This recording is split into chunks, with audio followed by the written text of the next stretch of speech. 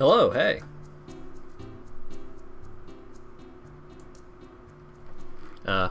Captioner. Knock knock. Captioner, come on. Hang on, I'm gonna adjust the mic a little bit.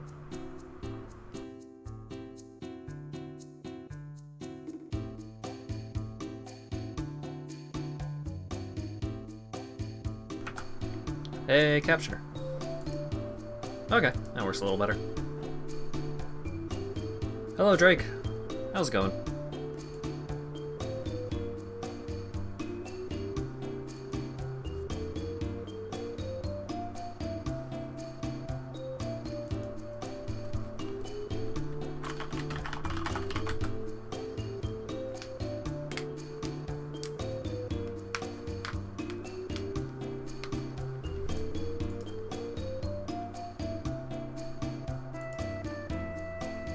Hello, Teddy.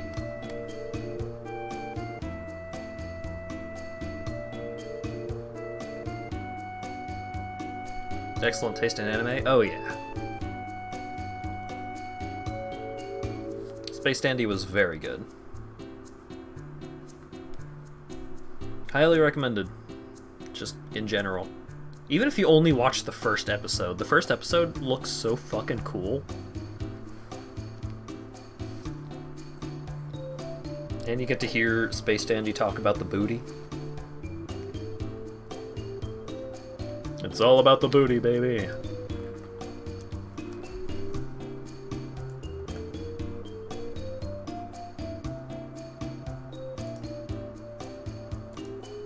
Let's see if the game capture is already set up. It's not.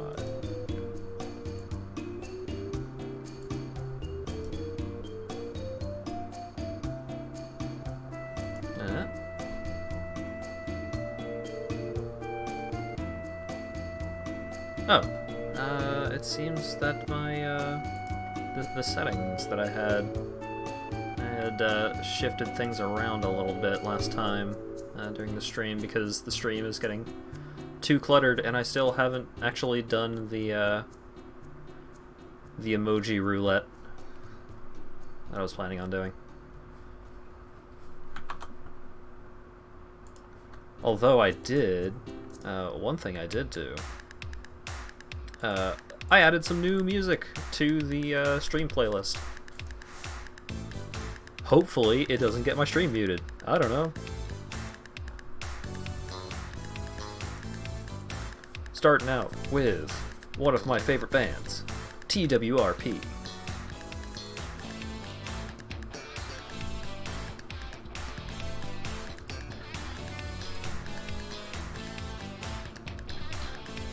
Okay, yeah, there's definitely... resize this a little more. Just get a little scoosh. A little scooch. Think that Kocha goes there? I don't know.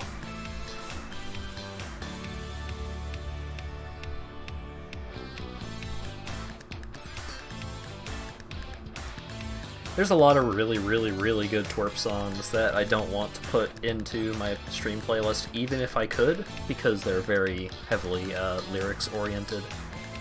And I generally avoid songs that are that have a lot of lyrics, because it can be very distracting when I'm trying to say things, and there are lyrics going in the background. Especially because, like, a lot of songs that I would put into my stream playlist because I like them would be songs that I know the lyrics to. And singing along would not be a good idea. Not because I don't believe in my singing capabilities, but because there's a very slight audio delay.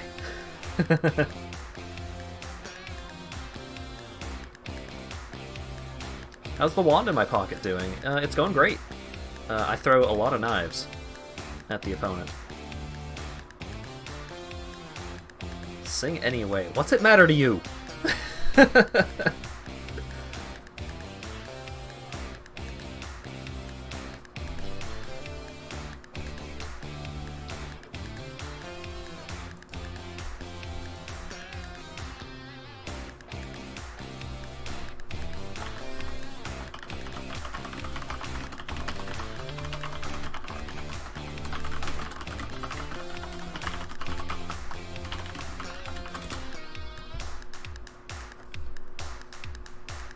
I refuse to sing.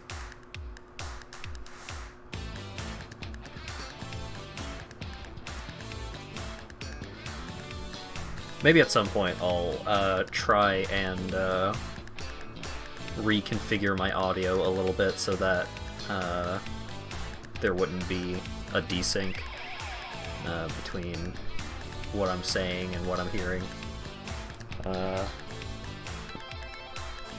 would probably be something goofy like singing along while playing Tetris or something.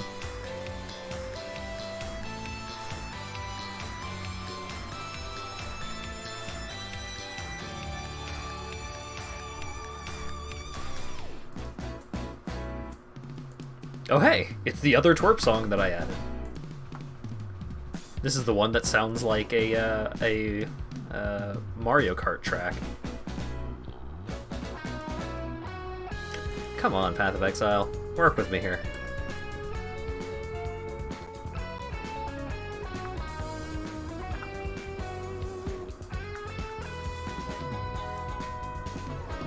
Yeah, if any of you folks are not already familiar with TWRP,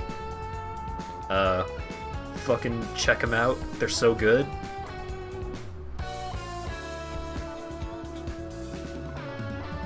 Straight up, just one of my favorite bands in general.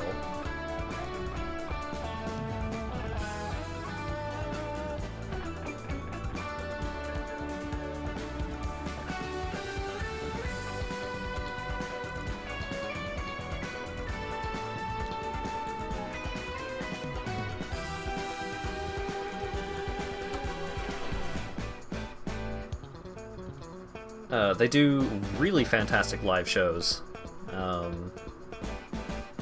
but also just like if you like 80s style rock, if you like Daft Punk, there's some disco in there.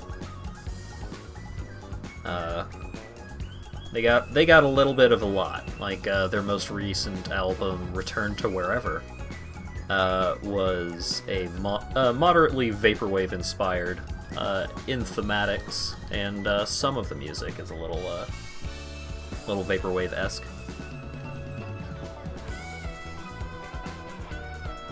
Man, I really cannot tell you how fucking excited I was when they started playing this song in concert for the first time. Well, the first time out of the concerts that I've been to, because I've been to a lot of their concerts. But they started this, and I was like, no fucking way that they're actually playing this song.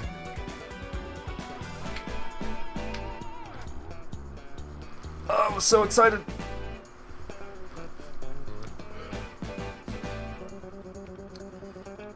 This one and Strike a Pose.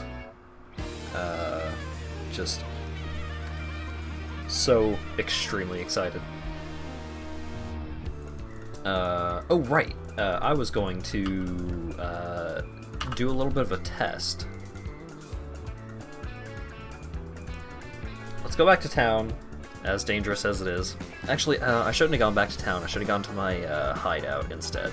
It seems like everything's actually loaded in now, so it should be okay. Oh yeah, for people who haven't been watching these streams already, I got a deer face. Pretty cool. Oh, actually, I can get pretty wild with it. Because if you haven't seen the deer face, then you also probably haven't seen... Oh god. Haven't seen this bullshit.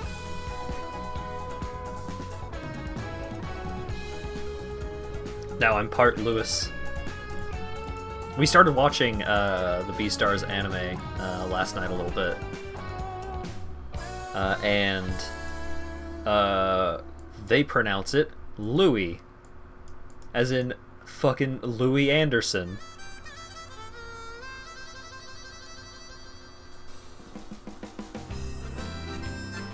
So the Louis part I'm not super into, a little distracting, but overall it's been pretty good. Like, the animation in some parts looks really nice. Let's see if I can get 3 green, 1 blue. Come on. 2 and 2. I got 51. Come on. 3 green, 1 blue. Yeah! So, here was my, my idea for today. So, rather than applying the concentrated effect support, which gives 45% more damage but gives a smaller area of effect, what if I put in 2 blade falls and just do the attack twice? Because Blade Blast itself gets most of its damage from the blades that Blade Fall leaves behind. So I'm going to shuffle these things around a little bit. I'm also going to shuffle this around a little bit. Would like to get another blue. I'd like to get 2 blues.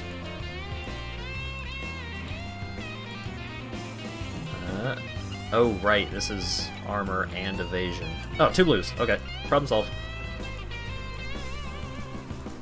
Okay, so I put my shirt on, put my hat on. I'm not going to be able to actually use Clarity or Discipline, so I don't know why I was bothering with that all that much.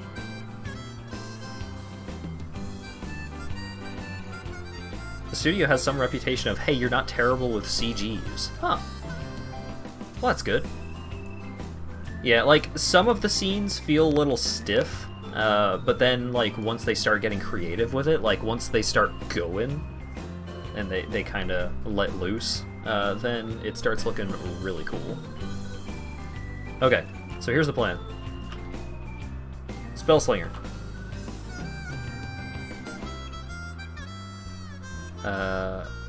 Oh, right. I need to go get another copy of Bladefall. Where do I get Bladefall?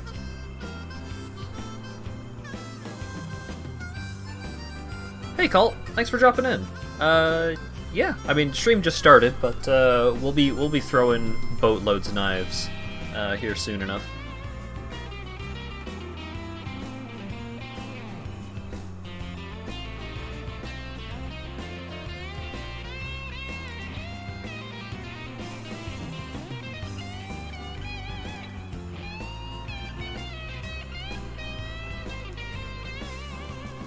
The upside to these loading screens is that I can check Discord while while they're going, which is something that most games don't provide me the opportunity. Alright, Clarissa, do you have Bladefall? Blade. You do! Okay. So I now have... Wish you had 2 monitors? Oh man, you don't? Oh, that sucks. I was so extremely thankful that Lago had an extra monitor that he was no longer using because one of my monitors died recently, and it was very distressing.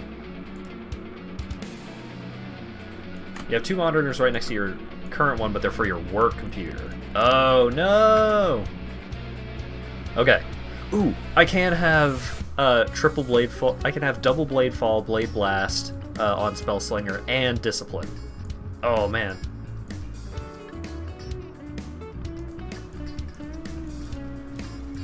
So now I have more knives.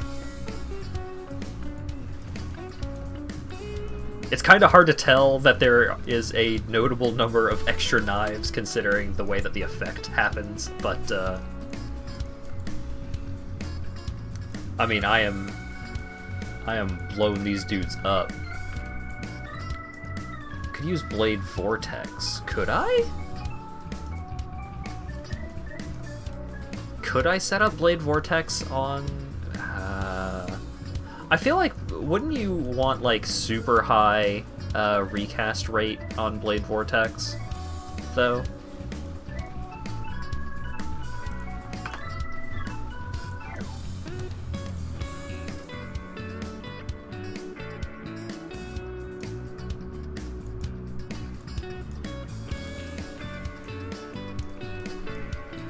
Yeah, because I'm only, like, with Spellslinger, I'm only getting the cast once every half second, as opposed to like 3 or 4 times a second, like most builds that use that. Never played it? Oh, okay. Maybe I'll... You know what? I could go... I don't know where I can actually get Blade Vortex from. Like, I don't know what vendor has it. Do I have set... Yeah, okay, so currently how it's going down is every time I use this ability, I am casting Blade Fall, which is the one that makes all of the knives fall from the sky. I'm casting that twice. And then I'm casting Blade Blast once, but Blade Blast blows up all of the knives that are in the area, like around the area where it's being cast towards. So since it's all being cast in the same area, Blade Blast will blow up all of the blades that Blade Fall leaves behind, and there's 2 Blade Falls happening, so it's leaving behind twice the amount of knives.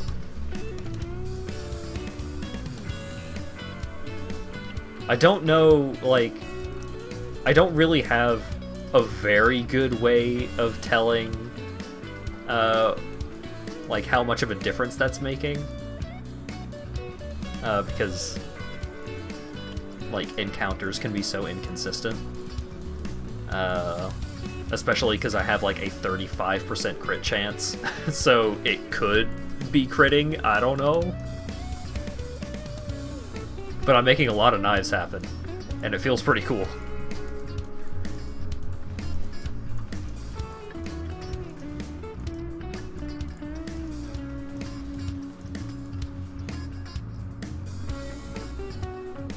Oh, I don't have enough mana to cast Summon Ice Golem. If I have Discipline up, I have 58 unreserved mana. Oh god, that did a lot of damage. I have 58 unreserved mana, but I need 59, so I am exactly 1 mana short.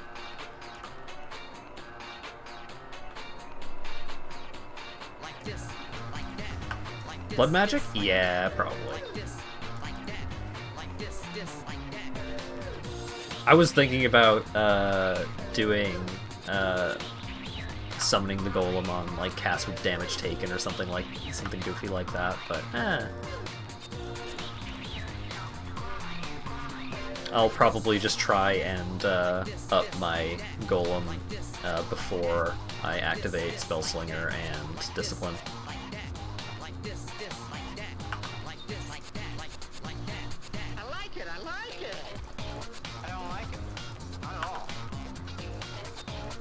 Summoning the doofus is annoying, yeah. Especially if he's not like super beefy or anything, and it can be hard to get golems to get beefy. Because right now I have minion life on him, and even then, it is not doing a whole lot in terms of letting him survive dangerous encounters, especially with delirium monsters dealing so much damage. How many knives is enough knives? More than this.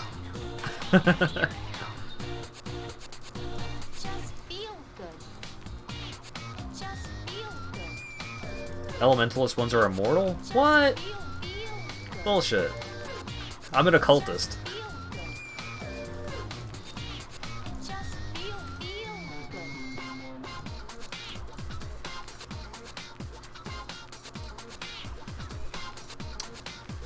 But yeah, if the, might just be misremembering. Yeah, it could be. If I do manage to get a 5-link piece of equipment, which would have to be my chest piece, because I am using 2 one-handed... Well, I'm using a one-handed weapon and a shield, and both of these can only get up to 3 sockets. But if I could get 5 sockets on my chest piece, then theoretically I could have a 3rd Blade Fall set up on my Spellslinger, so I wouldn't be able to have another aura active. It's probably easier in this patch. Oh, have they patched it? Okay. I wasn't sure if they had already patched it or if they were just talking about it. Oh, right. For people that have not watched any of the other Path of Exile streams that I've done, I will actually go over my build a little bit rather than just throwing words around.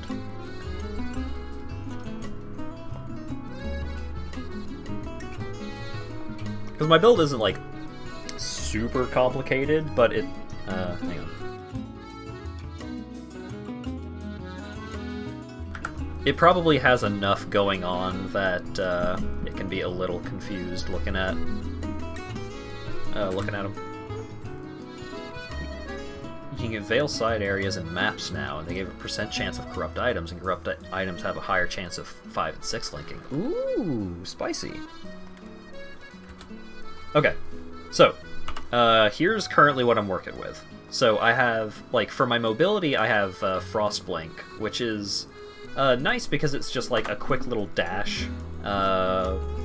It has a shorter cooldown if there are enemies nearby when you use it. But you see, like, it leaves these kind of cold patches, these little patches of chilled ground, both where you start and where you leave. And so these slow down enemies, which can be really helpful in getting out of a bad situation and keeping enemies from just following you and demolishing you anyway. I have this Ice Golem. He's handy because he increases my critical strike chance, which is nice because my main ability, Bladefall, has a pretty high base crit chance already, so I get some pretty good benefits out of having a bunch of criticals happening pretty frequently. So, Bladefall. Bladefall is what makes all of these knives fall from the sky. It does a bunch of physical damage, and it leaves behind some knives. Yeah, you can see a couple of them here because they didn't get blown up because they fell after Blade Blast happened. So it leaves behind those knives, and those knives, when I use Blade Blast, it causes those knives to explode, dealing even more physical damage. So this is just like, I have this massive area of physical damage happening constantly. It's really cool. But how am I actually doing that? Because I'm not actually casting Bladefall or Blade Blast. What I'm doing is I have them attached to a gem called Spellslinger. And Spellslinger makes it so that rather than costing mana, each of the abilities that you have linked to it, they just reserve a certain amount of mana. So you can see, this is my mana meter over here. All of the gray is the mana that I don't have available because they are reserved. And then you can maybe see this tiny little sliver of blue at the bottom, and that's the mana I have available.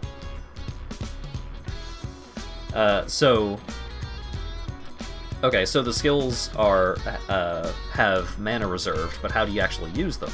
Well, you make a wand attack. So anytime you attack with a wand, that causes Spellslinger to trigger the abilities that are reserved. So that's neat. It does have a cooldown time, so you can't just have an extremely high attack speed and cast all of these abilities super fast, super easily. But, like, being able to do all of this while just making an attack with the wand, pretty good. It's pretty easy to cast, because the attack that I'm using, currently it is Kinetic Bolt. So Kinetic Bolt, if you look amongst all of the blades that are falling and happening and such, you can see like some lightning bolt looking things coming out. That's Kinetic Bolt. So that also does physical damage, and currently, because the attack doesn't have to be attached to all of the Spellslinger stuff, I currently have Kinetic Bolt being supported by Curse on Hit. So every time I hit one of the enemies with that bolt that comes out, it also applies Assassin's Mark, which makes enemies take extra damage from crits, gives them a higher chance to be crit, and also it restores life and mana when you kill enemies that are cursed by it. And I have more curse synergies that'll come into play later. And that's generally the gist of it. So, Kinetic Bolt also gets some benefits from spell damage, which is nice. So, basically, this is what my passive tree is looking like, and it's like, okay, well, I've got all of this bullshit going over here, and then I zoop all the way over to here. But the general gist of what all of my passives are doing is I'm trying to get a bunch of spell damage, a bunch of energy shield, which is this thing that's protecting my life orb over here. Energy shield is kind of like the shield in Halo, where you take a bunch of damage, and then when you don't take some damage for a bit, it starts recharging. And I have a couple of other like little things that are helping me out with this and that. So I have some passives that make it so spell damage starts restoring my energy shield. I have this one where damage hits my mana first, so that way I take a little less damage, and it doesn't really affect me that much because my mana recharges so fast and my main attack costs so little mana.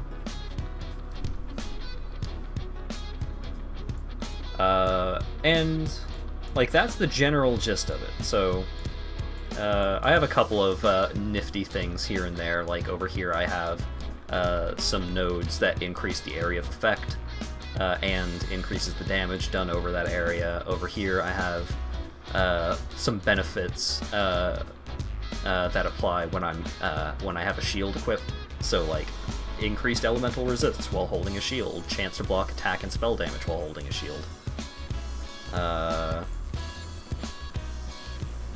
Let's see. I have this one, which is pretty neat. You gain 4% of your maximum mana as extra energy shield. So currently I have like almost 1200 mana. So I'm getting a decent chunk of extra energy shield from that. And over time I'm going to be... So there are a couple of more nodes over here, just in this general area, that I'm probably going to pick up. Like, I would like to get this, just because it's a big amount of increased energy shield. But I'm also going to get this, which is just a chance to block spell damage, which is really nice, and also increases my mana regeneration rate based on how likely I am to block spell damage.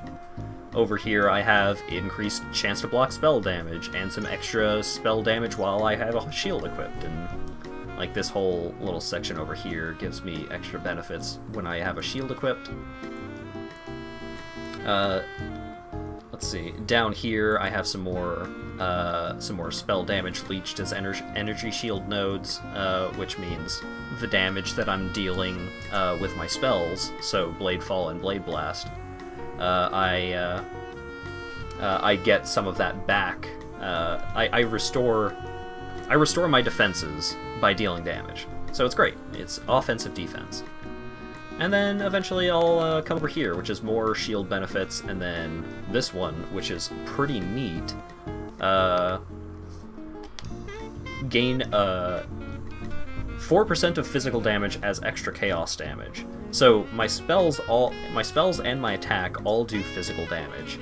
So with this passive, it will increase the physical damage, increase my attack and cast speed, reduce the physical damage that I take over time, and I'll just get basically an extra 4% of extra damage for free. So that damage just applies on top of all of the other damage that I'm dealing. And it's chaos damage, which is harder for enemies to resist.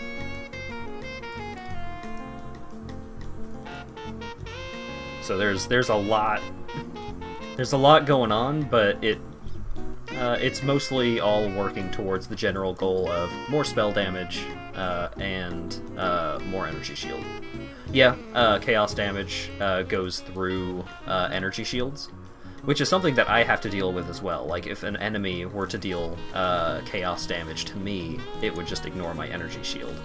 And there is something that I can do to mitigate that effect,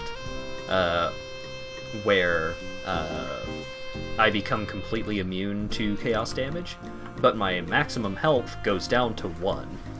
And I'm going to need some really good gear before I can risk using something like that. Because right now I have way more life than I have energy shield. And right now I even have an aura being used that's giving me extra energy shield, and even then my energy shield is just not as good as my life.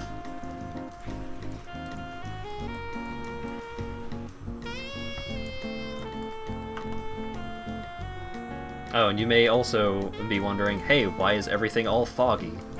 Or maybe you weren't wondering that, and you just accept that that's just a thing that the game does. It's all foggy because right now I am in delirium. And while you're in delirium, as long as you're staying in the fog, extra enemies will spawn that are, like, unique to the fog zone. And if you kill enough enemies while you're in the fog, you get a bunch of cool rewards. The type reward that you get rewarded is randomly chosen from a variety of different potential rewards.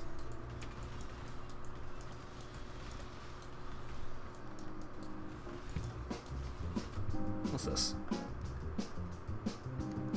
Huh. Enemies killed with attack hits have a 15% chance to explode, dealing 1/10 of their life as physical damage. Hot damn. I'm also going to be getting some shenanigans that make enemies explode at some point from my ascendancy tree.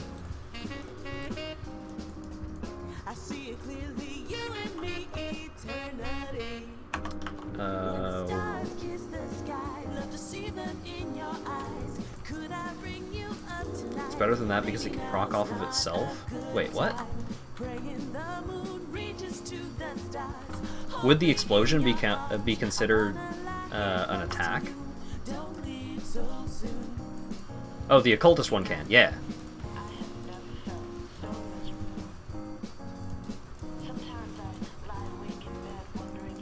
The occultist one is very good.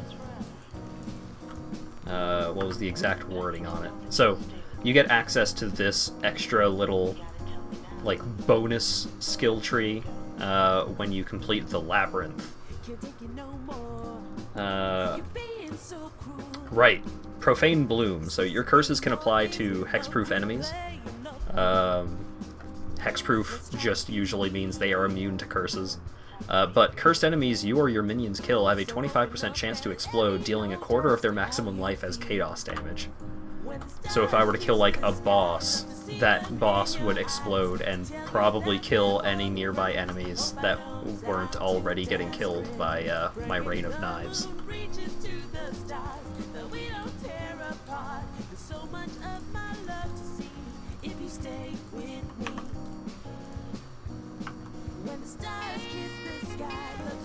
Also, I shouldn't have gone to this zone. I've been, like, clearing this zone out, but there was no good reason for me to be here. I just went the wrong way.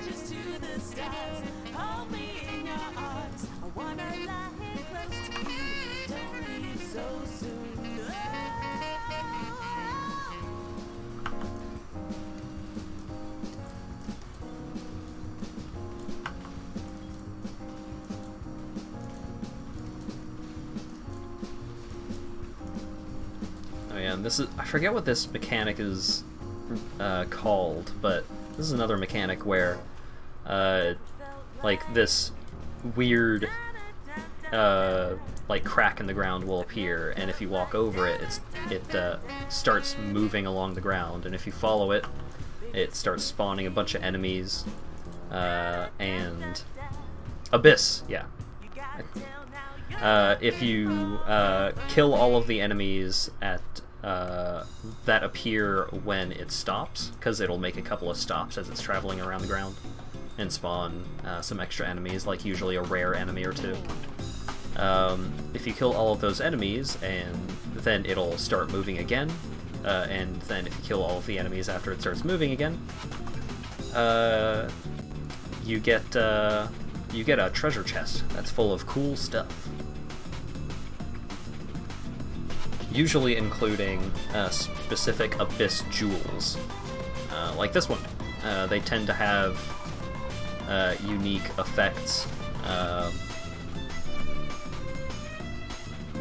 and jewels are like items that you can socket into your skill tree, your passive tree, rather than into gear like you do with normal pieces of gear, or pieces of equipment. Oh yeah, and it can also spawn a hole in the ground. It can spawn a little extra dungeon with a little extra boss, and you get a bunch of cool rewards if you get the dungeon and go through it. But the dungeon is pretty rare in comparison to just finding a box. Oh hey, a jewel. That's the thing that you can... These are also things that you can... Frickin' phrasing. So the Abyss jewels are jewels, but they tend to have different kinds of bonuses on them.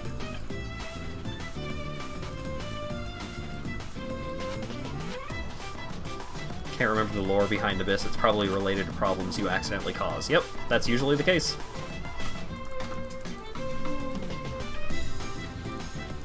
In Path of Exile, you tend to cause as many problems as you solve. But, net zero, I mean, hey.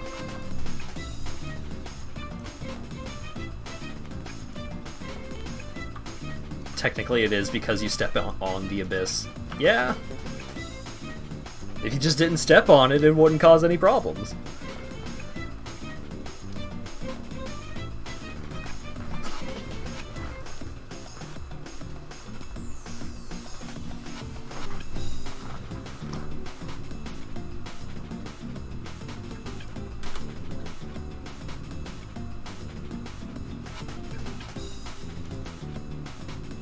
NAP?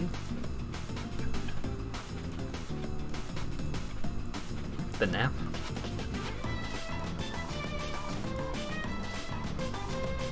Let's see if any of these pieces of gear are actually any good. 21 energy shield, no resists, garbage. Bad resists, decent amount of dexterity. Pretty good amount of energy shield too. This one ain't bad. Some extra mana. My current chess piece has a bunch of life, but I don't have... Oh, non-aggression principle. I see.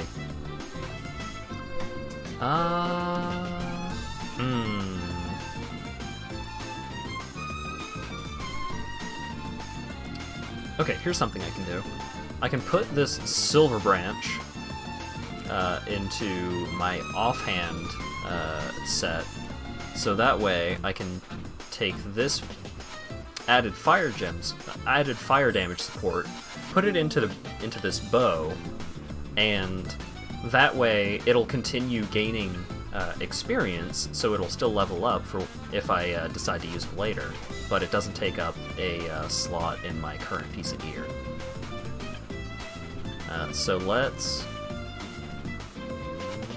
Okay, how much functional life am I losing? Am I just losing like a flat 77? Not exactly, but I'm not losing much more than 77. But then, if I switch over to this piece of gear...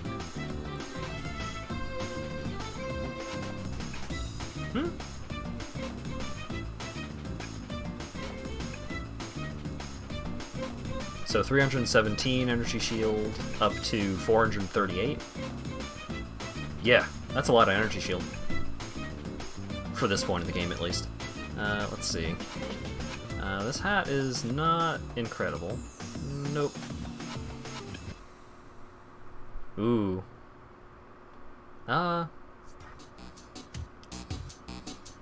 64 energy shield compared to 116. 116 is a lot, and this one also gives life. Oh, this one doesn't give dexterity. Oh, but I can fix that. Aha! Crafting.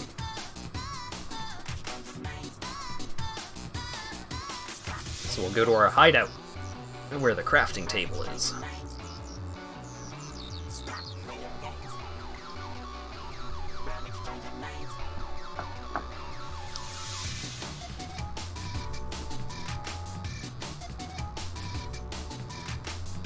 Oh yeah, also, regarding an earlier question that I forgot to answer, I don't know if Lagatrope has watched Beastars yet. He was reading it for a while, and then I think he stopped. I think he is pretty far behind at this point. Okay, sure. Increased dexterity.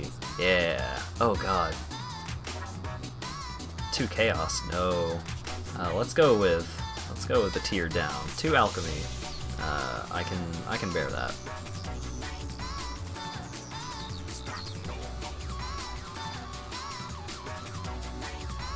Alright. So now I can switch these gems over to this shirt. I can put this shirt on, and it's not going to futz up my So since these gems are green, they tend to have a dexterity stat requirement, and as a witch that is mostly like a very spell-casting oriented character that doesn't have a ton of dexterity in their area of the skill tree, it can be pretty tough to get enough dexterity to use green gems as like my main ability. So I tend to require slapping some dexterity onto my stuff. Are any of these rings cool? That's a lot of resistances on this ring. It's also got some max life?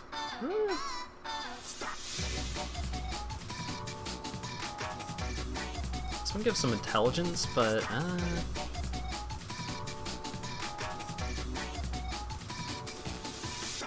this one also gives some mana, though, which is like, maybe. +6 to all attributes? Oh, right, attributes. +2 to all attributes?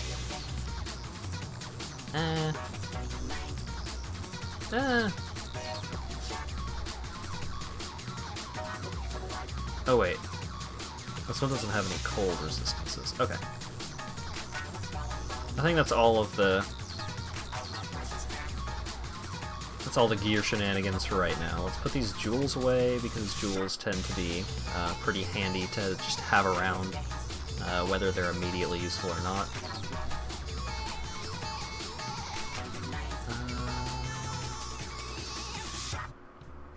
Yeah, okay. And now we dumpster all of these pieces of gear that I'm not going to use. Woo!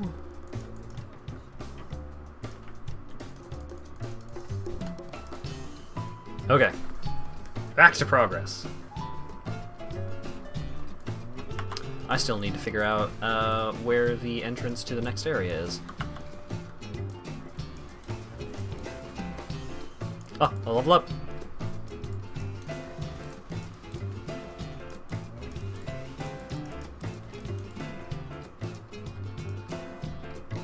So I'm gonna put my level up point into this, which gives me a bunch of bonuses if I'm holding a shield, which I will always be.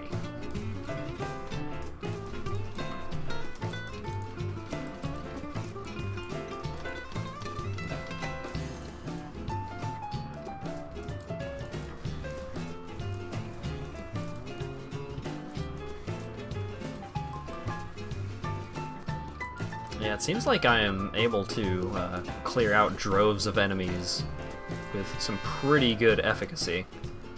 Aww. That would be I'll hold on to it. Because if that had... if this had one more of its sockets linked then I would be slam-a-jamming this thing. Even though I just got a new shirt.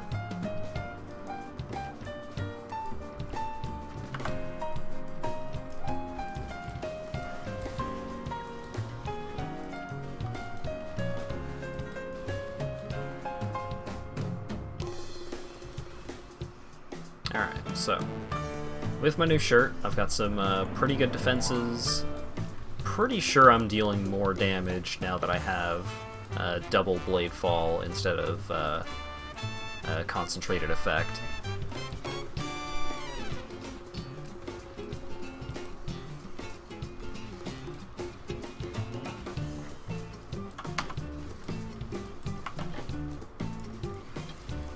Still taking a decent chunk of damage from these enemies, but I'm not just dying instantly, which is more than good enough for me.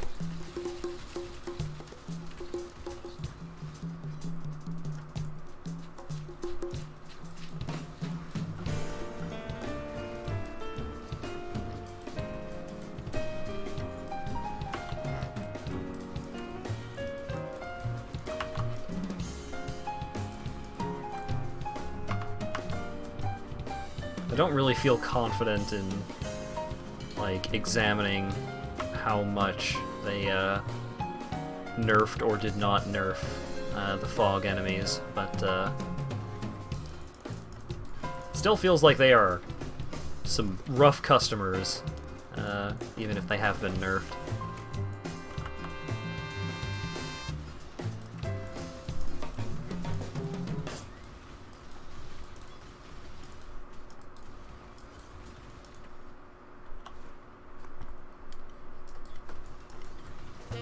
Probably more apparent in late game scaling. Yeah, that makes sense. Since I'm not playing this off stream, even though... I mean, I probably could play this off stream. Maybe I will, like, start another character that I level alongside this character when I'm playing off stream.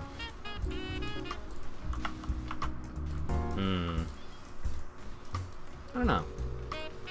I'm still going to avoid looking up guides and builds and stuff because I really don't want to be influenced by any of that stuff. Consuming Dark. Oh god. Let's take a look at that. Right! Chaos, the fire to chaos conversion. Yeah, I did, one of the first builds you made for yourself was wielding 2 legacy ones? Whoa. Nuts. Yeah, I remember way back when one of my most successful characters was a full chaos incinerate, full chaos conversion incinerate build. Back when Incinerate was the only skill worth using.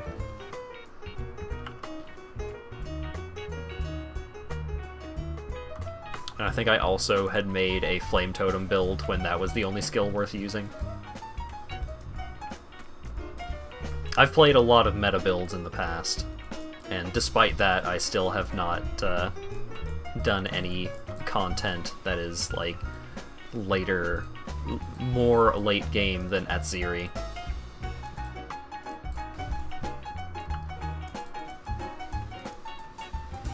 For non-Path of Exile players, Atziri was originally some of, like, the endgame content, but it's gotten to the point where they have introduced so much more content that goes beyond her that it's still pretty late game, but it is not quite, like... general power creep has made it so that it is much more doable to defeat her without, like, super duper endgame gear or anything like that.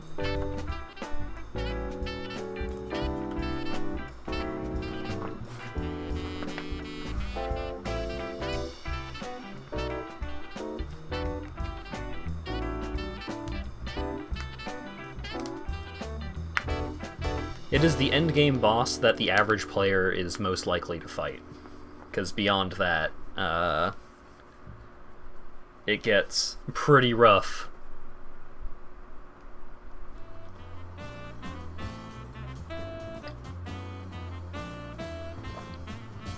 Like, it is not unbelievable for like a player who puts in 100 hours into this game to, like, let's say average player, if an average player puts in about 100 hours into this game, they may end up with an amount of currency worth, what, like an Exalt, maybe an Exalt and a half.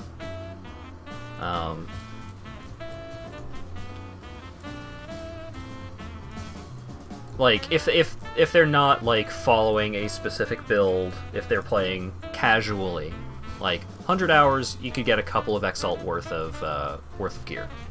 An Exalt is just, like, a very valuable currency. But getting to the point of doing some of the, like, very late game content, like, there's a boss called the Shaper. There's a more difficult version of Atziri, commonly referred to as Uber Atziri. There's a harder version of the Shaper, which is referred to as Uber Elder. That also gets, like, obscenely difficult. The kind of... Whoa! What? Okay, hang on. I got really distracted. Let me finish my thought. So, completing those kinds of encounters, usually you will want at least 10 Exalt worth of gear. So, you know, if an average player gets, you know, upwards of 3 Exalt in 100 hours, and they need 10 to effectively do that level of content, you can definitely see how much time and investment. Yeah, theoretically, like, all of that content can be done without gear worth that much, but then in order to do that, you would need, like, a really good build, like a really effective, powerful build. So, you know, maybe the average player that is getting upwards of 3 Exalt is not following a build at all. Path of Exile is the issue where things scale so far into the stratosphere, there's a great difference between weak and powerful builds. So there are builds that struggle against regular Atziri. Yeah, like, there are some builds that struggle with, like, early endgame content, like basic maps. And, you know, even a lot of these endgame builds that are capable of doing all of this endgame content, like, any map is going to offer almost any map is going to offer so little challenge in comparison. There's definitely a rift in terms of, like, what the average player can achieve and what the more hardcore players can.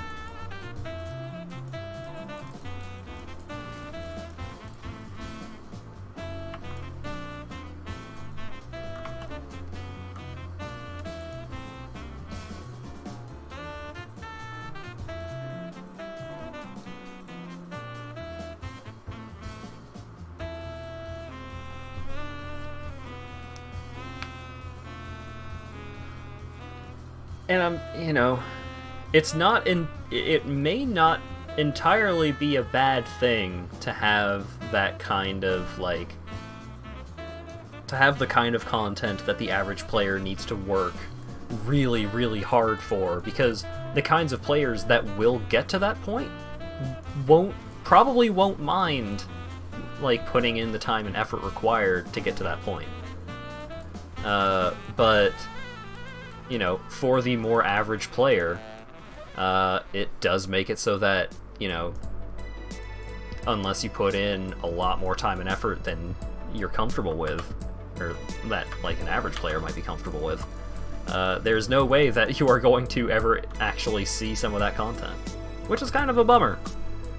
Because, like, I have personally never fought the Shaper. I've never fought Uber Etziri. I've never fought Uber Elder.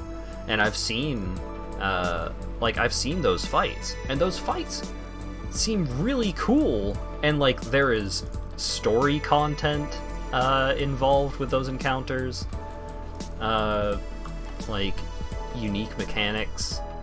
It like, that stuff seems really cool, and I am probably never going to see it because I am just not going to be putting in the kind of time that would allow me to do so.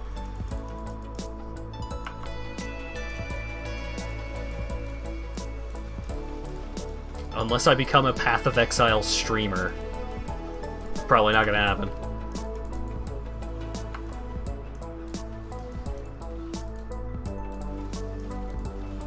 I wouldn't have any issue with streaming a lot of Path of Exile, but I got other shit I want to stream.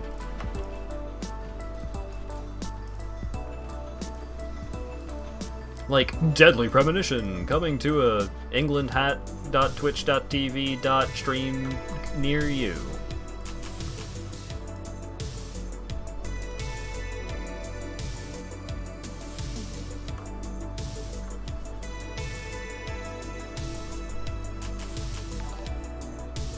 Thank you for the follow, Chirkway.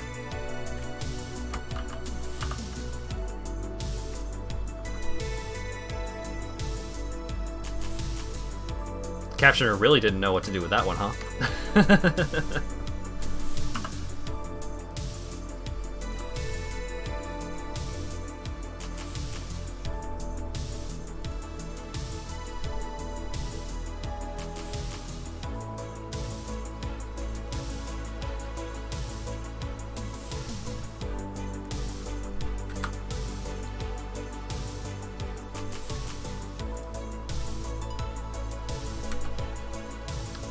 Shaper wasn't that difficult per se, but getting to that point is such a massive grind because you need to deal with map RNG and the Guardians, who are arguably more dangerous depending on map mods. Yeah, that seems appropriate. Can't be sneaky if it just tells everyone you're here. That's fine.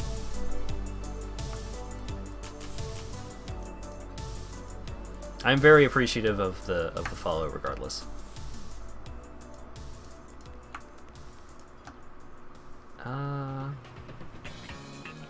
When you have the time to play Path of Exile, gotta figure out a build from first principle. Non-lightning spell skill to trigger storm call on hit, and then may just look at the spell list and pick a thing that looks cool. Yeah. What is this instant closed caption thing? It is webcaptioner.com. I have it. I have the window sized down, and it is cropped, and I have the background chroma keyed out, and then I manually added in my own little background thing. But also, yeah, if you look below the stream, there's an About section that talks about it if you would like a direct link. What are these boots? Garbage is what they are. Also garbage. I mean, maybe I'll hold on to this shirt, but that is a 5 link. It's bronze plate, though, which sucks, because I need more strength to do it.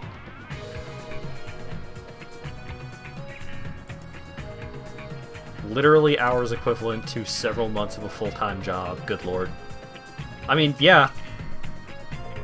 I've been playing on and off since Act 3 was new. Yeah, same here. Like, I am approaching 1,400 hours in this video game. And even someone with that amount of time played, even as someone with that amount of time played, I have still not seen most of the endgame content, I would say.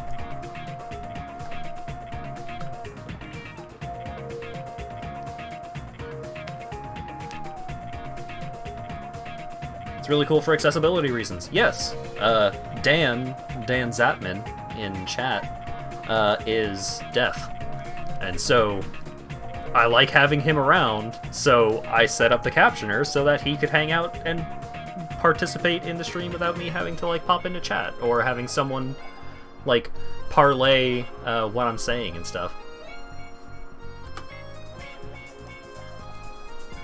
Over 7 years? Yeah, it would have been 7 years, huh? Yeah. It's pretty buck wild.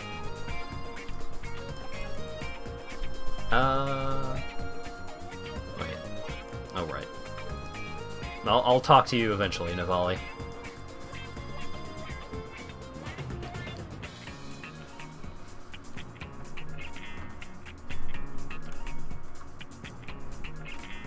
Wait, since Act 3 was released, or since Act 4 was released? I thought Act 3 was in there from, like, really early on.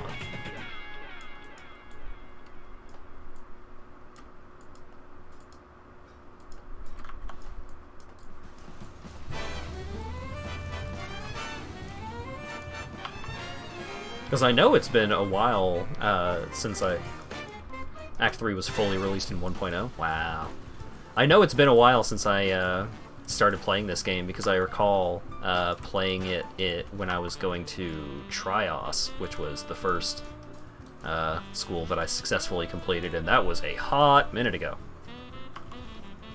Your wife is hard of hearing, so that's rad. Yeah!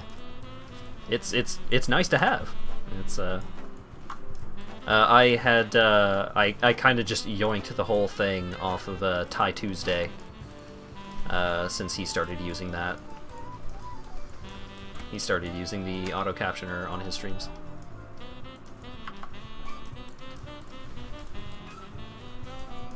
So I'm not going to take credit for figuring out how to do this. This was absolutely because of Ty Tuesday. But I mean, shout out to Ty Tuesday. He's a cool guy.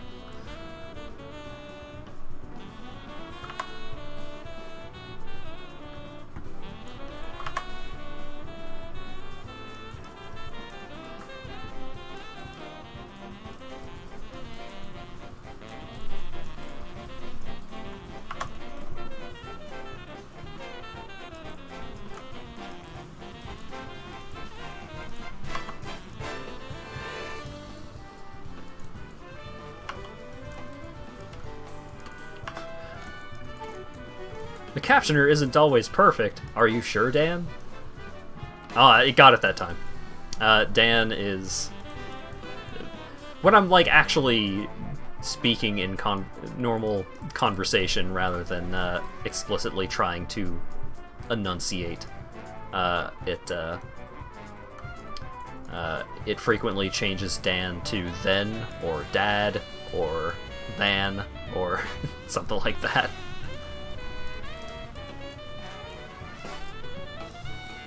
Whenever there's a new league, you go full nerd mode and get rooted at the computer. Yeah, it's definitely a game that's easy to just completely lose yourself to for a bit.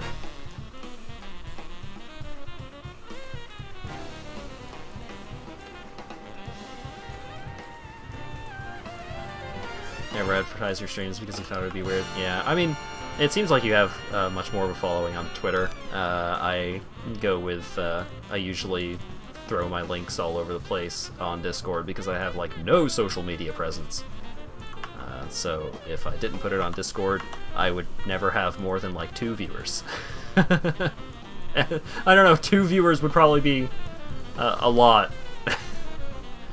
But hey, as is, I'm working on affiliate, so that's neat.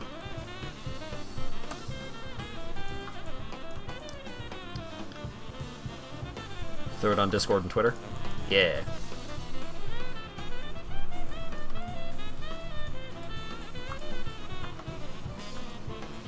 You don't throw it in Slinktown? I mean, yeah. I mean, I don't throw my stream link into every Discord that I'm in, because I mean, yeah, for like the same reason, think it might be weird or pushy or something like that, even if people might not mind.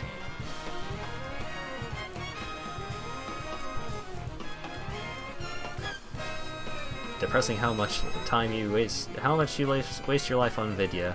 I mean, you're also a fledgling game designer. Using the excuse for its research is not completely invalidated.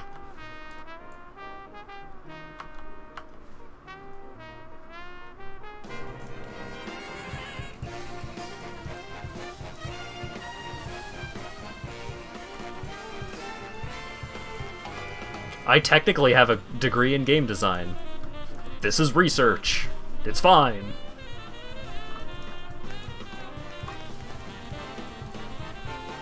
It is actually useful at work. Yeah, like, as long as you're willing to, like, take the time to put a critical eye to what games you're playing and stuff. Having, like, yeah, like, referencing games when discussing mechanics. It's so useful. I mean, you gotta be careful with it in certain contexts. I ended up offending a couple of people in school because they brought up this mechanic that they thought was like, oh, super, totally unique. And then I would compare, like, some of how it functions to a game that already exists, and, you know, some people don't take that kind of thing well. But for the most part, it's really useful. We actually had a class called Competitive Analysis. Well, I don't remember if the class was called Competitive Analysis, but we had a class based around competitive analysis. Should be viewed as a compliment. Yeah, I mean, you know, you can't really determine how people are going to take something that you say, but we had a class based on competitive analysis where the entire class was like, this was a class that happened alongside final project, so the instructor used that as an opportunity to be like, hey, use this,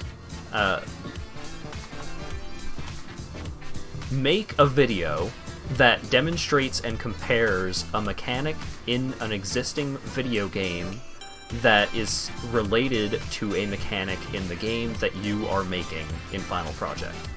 And it was fantastic, because so many people, like, I feel like so many people learned so much about how to talk about their mechanic. Because some people, like, you have to do, like, several revisions, several drafts of the video, and so many people had to completely redo their video several times over because they didn't properly understand, like, what a mechanic is. Like, so many people, their video was based around, like, a specific puzzle or something like that. And being able to compare and contrast using, like, proper terminology and, like, and stuff like that, it makes working in the context of making a game so much easier.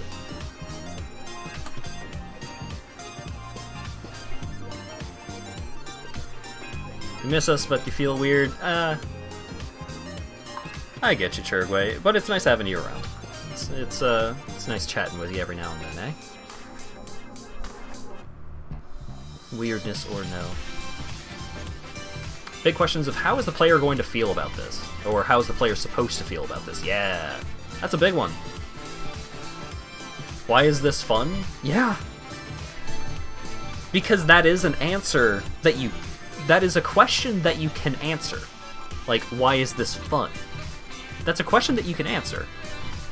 It may not have a concrete, objective answer, but it's a question that you can answer, and, like, how you answer it and what kind of answer you give can change how people view your mechanic or your concept or your puzzle or whatever.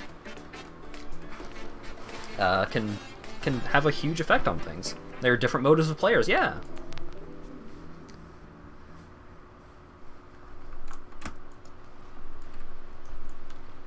Like, why? Okay, so in your game, in order to get a certain collectible, you have to do, like, a really difficult platforming section. Like, you've designed a cave story, like a Metroidvania type deal. and you have a section that's a really difficult platforming section. Is that section intended to be completed by most players? If it's supposed to be completed by most players, how are you going to offer the average player the ability to complete it? Are you going to give them, like, is there a way to make it easier that they can access, but, you know, maybe they have to spend some time leveling up or something like that? Why is the player going to go out of their way to do this? Is it, like, does their performance get added to a leaderboard for the competitive players? Do they get some kind of collectible for, you know, the completionist players? Path of Exile has shifted from, hey, here's some monsters that are faster, to you visit these side areas that shape a big dungeon that you can do at the end, and that you get to choose how you progress and what rewards you get. Yeah, so what, like, what makes a mechanic like Incursion, which is just like a build your own dungeon kind of thing, appealing to different kinds of players? And players that are, like, really into, you know, aesthetics and creativity and stuff like that, maybe they want to create, like, they want to try and create a dungeon that makes sense. Like, they want to create a dungeon that has some kind of narrative progression. May not be the original intent behind the mechanic, but it's available to them. And then you have, like, the competitive players, the min-maxers, who are like, what is the optimal way to approach building this dungeon? You have the completionist players, who are like, well, of course I want to have every room in the dungeon available. Or, like, maybe, hey, I haven't done one of these dungeons where the trap room is active, so I don't know what it's like to go through the dungeon while there are traps around. So I want to do that, because I haven't done that. So many different ways that you can approach, like, the same concept, the same mechanic. And you gotta take them into consideration. I mean, even if you don't think of it right away, yeah, player motives are super important.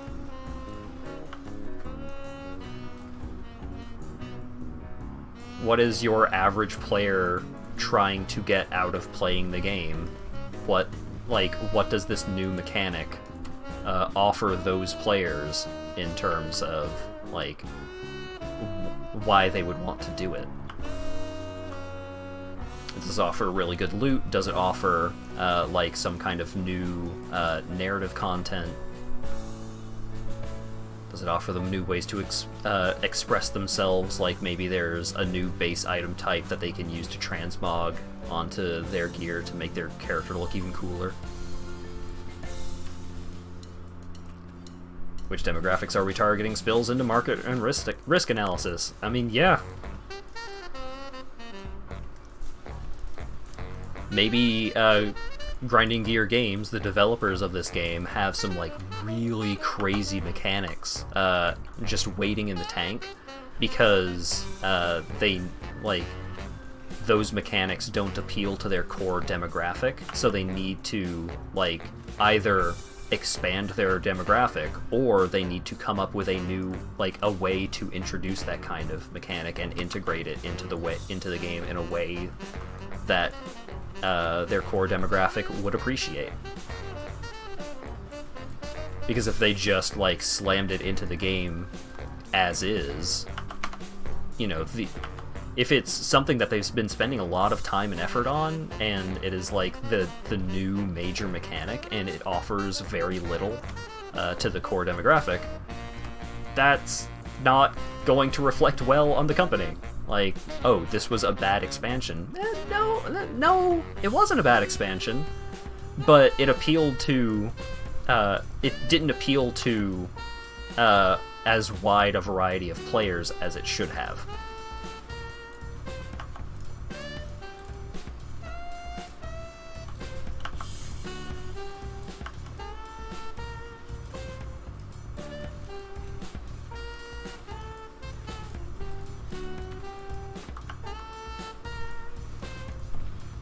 So, you know, sometimes you need to cut the character creator because it doesn't matter to, like, speedrunners. And if your game is dedicated, like, solely towards speedrunners, why would they care about a character creator, especially one that happens, like, you know, a little bit into the game? They're just going to use the default character every time. That's a waste of a mechanic.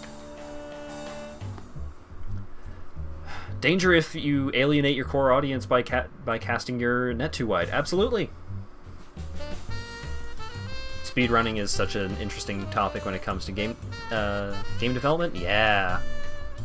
Because what if there's a bug that is present in the game that will sometimes crash the game for the average player, but in terms of like the speedrunning demographic,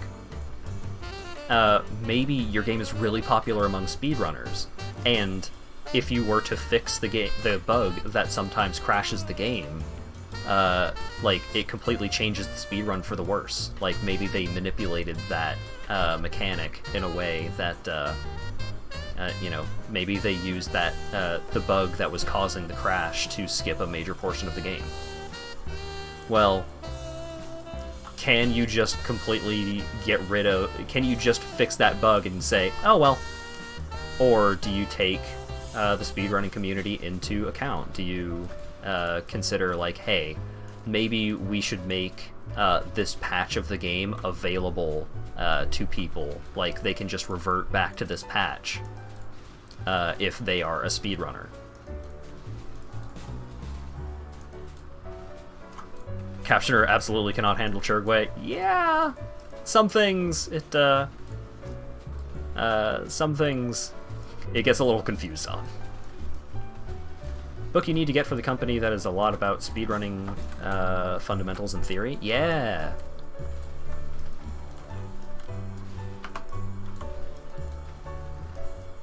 I feel like it's very valuable for you know, even the average person working at a game dev studio to keep the speedrunning community in consideration. Because if your game just catches on with speedrunners, that can be a massive demographic. Like, your game ends up getting run at a GDQ, and that boosts your sales, like, your sales skyrocket because of the game just being shown off at that kind of event.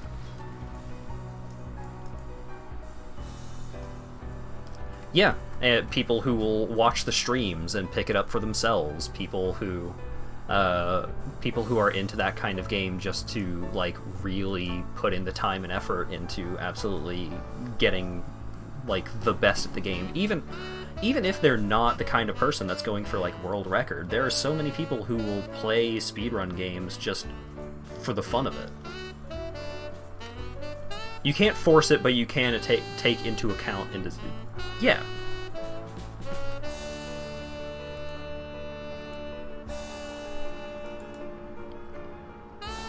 Trying to make a game entirely based around speedrunning has a high likelihood of failure because you may be alienating the average player, and if your game has speedrunning in mind in its core design, it may not have the same kind of depth to it that the average game does.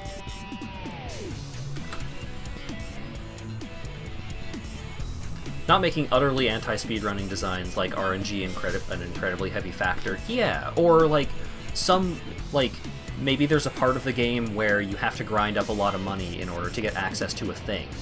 You don't want to, like, if you're going to have that kind of thing and you want to take the speedrun community in mind, you need to have a way to mitigate that situation.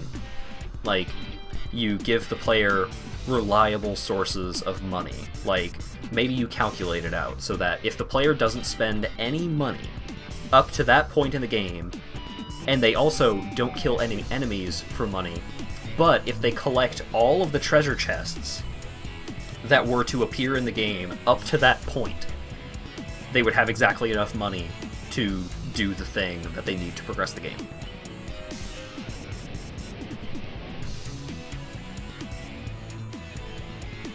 Dan, no. That's lewd.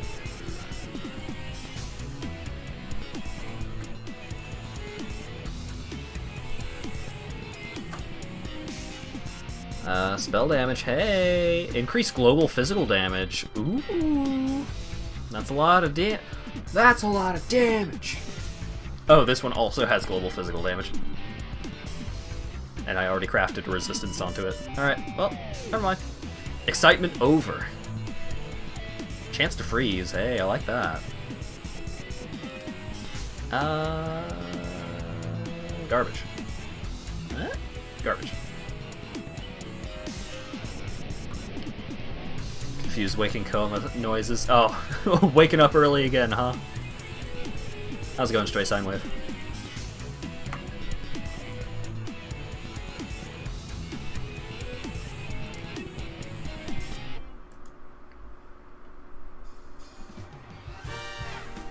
Churgway, you must know that I am reading that in the CBT voice in my head, like, gain boosted and everything.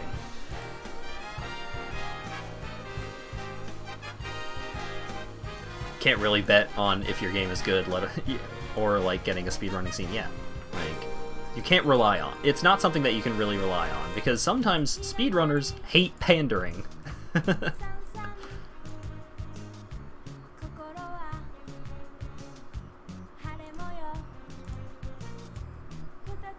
Some absolute trash gets the speedrunning scene. Yeah.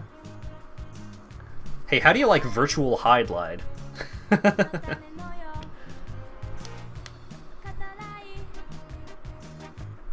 Some good games are just poison for speedrunning.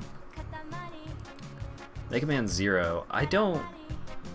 Mega Man Zero 4 specifically. Oh, I am unaware of what's going on with Mega Man Zero 4 in regards to speedrunning.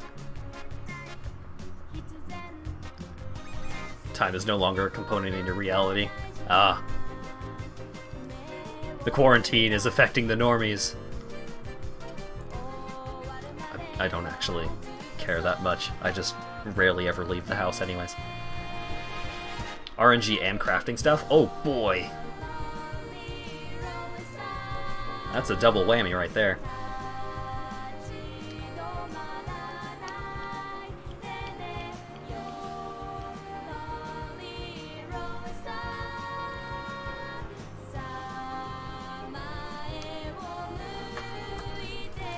RNG can be manipulated, yeah. Well, it depends on how you can manipulate the RNG. Oh, so here's a little RNG manipulating story of my own. So, fairly recently, within the last month or two, I went back and played through Final Fantasy VII Crisis Core. And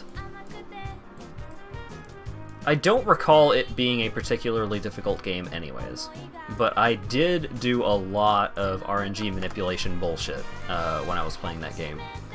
Because, so, leveling up in that game, you still need to gain experience in order to have the chance at leveling up.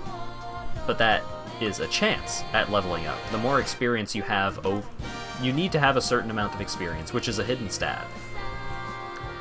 You need to have a certain amount of experience in order to have the potential to trigger a level up whenever your roulette wheel goes into, what was the term? Something mode. Stuff happening mode. So whenever your roulette wheel goes into stuff happening mode, because it's constantly spinning during combat, it has a chance of doing a bunch of different things. So it could do something like it could do a summon, it could do a special attack, it could give you a temporary buff, it could do a lot of different things. But once you have a certain amount of experience, it has a chance of leveling you up. And the more experience you go over the required amount of experience to level up, the more likely it is for you to level up. So eventually it is a guarantee that you will level up, basically. And when I was playing through this game, I would sometimes just make save states whenever I would get a level up, because then it's like, okay, bam, I have the level up, And now, even if I fuck up this fight, I can just retry this fight over and over from the point where I actually successfully got the level up. So that way I don't have to worry about not getting the level up. And this hit a peak when I was attempting to get a specific piece of gear. And in order to get this piece of gear, you needed to randomly encounter a rare enemy in a specific mission. Like, this enemy appears in several different missions, but it will only give you this piece of gear if you encounter it in this specific mission. In order for it to give you the piece of gear, the enemy is basically invincible, but it will ask you to do certain things. So you need to follow all of its instructions in order. And if you do anything wrong, or if you take too long, important, it will just leave. It'll just fuck off, and you won't get the item. The problem with getting this specific item from this specific encounter of this specific enemy is not only encountering the enemy, not only having all of the abilities required, because, like, you could just not have the abilities equipped, because you can only have a certain number of abilities equipped. One of the requirements is to get a certain summon from your roulette wheel. So, you need to encounter the enemy. You need to have all of the right skills. You need to, like, do all of the right skills without fucking up. And you need to get a random result on your roulette wheel. You can equip a certain piece of materia that makes it more likely to get that result, but it only doubles the chance of getting that result, not, like, makes it guaranteed. And if you get the wrong result, and the wrong result is an attack, then you will have hit the enemy with the wrong ability, and it will leave. So you will need to encounter the enemy, you will need to find the enemy again, use all of the other abilities again, and then hope to dear Jesus that you would get that result on the roulette wheel. This is, like, extremely optional content. Like, the item that you get from doing this bullshit is the best piece of gear, like, one of the best pieces of gear in the game. So, fine. Yeah, like, you do this crazy bullshit and you get one of the best accessories in the game. Sure. But I discovered throughout the process of trying to do this fight... Well, actually, I had kind of gathered this throughout the course of the game, because there are some fights that I excessively save-stated because, like, I was doing the fight too early, and if the enemy used a certain type of move, like, certain enemies will have, like, essentially summon moves, like, they will have moves with cutscenes that cannot be avoided. So, like, during those fights, if one of those enemies used that move, I would just load the save state because that move was going to kill me. But I discovered that your actions affect the RNG of enemy behavior, of the roulette wheel. Like, what you do can change the result. So when I was trying to get this piece of gear from this enemy, I had ended up spending like half an hour trying to figure out exactly the set of moves I needed to do in order for that summon to happen. So it's like, alright, so I tried doing 2 dodge rolls and then use a potion. Okay, that didn't work. I'm going to use a potion and then do a dodge roll and then wait, and then do a dodge roll. Oh my god. It was crazy. Like, I felt like a fucking genius when I finally got it to work. But, man, I cannot imagine trying to do that for, like, a full-length task. Trying to get, like, the exact correct RNG for, like, you know, a 4-hour-long run or something ridiculous like that. Like, oh my god.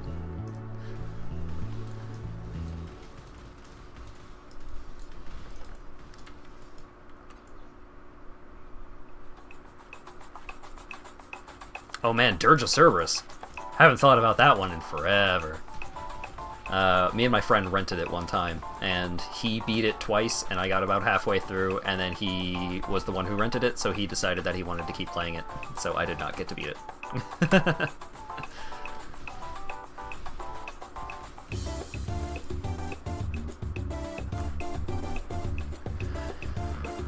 Thanks for dropping by, Churgway, and thank you very much for the follow. It was nice seeing you.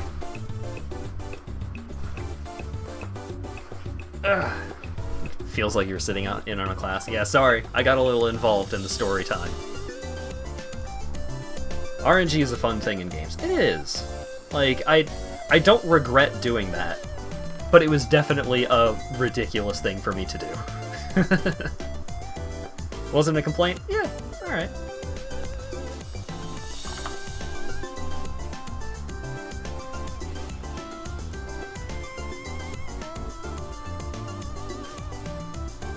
How RNG is calculated can alter the way the game behaves in such an intense way. Yeah. Doom uses a fixed table for its RNG values. How's that work? Dirge of Cerberus was a weird game. Yeah, maybe I should stream that. Cause I liked that game? Question mark? I recall liking it, but I was also a children at the time. So, maybe I was wrong. It wouldn't be the first time. I thought Torchlight was okay. Shows what I know.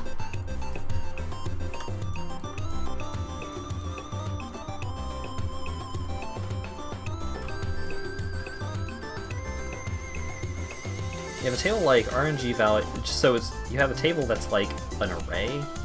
You call next, it gives you a value and moves the index. It's done with the table, it loops back. So it is like a consistent set of RNG variables that get followed through in that order every time. Huh.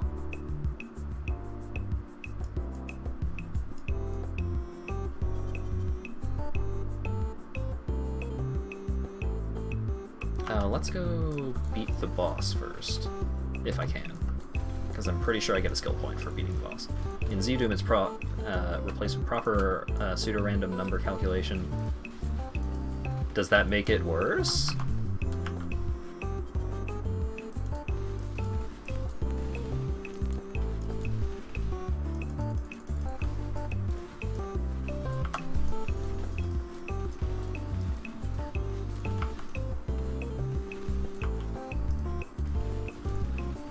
You cannot get perfect damage with BFG in original Doom because each value is fixed from the table. Right.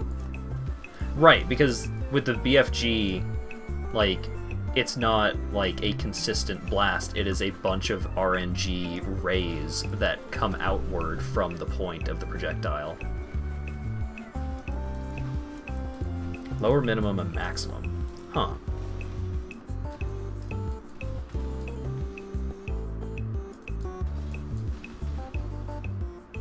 So, the BFG is worse in Z-Doom, but wait, is the BFG would the BFG be considered consistently worse in Z-Doom, or does the chance that it could just like have crazy good results compensate for it?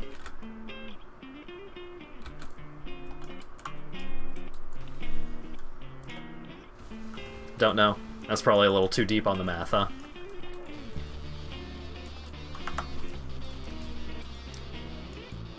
Doesn't matter in the game field that much. Okay.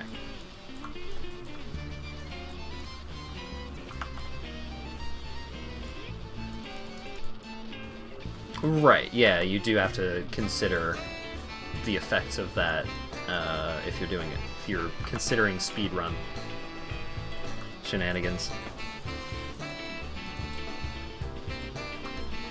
Game design is weird.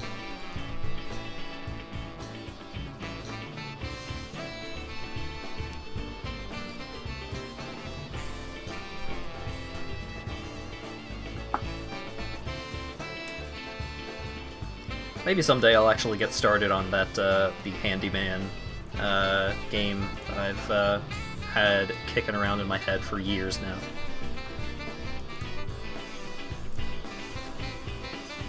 Less speedrunning and more demos. So that would be not exactly tasks, but demos would be more like individual level runs.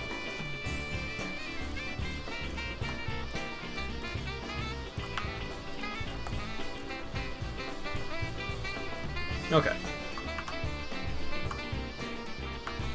Yeah, because like when I think demos, I think like GoldenEye 64 speedrunning. Like you don't usually do a speedrun of the entirety of GoldenEye 64. You do like Streets Agent. You do you know, Canopy 00 Agent or whatever.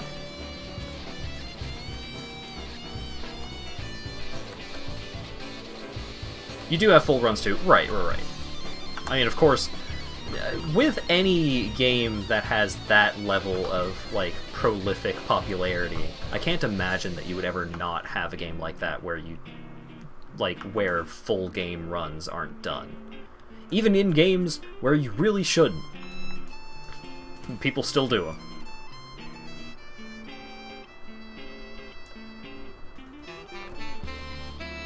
Isn't the original Doom BFG basically a shotgun? No. Okay, it's weird. So, the Doom BFG, you shoot out a projectile. That projectile is constantly shooting off random, like, beams. Like, these rays. They are just, like, not necessarily projectiles, they are just wrong. Oh god. That was my original understanding of how the BFG works.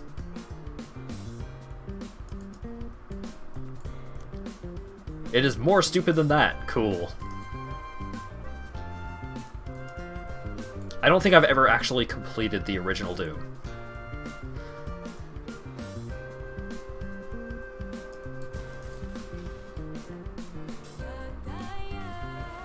At that time, it locks your rotation in memory. When the ball collides, it fires the 40 tracers, using that rotation.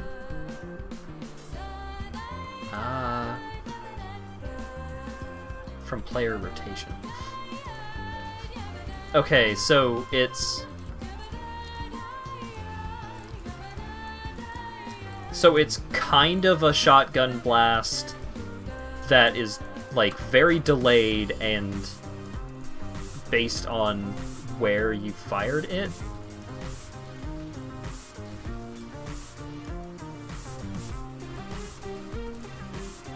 Huh.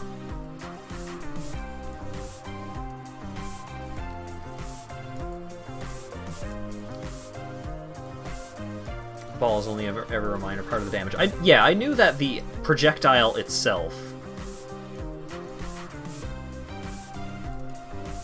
Huh. Well, I should get my icy friend back.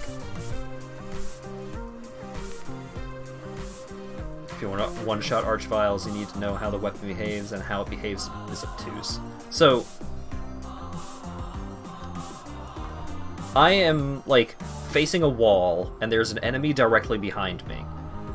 I shoot the BFG towards the wall, and then strafe around, like, and then, like, it doesn't matter where I'm facing after I shoot the projectile, but I strafe around the enemy to put the enemy behind the BFG, behind the wall where I shot the BFG, and myself.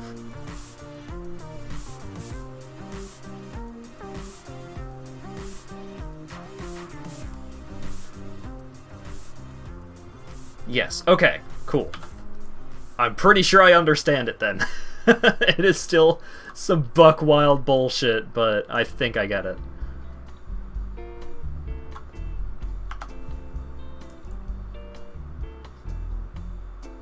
You made Hat go plug. It's not particularly difficult. I overthink things very easily. and I tend to make noises when I am trying to access the depths of my memory. Play around with this visualizer. Oh boy. I was about to say, oh wow, there's even a visualizer, and then instantly I'm like, oh right, of course there's a visualizer. Why wouldn't there be a visualizer? There are tools online that let you,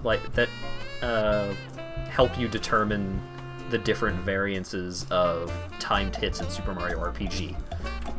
Of course there's a BFG visualizer. You've done a bunch of bullshit with Doom? Yeah.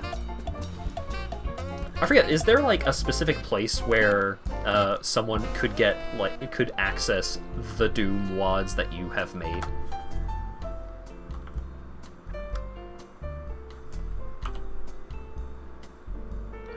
Do I have... No, I have a...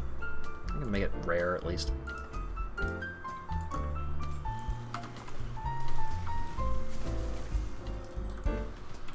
And it's garbage! Oh boy!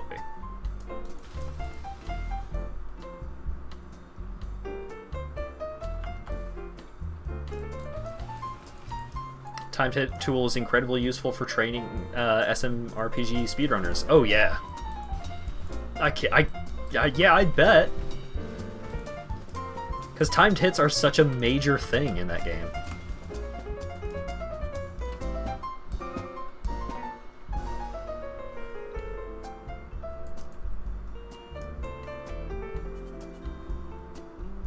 Nice.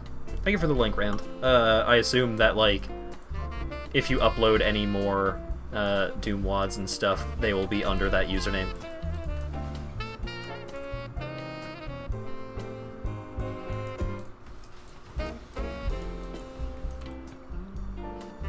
Okay, cool. They're spread out? Sure. You have your own wiki article. Hey! You're famous! Nice. So for your stuff, you recommend using just like standard version of ZDoom, or do you use some like more specific bullshit than that? PR Doom. Oh boy. PR Boom Plus. Goodness. ZDoom is fine. Okay, sure. I think I set up ZDoom so I could see how garbage HDoom was. Answer, very. But I was curious.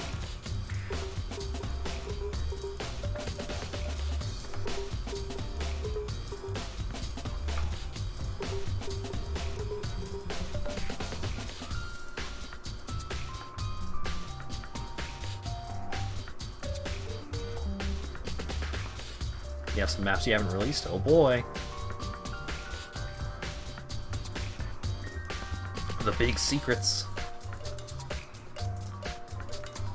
I should just make another stash tab for jewels. Isn't ZDoom depreciated for GZDoom? Yeah, probably.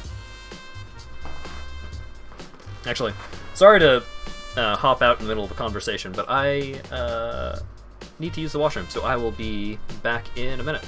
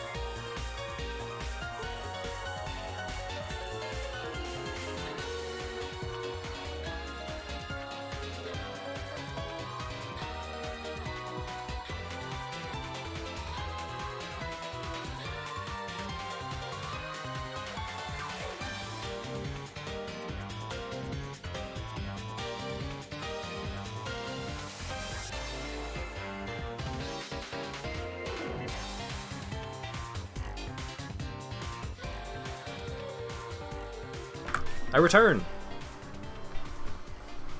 How's the video games?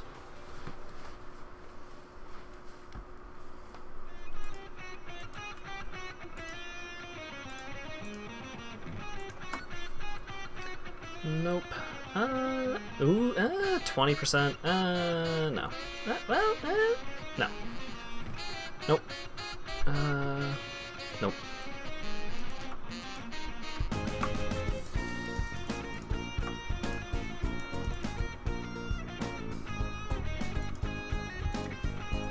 Okay, so that's fragments. Let's call this card.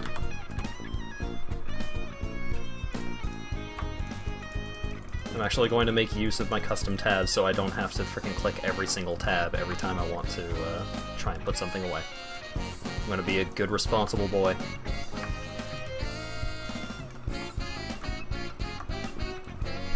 Flask.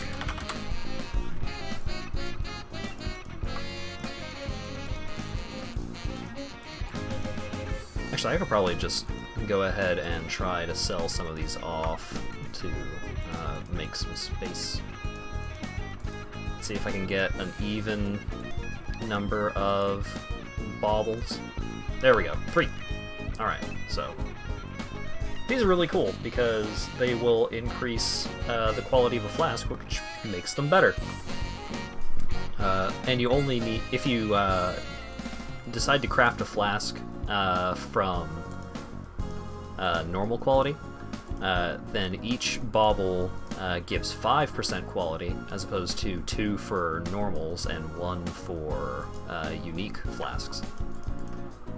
So you only need 4 baubles in order to make a 20% quality flask, which is the maximum amount of quality that you can have without doing some bullshit.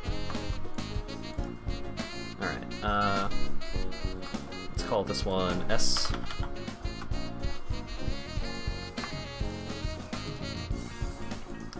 I should maybe get some more of the, like, unique function tabs. Some more of the like the map tab that I have over here. Like a tab that contains specific kinds of things. Should get more of those. Gem.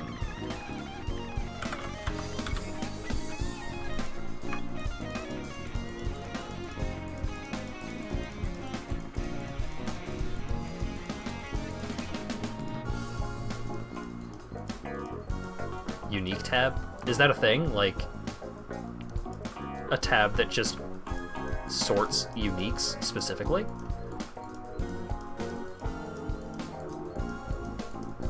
Map tab is fucking goat. Oh, absolutely. Map tab is so good. Just so incredibly helpful. Stuff.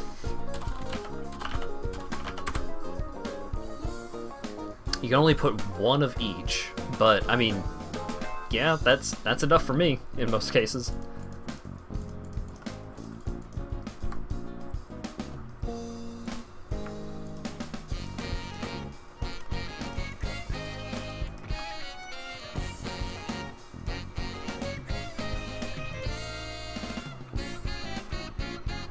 Oh wait, no. Let's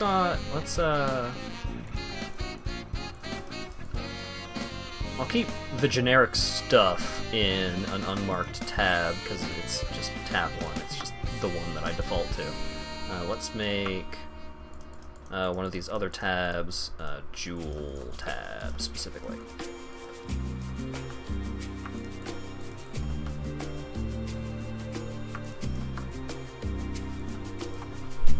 JWL.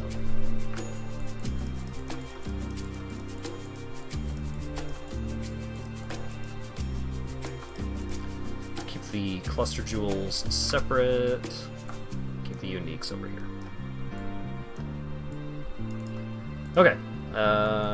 One last thing. Let's dump a bunch of these portal scrolls and a couple of these identifies back into the tab, and back to video games.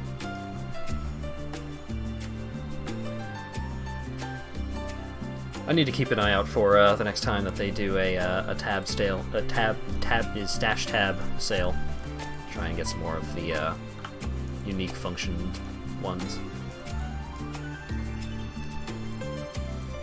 Because I still have no income, so gonna be a bit before I can warrant spending a bunch of money on quality of life stuff in a video game that I don't play all the time. Parandas, huh? Neat. The currency one seems near mandatory. Yeah, the currency one is probably like the most important one. And then I would say coming up the rear as a real close second would be the map tab.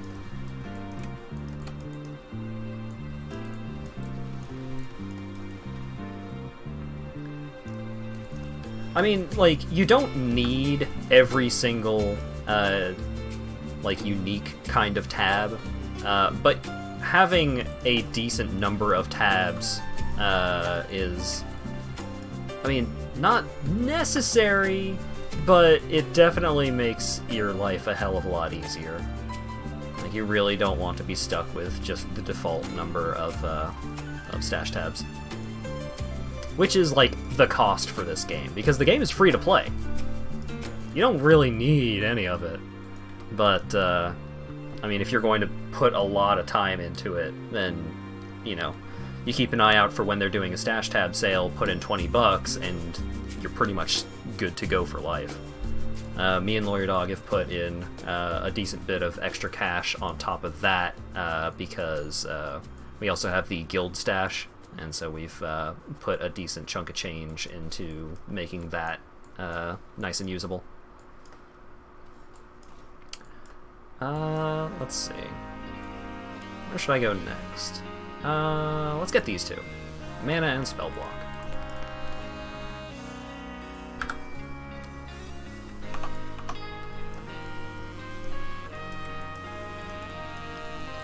Oh boy, I have enough mana unreserved to cast my Golem now. Nice. Bought a supporter pack just because the amount of cash you get is pitiful out of that. Yeah, that's fair. You definitely want to get a bundle for the microtransaction currency if you can. But some of the bundles are really cool. Like, some of the bundles come with really spiffy looking gear, so... There are certainly far worse ways to spend $20. Oh, it's the caption broker. Captioner broke. Yep. Testing, 1, 2. Cool. Hey, want to pay 24 euros for 2,500 points, or 24 euros for 2,400 points and a bunch of stuff like skins, portal, and whatnot? Yeah. It's the value, man.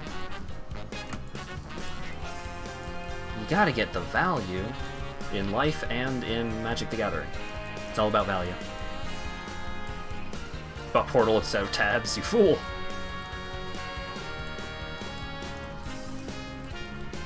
$14. Good lord. Yeah, some of the so that's where they make most of their money. I imagine is just like a lot of the visual effects, like. There are some really cool pets that you can get, but I think the fox, just like getting a fox to follow you around as like a little extra visual fun thing, it's like $20. Absolutely not necessary. In most cases, you're not even going to notice. But if you wanna, then there you go.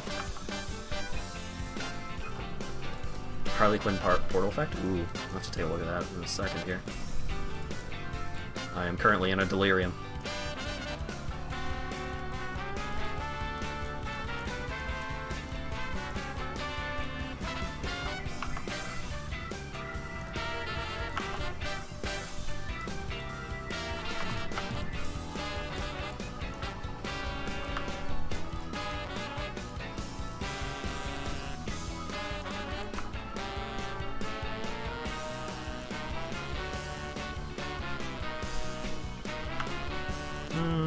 thinking about whether or not I want to pick up that piece of gear, but I don't think I do.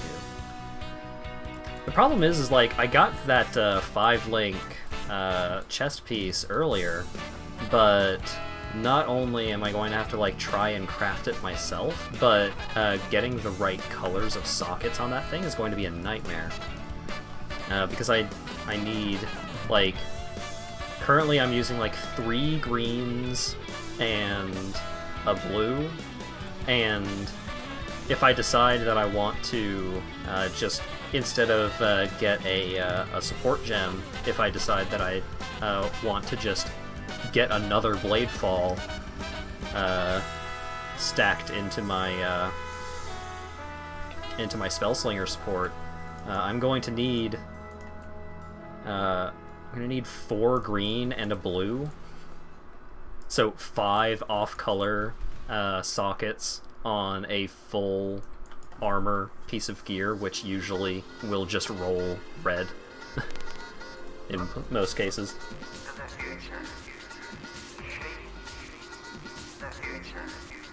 Feel like a fool spending your extra cash on getting tabs after getting tabs on a hideout decoration. Got some tabs, the currency tab came out, so you got that when it was on sale. Don't remember why you felt like had to have a balance of 0, so you just got a rain decoration. A rain decoration does sound pretty cool, though. I do love rain. No, you're gonna dig this.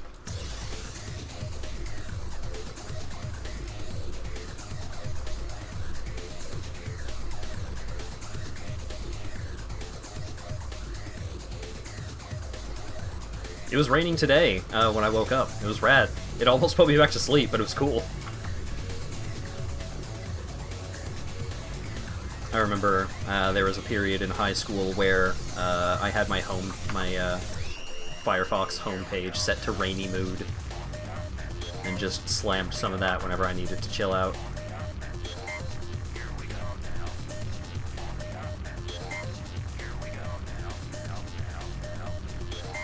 I think, right, I'm pretty sure I actually downloaded the Rainy Mood MP3, which is like a 10-hour MP3 of all of the sounds that play on Rainy Mood.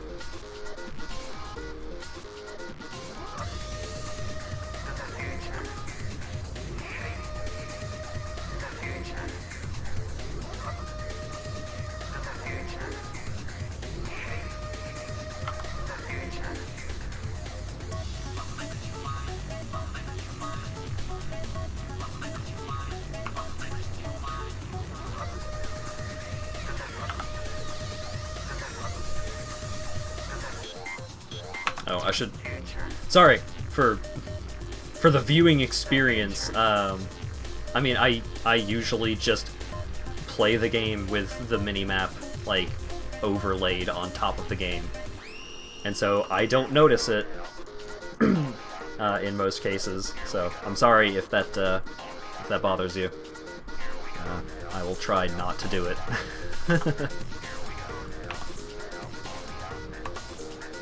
I mean, you don't have to let me know every time I pull it up, because I do pull it up just to actually look at the map, but, you know, if I've got it left up for a while, maybe be like, hey, did you forget to turn it off?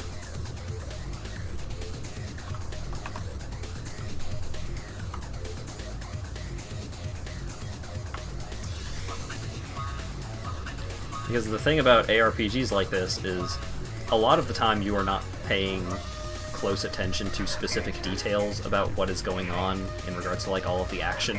You're looking at general shapes, you're looking at colors, you're looking at effects, you're not usually looking at exactly what's going on. Like the map being in the way rarely ever causes any issues for me. Pretty colors and bars, yeah, just like, oh, the red horizontal box above the yellow blob is going down. That means I'm doing good.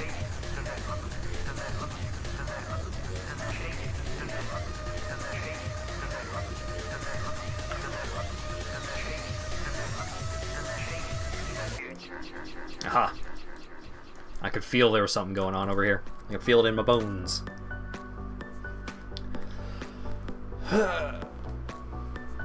Veil area, baby!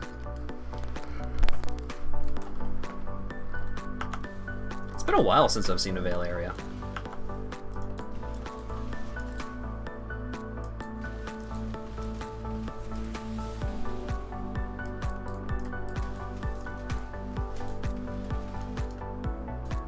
Discipline, Assassin's Mark, alright. Gotta get that ass mark up there. Gotta level up my ass mark. Woo! It's not a 6 link, but it is 6 sockets, so getting a piece of gear with 6 sockets on it is really, really good, because you can trade this into the vendor, into a vendor, for, I think, 7 Jeweler's Orbs, which is important. You want a lot of those.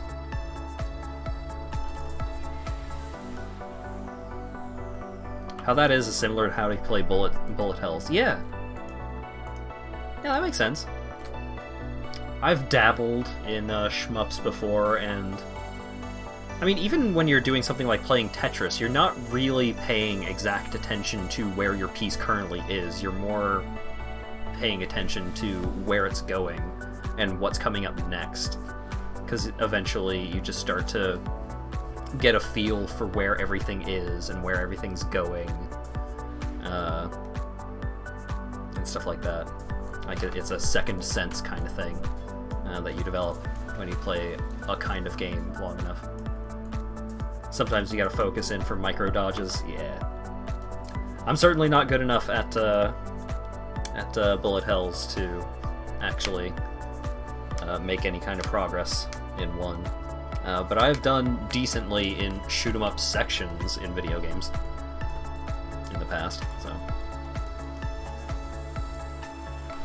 I did pretty okay when playing Fantasy Zone in Yakuza 5. Or no, Fantasy Zone... Which one did I play a lot of that in? I think it might have been Kiwami 2?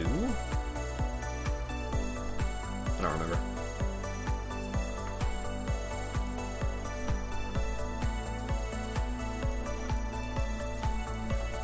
Fantasy Zone was in one of the Yakuza games, and I played a lot of it because there was a thing that you get if you do.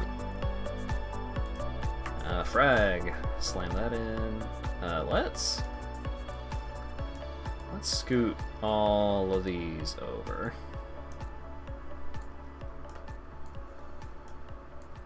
Map tab is probably going to be like my second tab in this list at some point, but for right now it can hang out over there.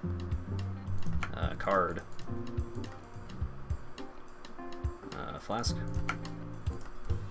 Jet. Alright. Much smoother experience trying to put everything away than usual. Wait, what am I doing? I went back to town for a reason other than just selling stuff. I have Malagaro's map, so I need to go to the Chamber of Sins.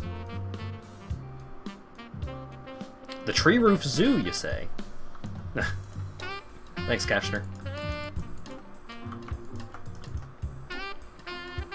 So this is a little preview of Endgame. I accidentally actually clicked on one of the portals, but that was a map device, and you put a map into a map device, and it opens 6 portals into that map. And if you are to leave the map, either through dying or just like popping out to put away your loot or something, that the portal that you used is used up. So anytime you have to re-enter the map, you need another portal. So you can only enter the map 6 times. Oh yeah, I think you can use this one for real maps. I don't know why you would, but I think you can. But yeah, so a lot of the end game is similar to this, where you use a map item to go into a map, and then you go in and you complete it, and then you move on to the next map. Large cluster jewel? Oh baby. Wait, was that a corrupted large cluster jewel? Oh boy. Oh, it's unidentified. Okay.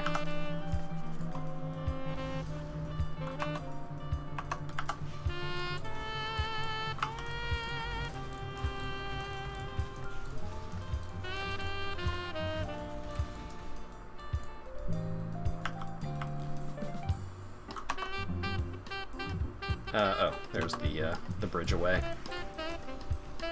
Getting a little lost over here.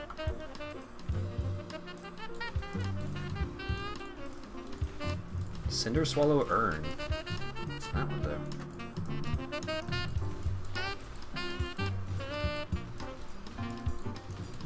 Actually good for your Ignite build, oh boy. Oh no, I'm frozen! Oh no! Yep. Yep, that seems about right. Well, let's take a look at what this thing does. Recharges one charge when you consume an ignited corpse. Enemies ignited by you during the flask take 10% increased damage. Recover life when you kill an enemy during the flask. Recover mana. Recover energy shield and can... Oh, yeah, that seems pretty good. Also, can I take a preview? Can't really preview the portal effect, but it does seem pretty cool, just from the little pip. Need a flask with remove ice. Yeah, I've been I've been putting off crafting any flasks for a while. I think. Yeah, I should have this bismuth flask active a lot more often. Increased attack damage while holding a shield. One added passive is a jewel socket. It also gives chance to block spell damage, increased attack damage while holding a shield, chance to block attack damage, plus 15 to all attributes, plus 15 to elemental resistance while is while holding a shield. That's pretty alright. I'm probably not going to use it anytime soon, but hey, it ain't bad.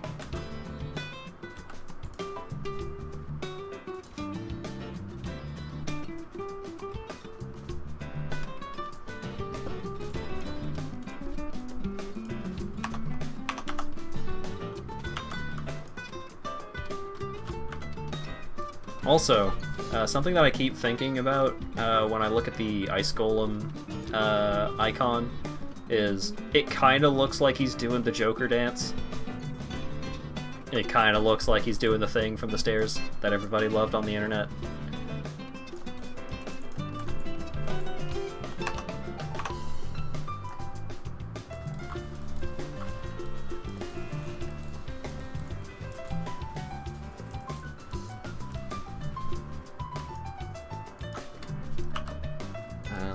Switch these two, so I can kind of just slam 3 whenever I need to.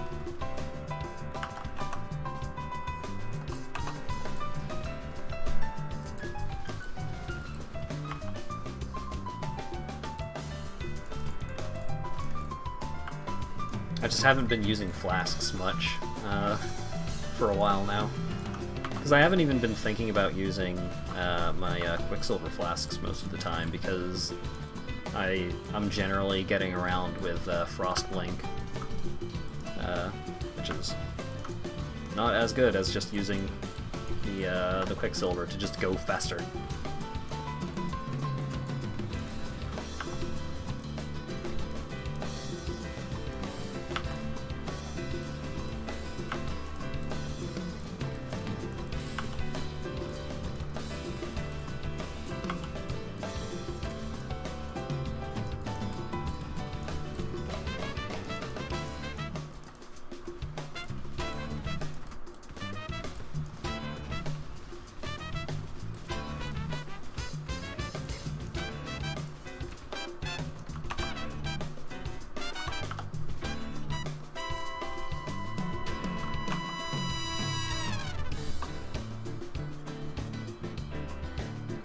At some point I'm going to have to actually go through and start crafting my flasks. Like, I'm probably going to want...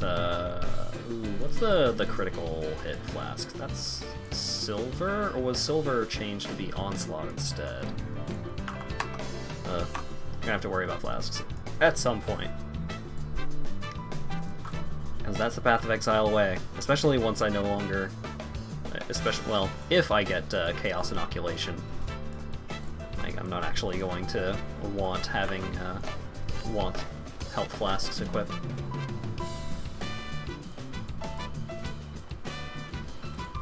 Alright, so I'm killing Malagaro. He's an artist and he summons a spider robot.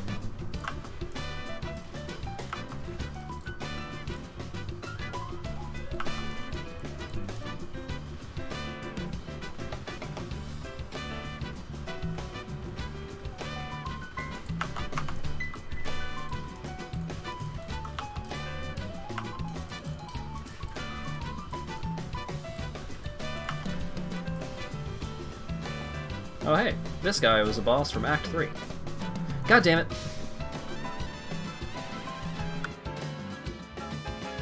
What a hassle. And I didn't put down a portal because I thought I would be fine, and I have to go all the way back through the map. Also his boyfriend. Wow. The lore.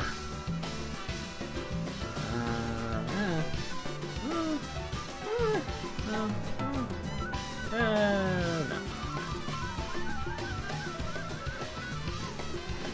I can't believe I would go to do something as stupid as die. It's ridiculous. I gotta step up my game.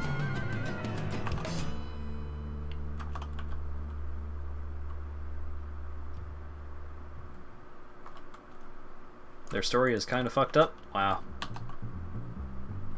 I mean, not terribly surprising. A lot of the stories and backstories and such in this game are not exactly what you would call uplifting.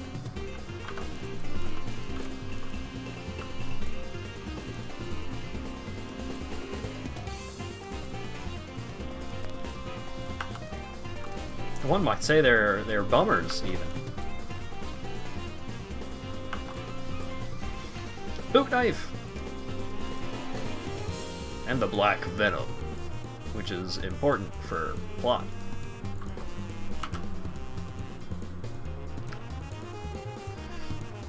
Ungil's Gauche. Gauche. Chance to block while dual wielding. Physical damage, attack speed, crit chance. I mean, it's a good knife, but I am a wand boy through and through. Huh. 15% increased global physical damage ain't bad.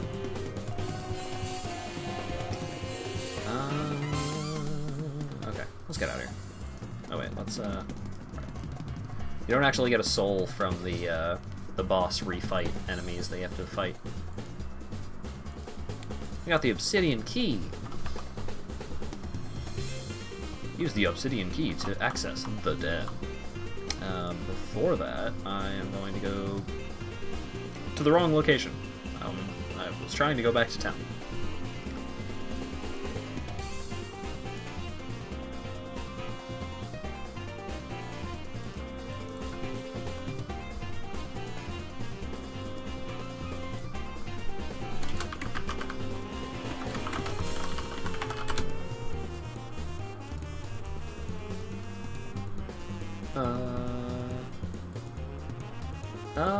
Okay. Alright, so we helped Silk to go do the thing that he wanted to do. And now I need to go save Silk because he did the thing he wanted to do. Which is go hang out with a big spider.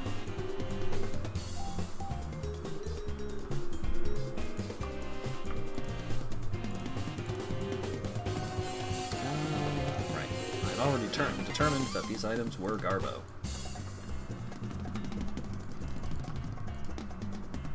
Let's see. Jewel, put you away. Currency. Essence. Card. Another jewel. Random bullshit. Currency. Okay. Oh, okay. Seems like the game is a lot more stable than it was yesterday. Certainly having a couple of issues. Trying to get it all to work correctly.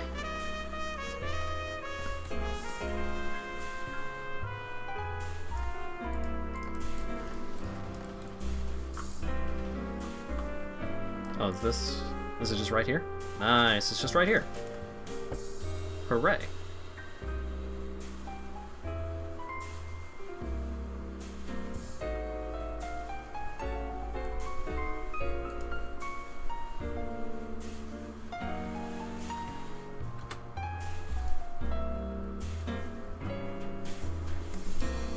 Okay.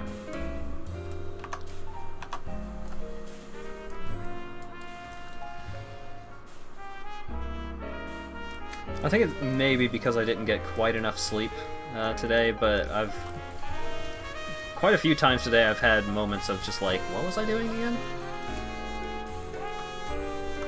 Just a lot of completely losing focus.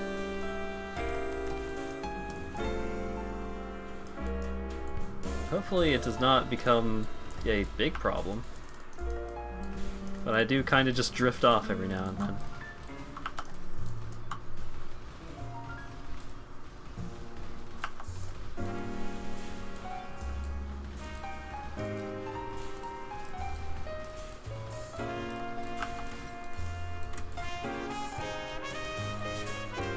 Oh boy. A lot of dudes over here. Oh goodness.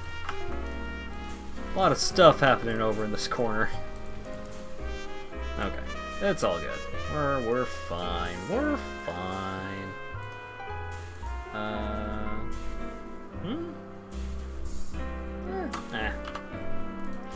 Is this wand cool? A little bit of spell damage, fire damage, lightning damage. I mean, I don't really do those. I need physical. And I need, like, global physical, which I don't think normal wands can even roll? Spell damage is, like, the big thing I need to be on the lookout for. Spell damage with, like, hopefully on a wand that has a decent base attack speed, because I don't have a ton of attack speed increases. And I don't want a ton of attack speed increases, because I don't want to desync my attacks from the cooldown of my Spellslinger shenanigans. Because if I attack too fast, then I will be attacking faster than the cooldown of Spellslinger, and then I won't do the cool knife rain every single time I attack. Which means I would probably end up attacking slower. No, we'll just blink over.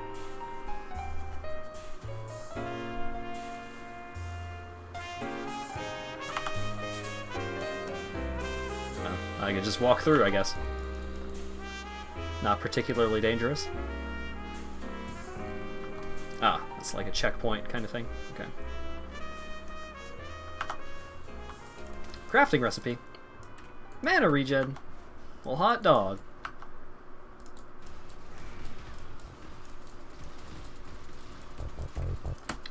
Brass spirit shield. That might be good.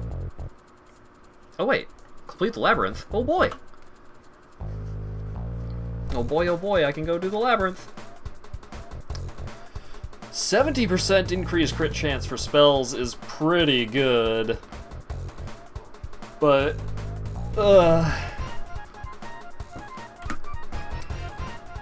man.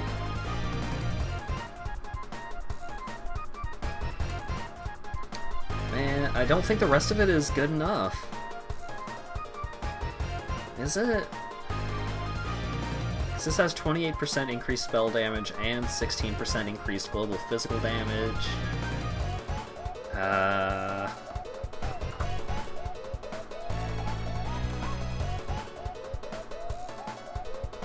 Increased crit chance during flask effect. Yo, nice. Nice, though. You did it. You got the good roll.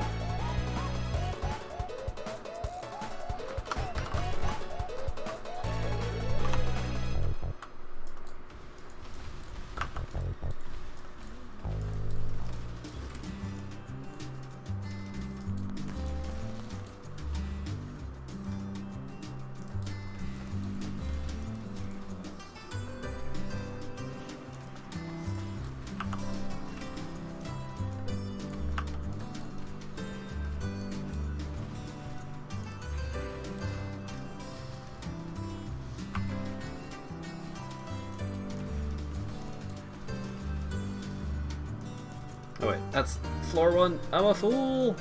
I am the biggest fool! Oh, okay. It's still active, I guess.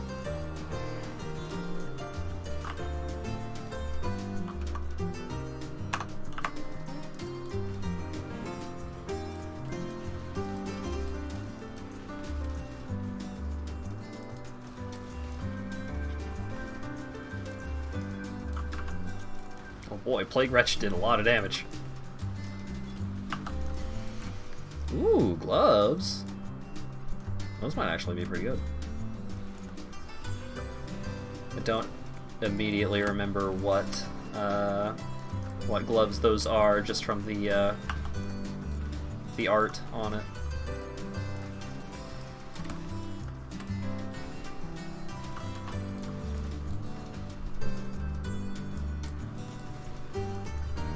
Oh, come on, I'm at 4.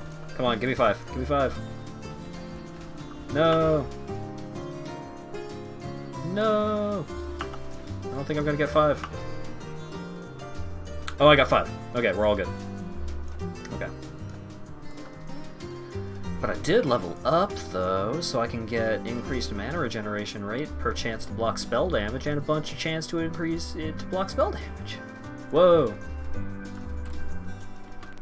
That's a lot of stuff. Let's do a little bit of sorting here. Okay, so we'll slap that one there. Boots, boots.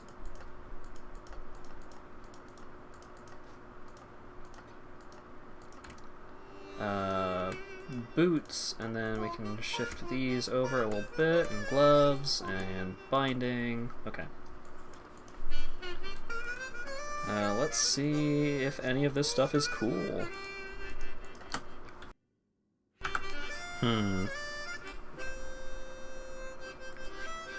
Hear Deltarune music? You're correct. There was Deltarune music.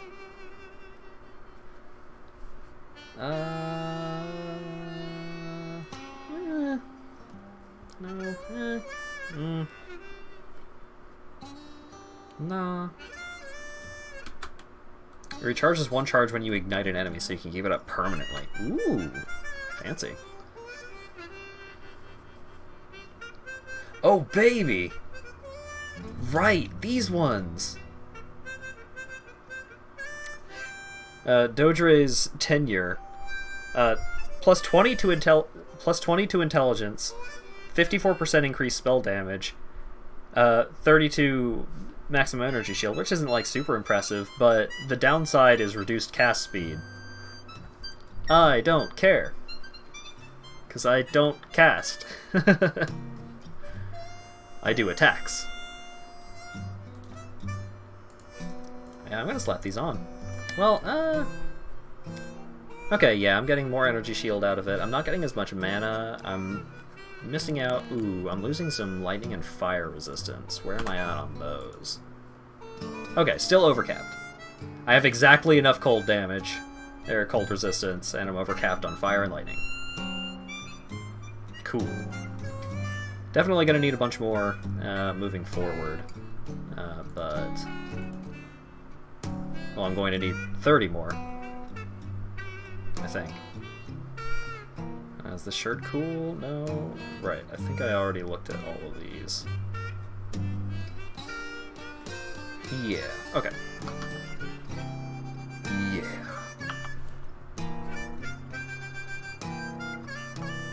I was always a big fan during the John Wick movies. Like, some crazy bullshit will be going down, and you'll be asked a very serious question, very, like, life-changing consequences, and just like, yeah. Very... Not exactly soft-spoken, but, you know.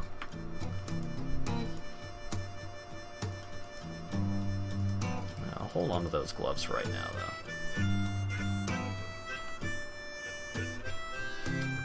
Alright. Oh boy. Guess what time it is? It's headache time. Where's my ibuprofen at?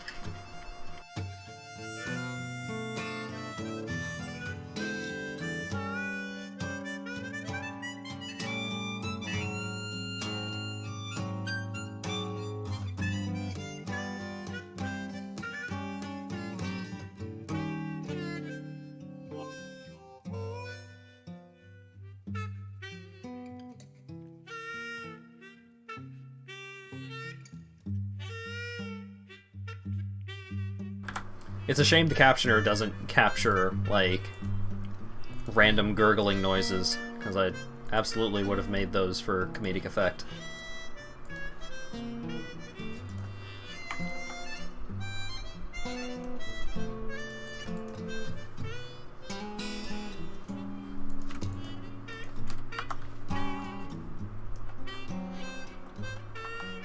Alright, I need to hit another waypoint.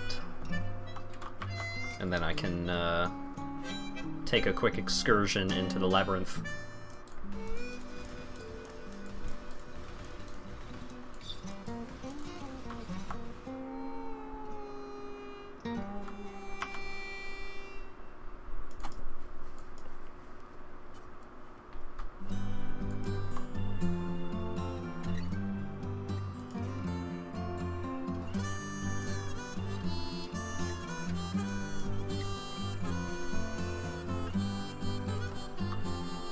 Ah, waypoint. Perfect.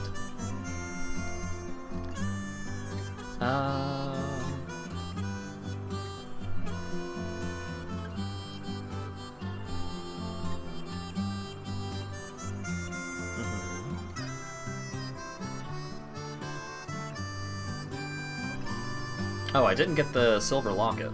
Whoopsie doopsie. Let's go to the Aspirants Plaza though. I wanted... sorry. I want to get my ascendancy points. And get big and strong.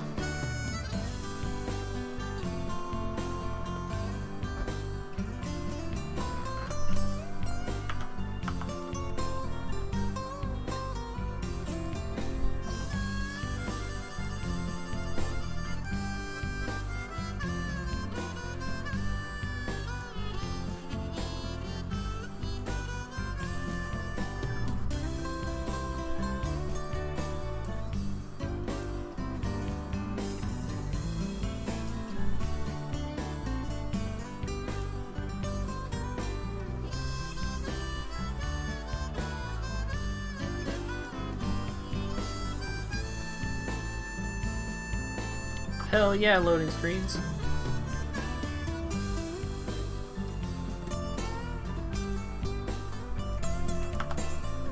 Alright, time to complete the... Oh, hang on. I had to cough up along it a little bit.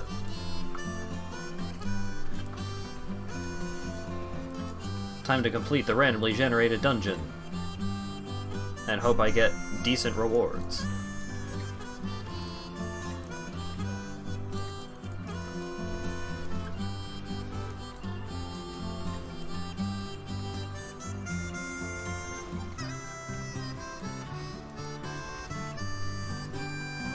Well, that enemy just left, I guess.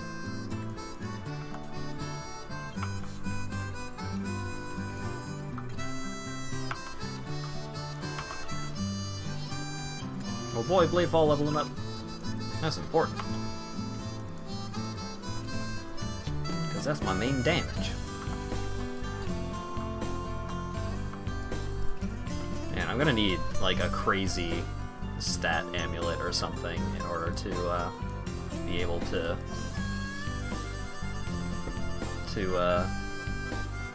get my Blade Fall up to max level. Oh boy, escort mission.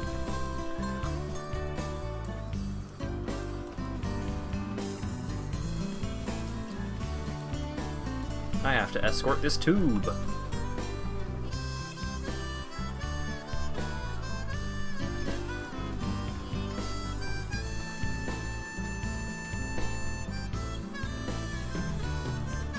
And not get murdered by the frickin' Smash TV skull discs.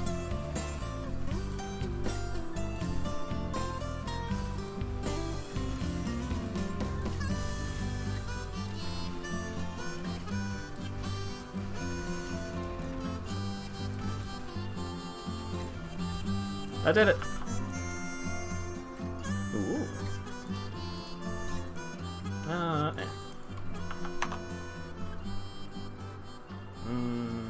Right, that exit over there takes us to a side route. I would rather just take the direct route.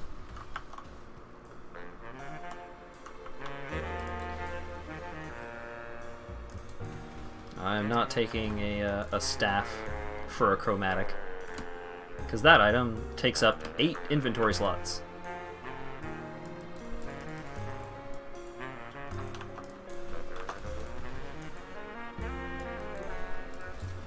And it's too many for a single chromatic orb.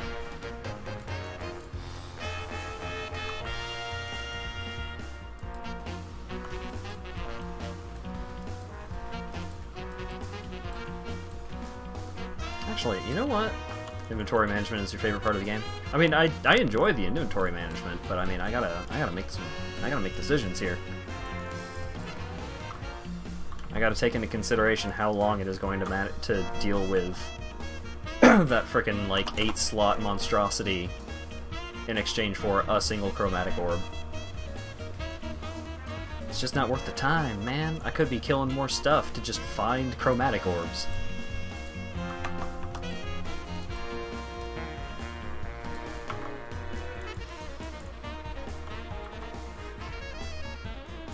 There we go.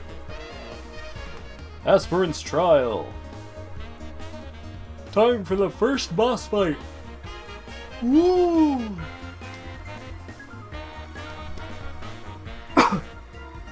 Yeah, sorry. You know, I have a little something stuck in my throat, and I'm not super happy about that. Oh god, I had already... Wait. Why are you here? Get out of here. But I did remember a thing that I could actually do with some of my items is slam some quality onto this wand, because it will actually give me a little bit of actually 43. I could just slam some. There we go. Yeah, yeah. Actually, like. I mean, I used up most of them, but that's actually, like, that's not nothing in terms of defensive increase. Because the actual, like, the numbers on most energy shield items are pretty low. It's just that you get a shitload of increases to those numbers.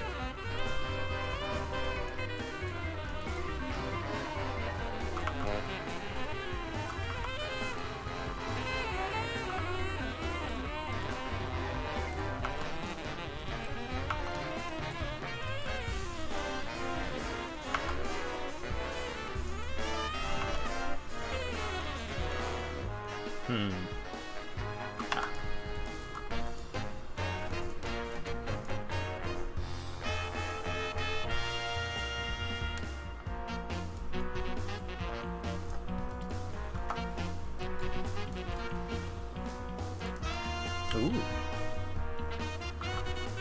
Oh boy, levers. Oh god, I almost died. I do actually need to be very careful not to die, because I would have to start this entire dungeon over. Which would suck.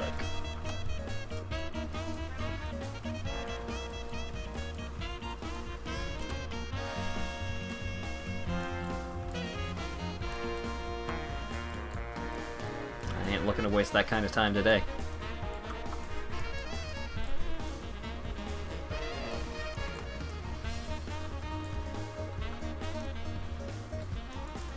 Maybe some other day I'll waste that kind of time. Hopefully not today.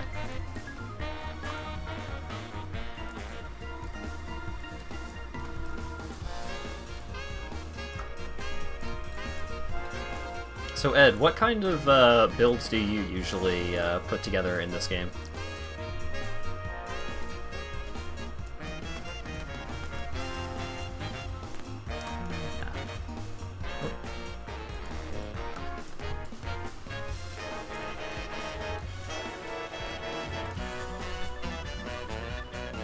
Just follow builds that look cool? That's a reasonable way to go about it. I usually follow builds, but I decided that it'd probably be a little more interesting if I try and come up with something myself and see how it works out, rather than just like, here's me like mindlessly playing through the game with this build that I know is good.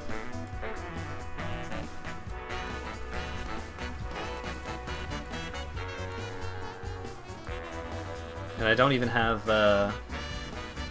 Path of Building to help me figure out like optimal support gems and stuff like that, because Path of Building does not really have it does not have it can't figure out how to calculate Spellslinger quite yet, because Spellslinger has a lot of mechanics going on with it.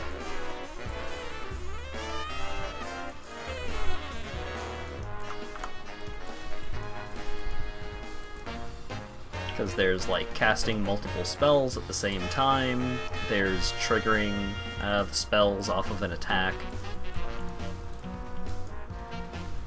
and then like the cooldown is not,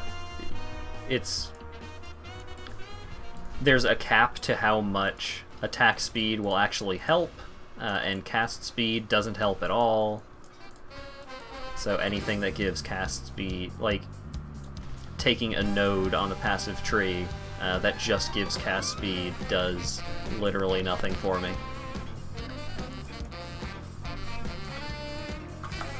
As opposed to, like, taking some amount of attack speed is good, but then taking too much attack speed becomes bad.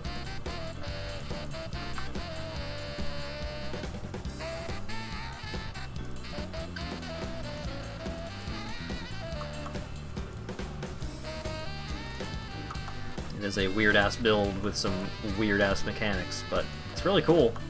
I enjoy it a lot.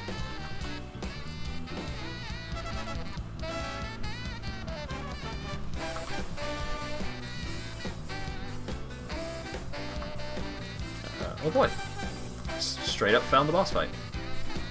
Didn't have to wander around for a couple of minutes. Let's slam all this bullshit into this tab, so we can just worry about it later.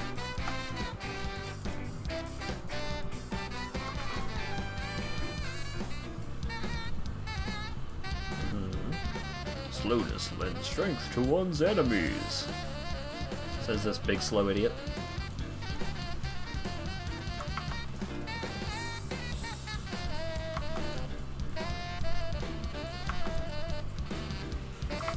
Whoa, whoa, whoa, whoa, whoa, whoa, whoa. I'm sorry, I didn't mean it.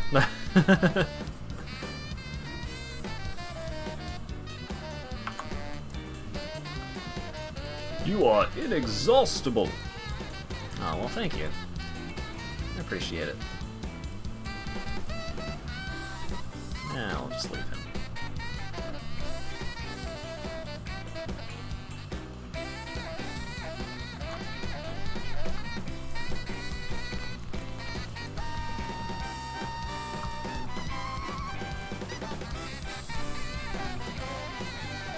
Chromatic orb.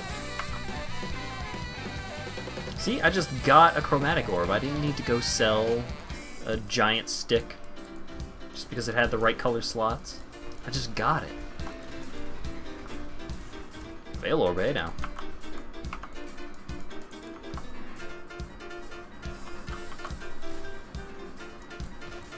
The wall was blocking me, so I couldn't see that I was freaking cornered in by skeletons.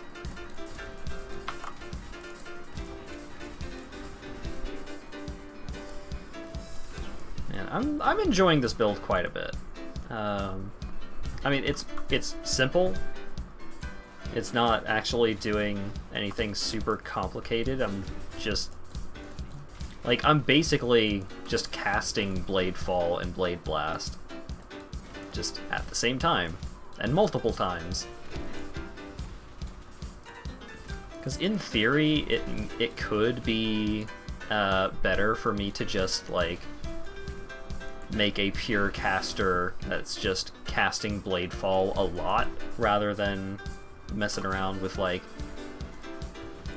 casting Blade Fall several times at the same time,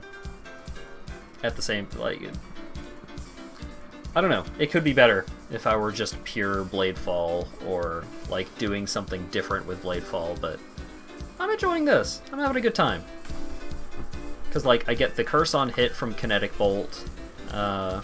Is that fun though? Like that's the thing. Is like maybe it's fun. I don't know. I've never done a pure Bladefall kind of build. Maybe some of the bullshit that you can do with that is really neat.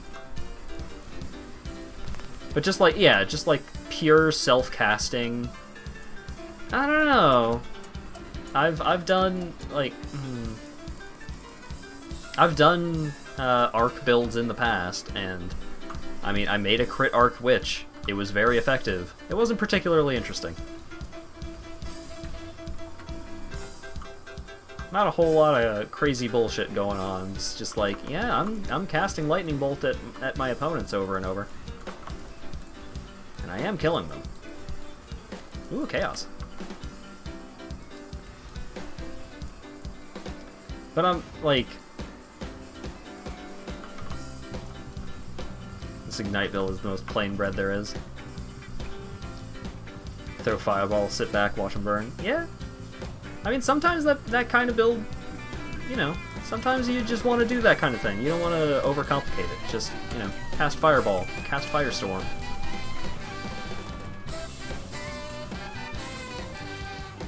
Throw fireball, keep running while enemies die off screen. Oh boy.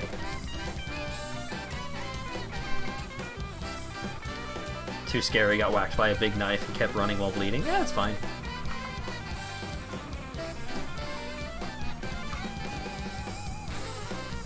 But like, some of my favorite builds that I've ever done have just been Cyclone builds. And Cyclone is not terribly complicated either.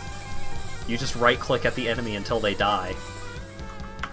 But, man, it's a good time while you're spinning. Because you can go real fast.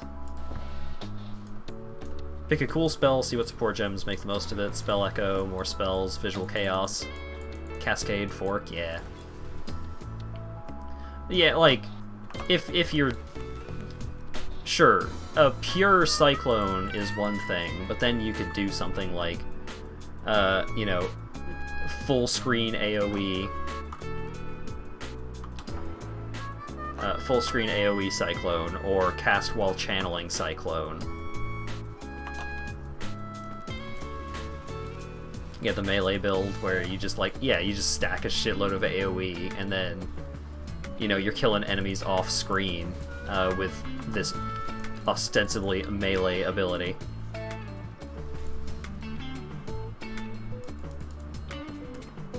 Oh, that was the one you killed Uber with? Nice.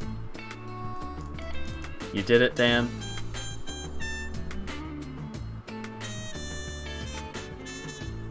Oh god. Dan, come on.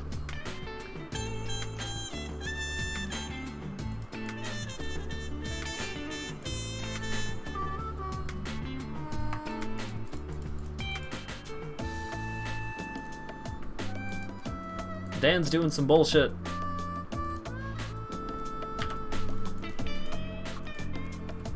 Oh boy. Trap boss.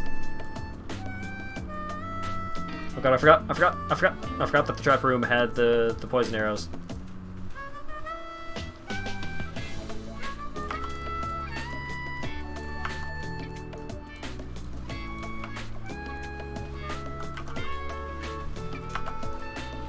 Oh boy.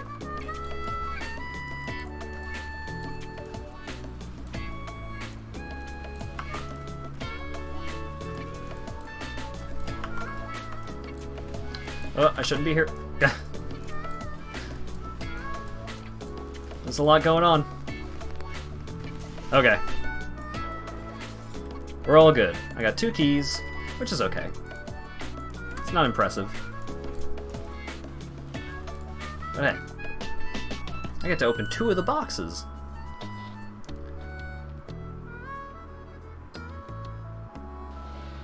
Got like 9 emotes of that, huh? Are you proud of yourself? Are you proud of the time and effort and emoji slots that you've put into this endeavor?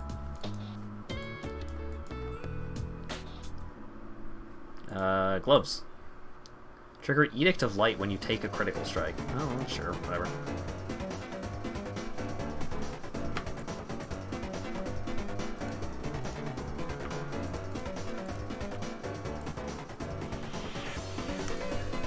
But I got the Altar of Ascendancy, which means I can get some cool bullshit.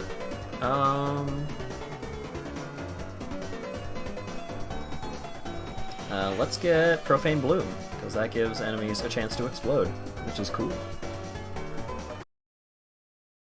Plus, when we...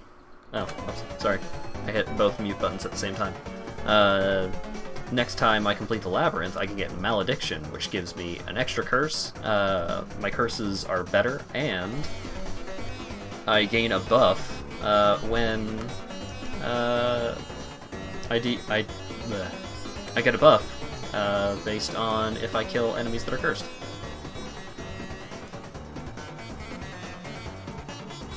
You better not use those emotes for evil, because you know that people can't, like, people would just have to turn off emotes in order to not see them, instead of just censor, like, spoilering images or unembedding images.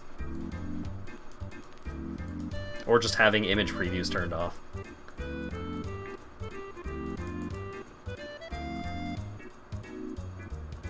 Right, let's go get the Silver Star, or the Silver Locket, or whatever.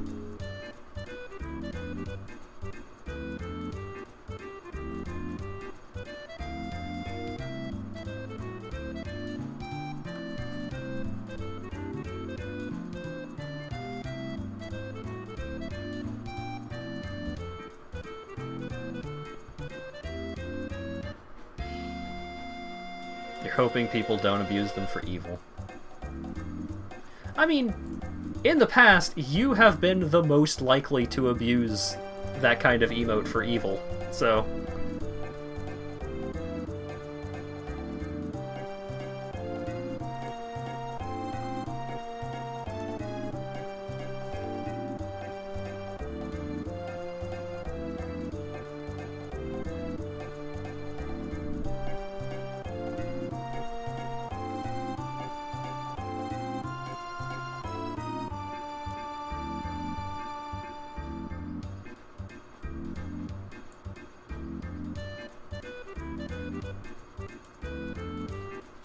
Accusing you of evil. You have a past of evil. You have committed evils. Evil! You are lemons, Dan.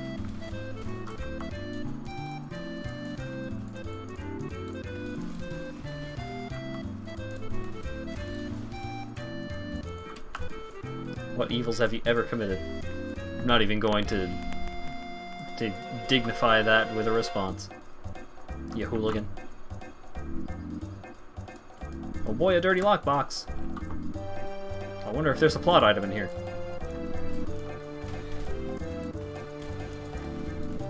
Ooh, girl. 59. 10 levels off.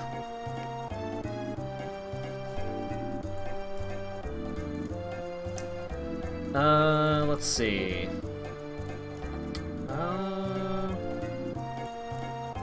I could grab this node right here just for a little extra energy shield. I could grab these for a bunch of extra energy shield.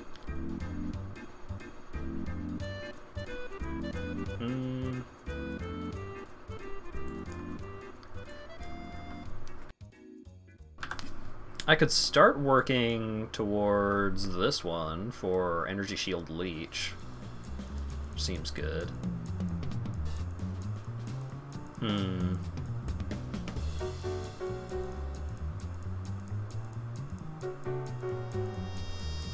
Oh, right. This one gives increased spell damage per 5% chance to block attack damage. That is probably...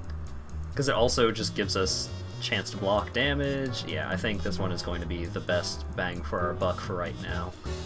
And then maybe we'll swing down here, and then maybe we can grab this one, and then we'll just pick up a couple of energy shield nodes. What makes you butt bothered about playing solo self-found, Rand?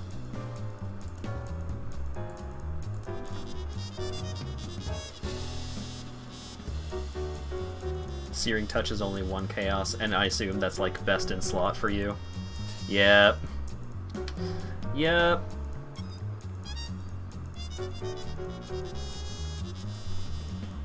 Such is life.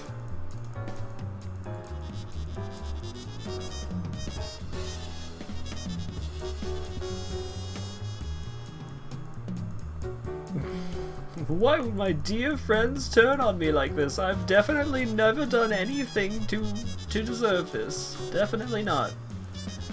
Never ever.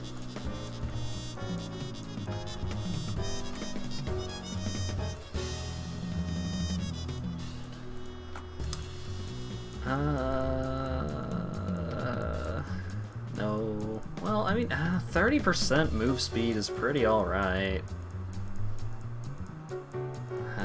No, they're not as good. Oh boy, hype train coming through.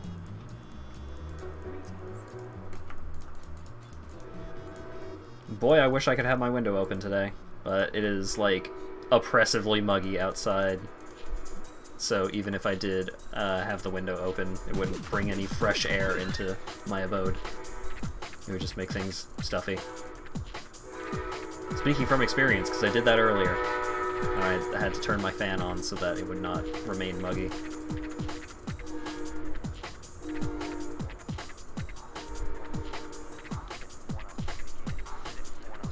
Am I saying you should commit evils? I would never ask anyone to commit any kind of evil. That would be an evil thing to do.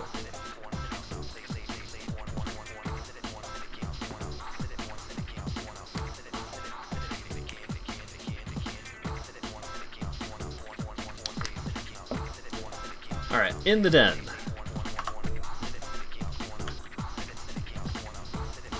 Admit I'm evil. Never. I am a force of justice.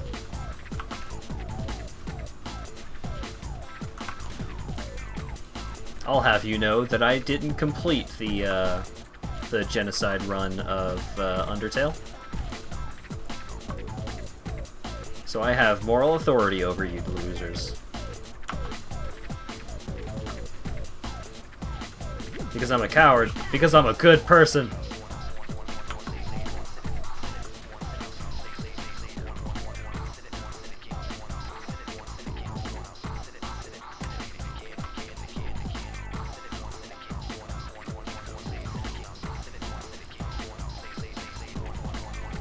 Am I a hero?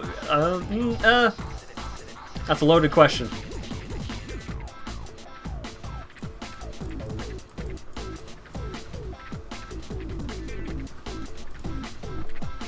You've killed exactly 0 monsters ever. Didn't you say that you had never played Undertale in the first place?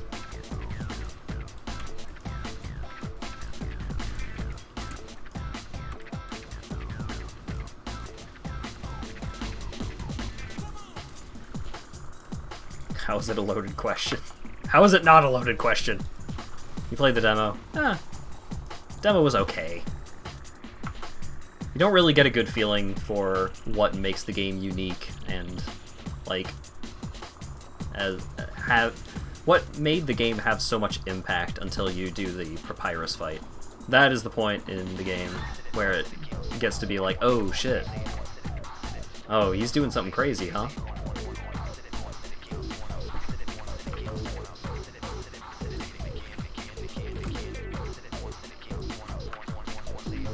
It is a fun game. It is a very fun game. Highly recommend. Very good writing.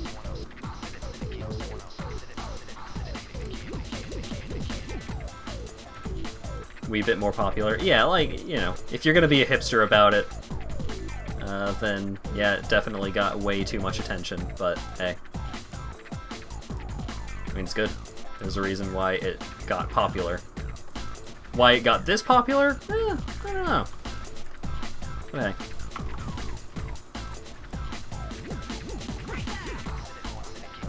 Forgot how much black magic your archive bot uses. Yeah, I am curious how you managed to get that thing functioning. But, again, the whole hero question, pretty loaded question. But even then, like, it wouldn't mean anything to anyone that doesn't already know. So it super doesn't matter how I answer that question, in actuality.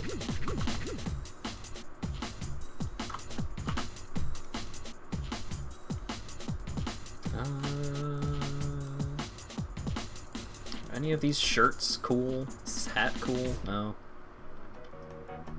A hat would never be cool. Yeah. Nope. And that's just for a chromatic.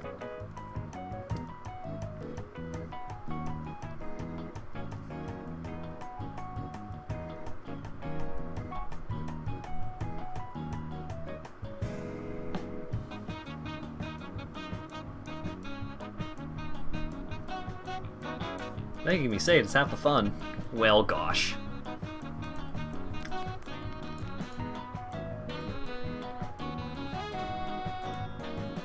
You're gonna have to be more convincing than that. But also, please don't say explicit things in my chat.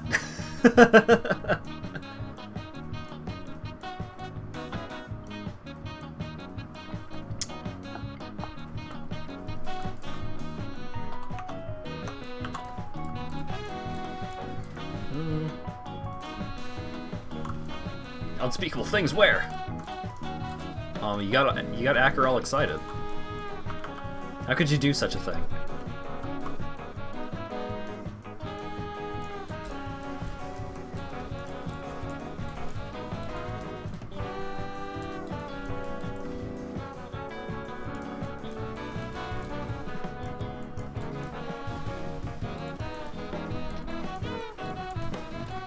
Oh no, Dan is saying the fuck words to himself.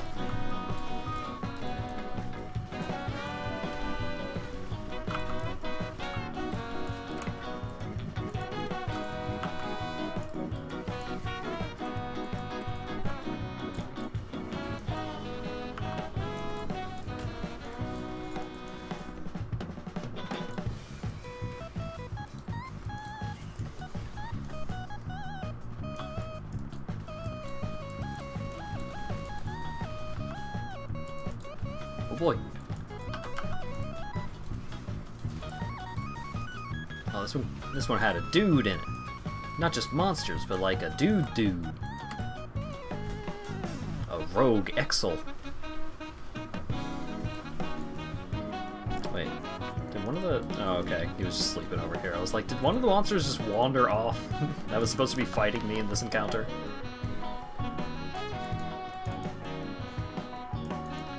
Time for a boss fight!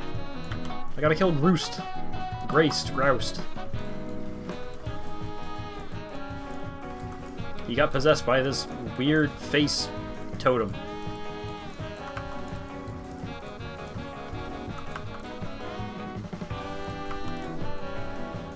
Cap of 10k messages so you wouldn't be able to grab an entire campaign channel with it. And that seems like trying to grab the entire thing would probably be a bad idea anyways. Oh god. Lagging. Lagging. No.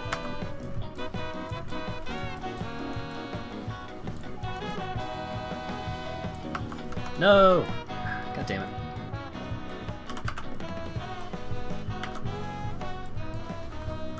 How many times have I died so far? 32, huh? I feel like some of those little less deserved than others.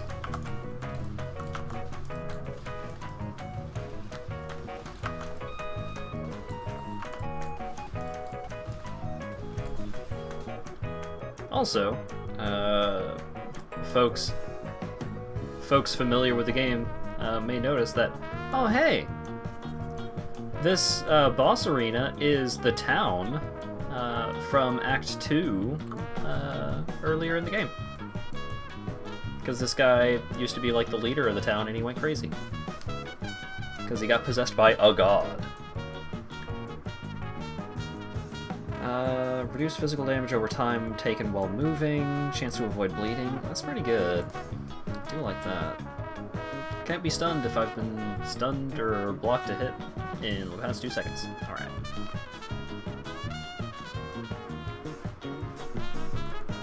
Oh goodness, it's getting warm in here. Ugh. Maybe it's cooled down outside and I can actually open my window a little bit. Here, give me a sec. I'm gonna do that.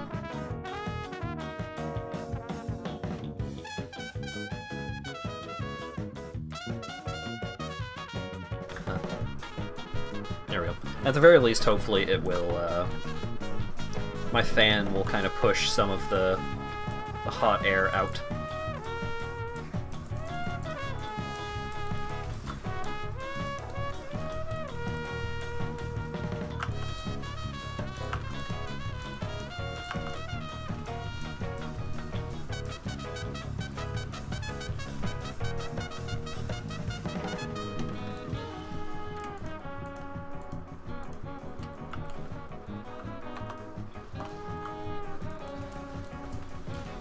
Sour, please, we schmoovin', baby. Yeah, have a stroll is such a good tune. I'm very glad that it ended up just like on one of my recommended playlists or what have you on Spotify. I should listen to more of those, like discovery playlists and stuff like that.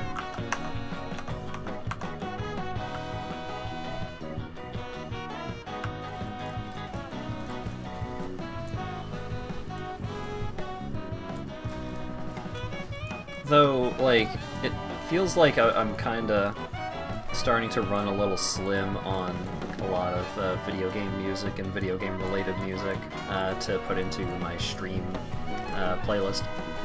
Because I don't want to, like, if I'm going to be trying to, like, find new music and stuff, I would rather try and find stuff that I can put into the stream playlist, so that way you guys also have new tunes to listen to.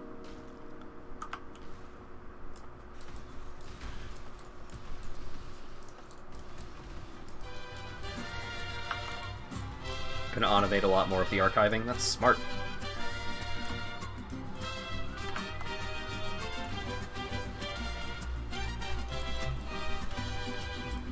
Wasted a bunch of scourings and chances, oh boy. Trying to get that unique going.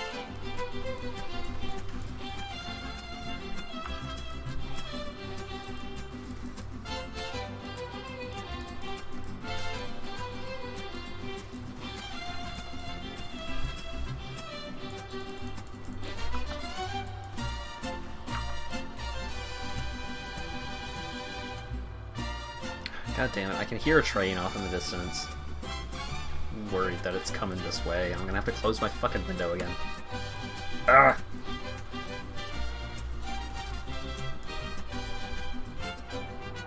It's coming this way, I'm gonna have to go close my window.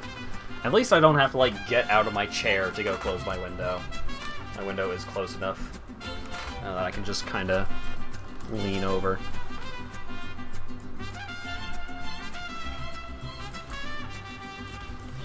You haven't done any archiving since November. Dear God, man. What have you been doing? That's so much fucking archiving. You got a lot to catch up on.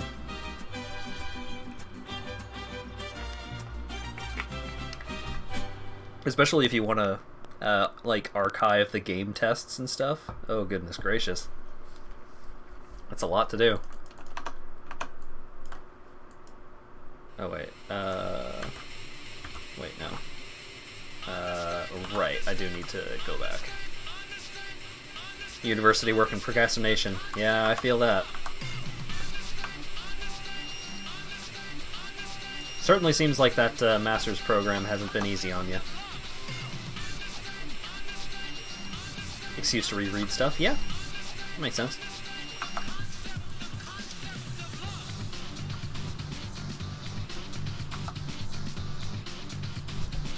People changing characters, yeah, like Lago having Oakville and Dawn to switch between all the time. Certainly doesn't make things any easier. Gotta go back to town and talk to a person about the shrine.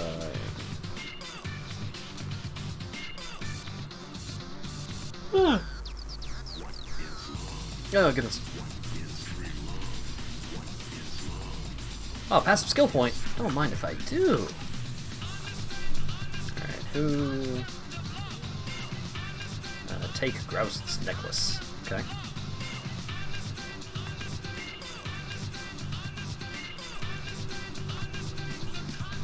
Are any of these items any good? Nope. Nope. Nope. To the vendor with you. Oh boy, hype train. It's right here.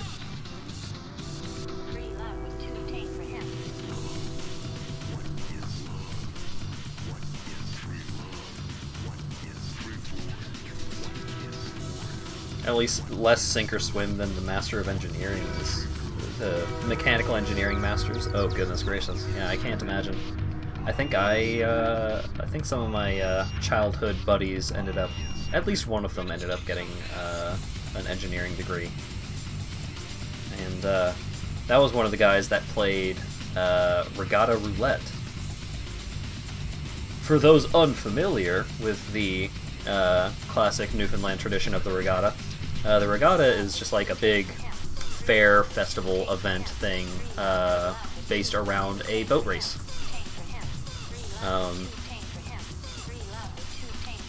And it very frequently has events canceled due to it raining, because Newfoundland is an island. It rains a lot. So if there is a chance of it raining on a day of the regatta, you get completely fucking shit-faced the night before, like absolutely plastered. And then the next day, if the event was not canceled, you have to go. Usually with a massive hangover.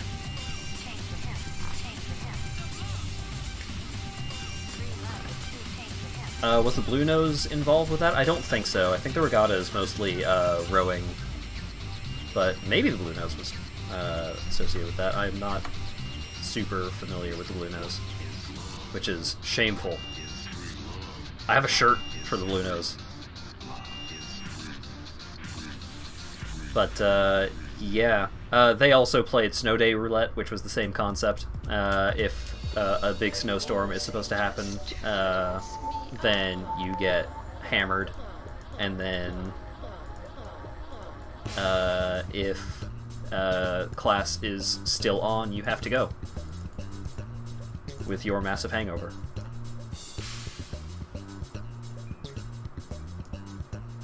Don't know much about the East Side much? Yeah, that's fair.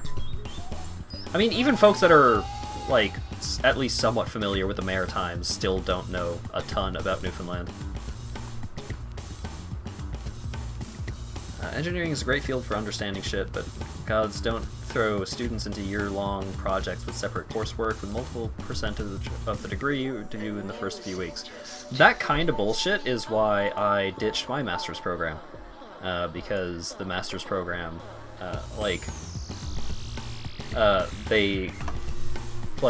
they intentionally give you way more work than you're expected to complete, and also they make it so you have to start shadowing. You basically, for some of the tracks that you have the opportunity to get into, you have to start shadowing for those tracks before you are told that shadowing is even a thing you can do. And like basically you have to be above and beyond a go-getter, because you know these things you're not even told about in order to even have a chance at getting into some of those tracks. So it is absurd and it sucks.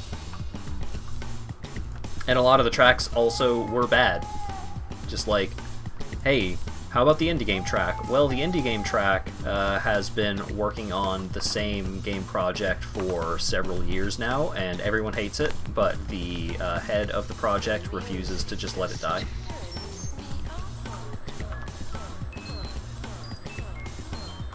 Not great.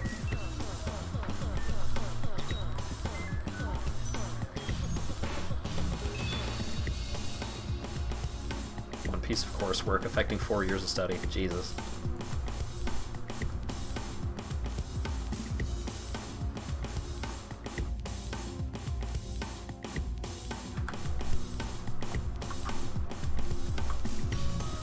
Yeah, that seems pretty buck wild, Teddy.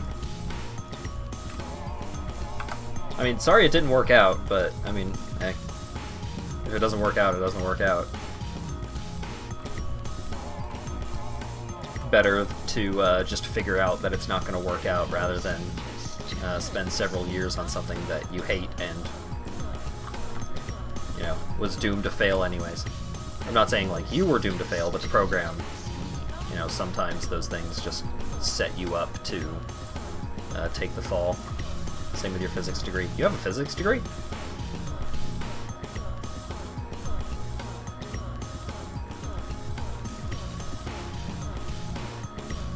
Oh, you ditched the physics degree. Okay. Right.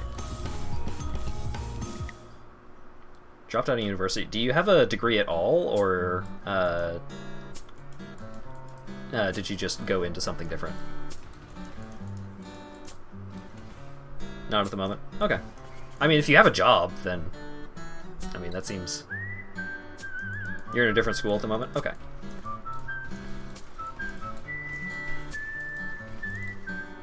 I mean, I have a degree and kind of a degree. It's complicated. And I'm not doing much with that, so... Well, whoops. Haven't finished some of the final coursework because you got the job. Oh, so it's like you could just go back and finish the rest of your coursework and just get the credit for the degree at some point, I guess. Yeah. Pretty lackadaisical in Full Sail. If you take like 3 days off in a month without a doctor's note, you fail the course. So, not exactly the kind of program where you can just finish final project whenever.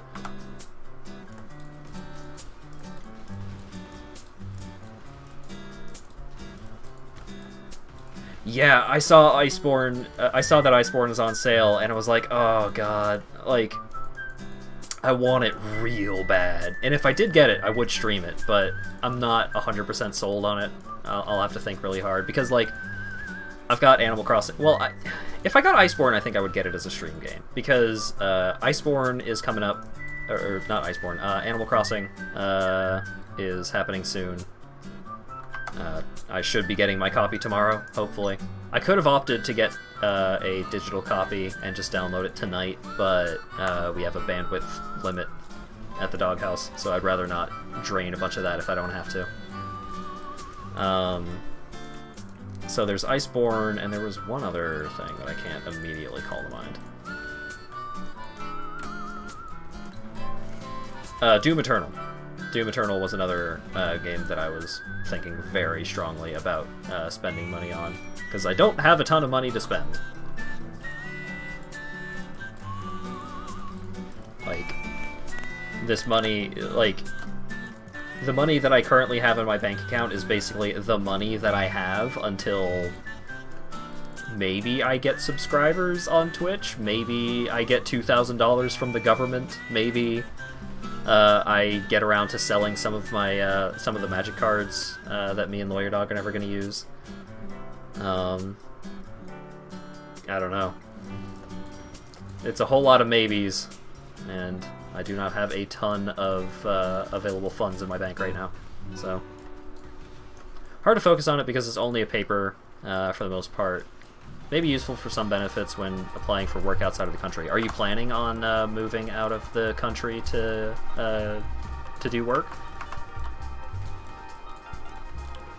Full-time job saps a lot of energy if you're into it. Yeah, for sure.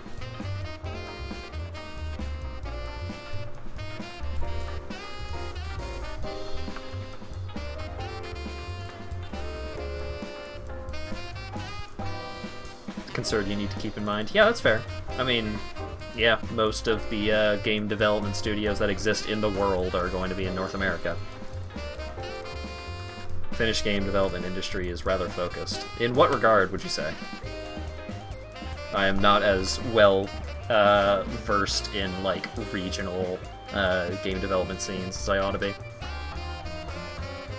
Mostly mobile games. I mean, I think statistically most studios are focused in mobile games, just regardless of where you go. But I mean, if you can't find like any work outside of mobile games, then yeah, that can be pretty rough.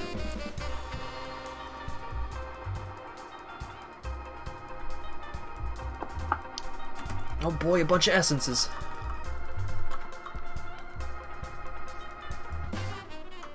Oh, Supercell is finished. I did not know that. Oh shit. Yeah. Reflects the industry. Right, yeah, okay. That makes sense.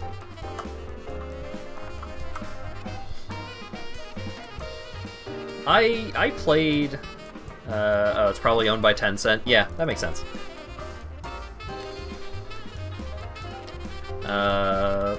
Yeah, what was it? My dad got super into Clash Royale for a while. And Clash of Clans was one of those games where I just, like, occasionally tinkered with it, like, every day or two. And eventually got to the point where progress was so goddamn slow that I just ditched it entirely. Shoot. I forgot what that attack did.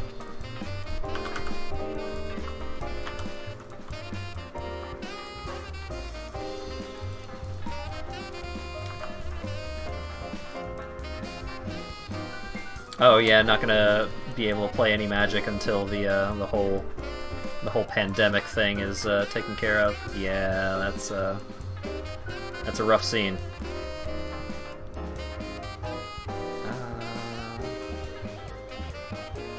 Yeah, nah, I'm good. Red Links, but they're owned by Ubisoft. Remedy. Oh yeah, Remedy. Remedy's pretty cool, aren't they? Biggest industries are the US and Japan. Yeah. A lot of provinces in Canada like to give grants to media development that takes place within the province. So if you wanted to like start your own studio, doing so in Canada could be pretty good because the government will just give you a shitload of money.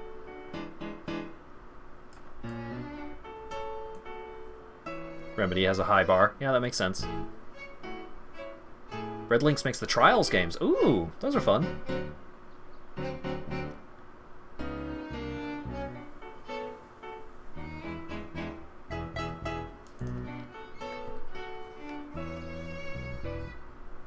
Oh wait, did I get all of the Fireflies? Oh god, why didn't I double check? I don't want to have to go back. Okay, I have the Fireflies. Good.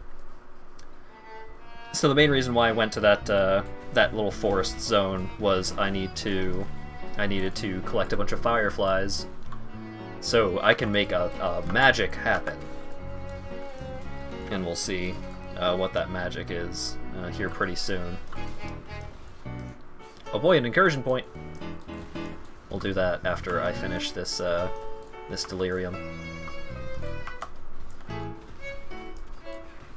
Incursion is the build your own dungeon mechanic that I talked about earlier, and it's really cool.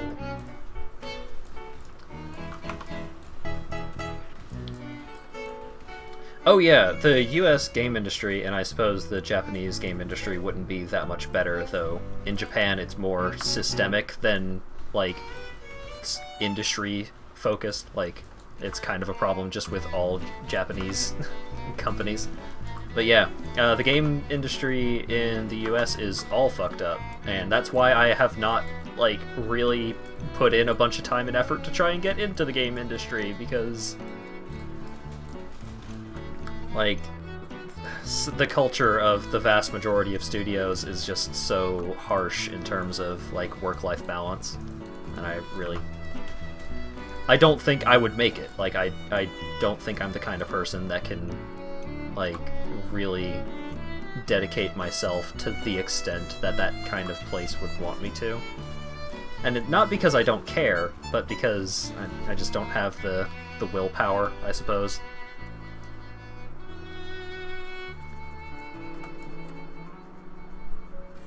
You're in a company that's really nice. Well, that's good. Hey. So you're not really looking for work elsewhere right now. You're just, thinking just in case. You can work remotely. They did a bunch of heavy lifting for you. Yeah. Yeah, that sounds really nice. That seems like a great little setup.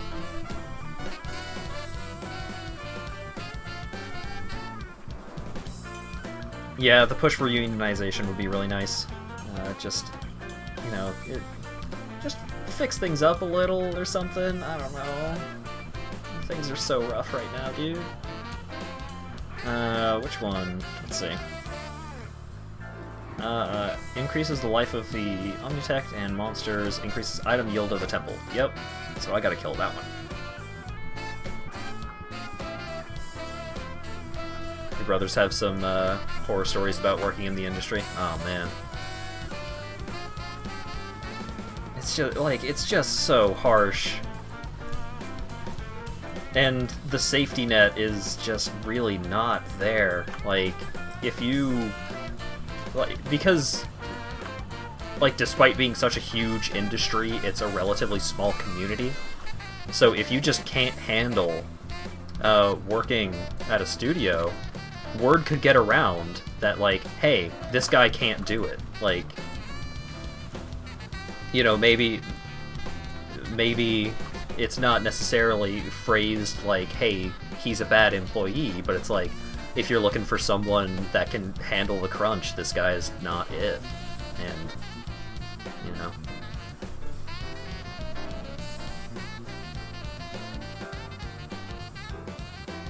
Tradition of having candy and drinks during Friday meetings. Aw, man.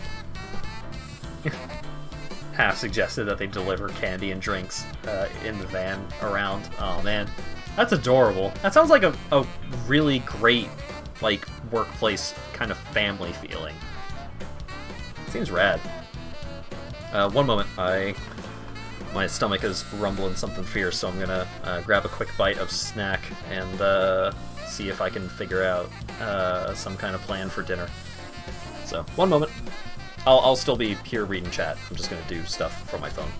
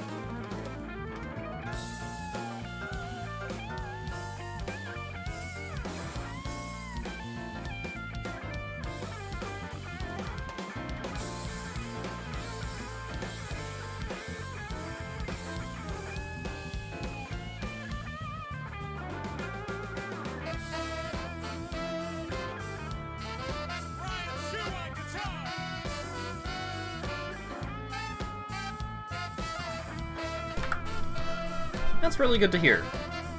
A company taking the well-being of an employee that seriously. I mean,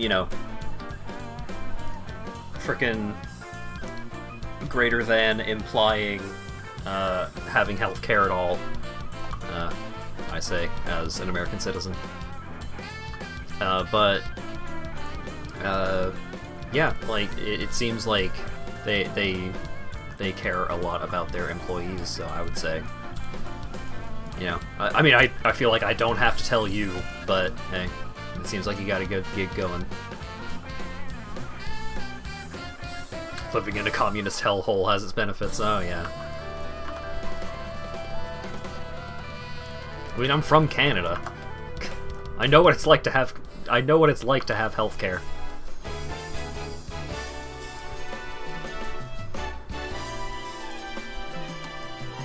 Meanwhile,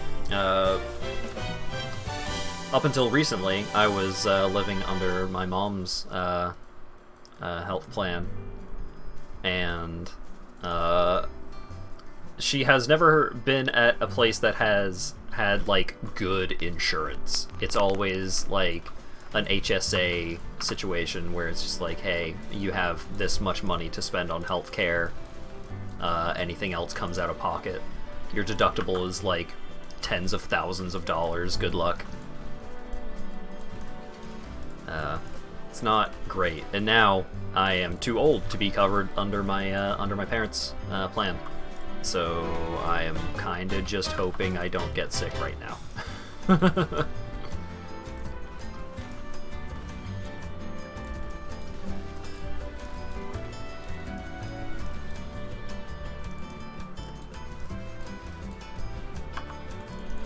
I should have actually paid attention to what the layout of the temple was to see if any of the doors were super high priority, but it didn't matter because I didn't get the thing anyways.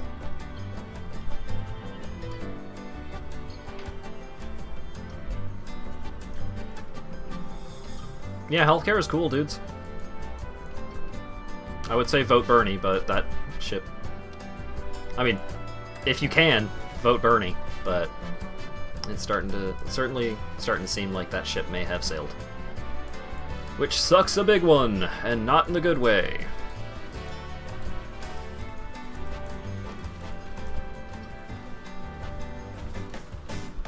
US is a bit of a fuck. A bit! Well, I mean, okay, sure. Like, in the grand scheme of things, it could be a hell of a lot worse, but, ugh. Keep pushing. I mean, yeah, I vote. I do my civic duty. I care about things. But, you know, politics. Whatever. Time to write some pen and paper stuff. Nice, nice, nice, nice.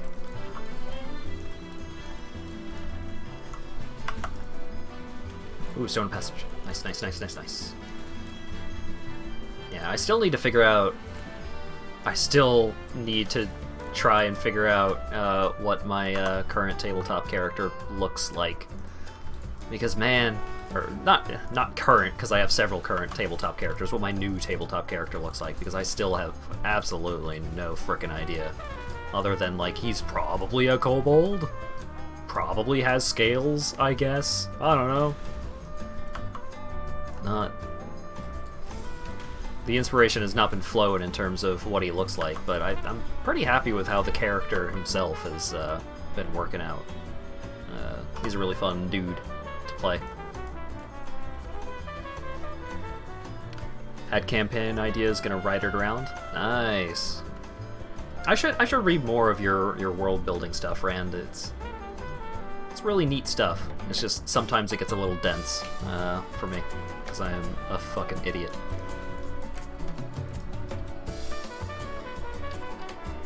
There isn't much? Yeah.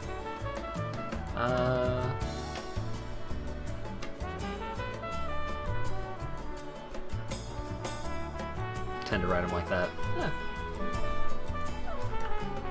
I mean, if that's how you write it, if that's how you write, that's how you write, right?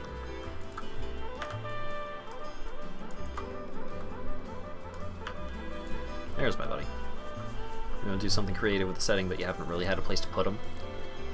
Yeah, I know that feeling. I used to have a couple of campaign ideas hither and yon, and I should write that stuff down more often, but I am just so awful at actually getting myself to run any kind of game or campaign or what have you that I often feel like they tend to just go to waste.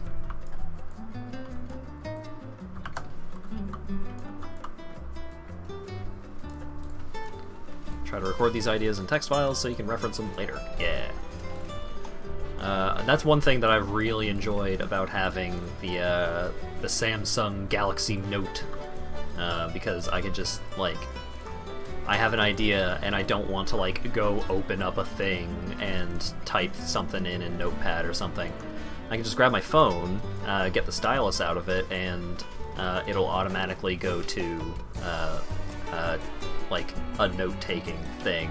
And so I'll just scribble down some ideas, and then I save the note, and then I can just look at that later and be like, huh, that was an idea I had.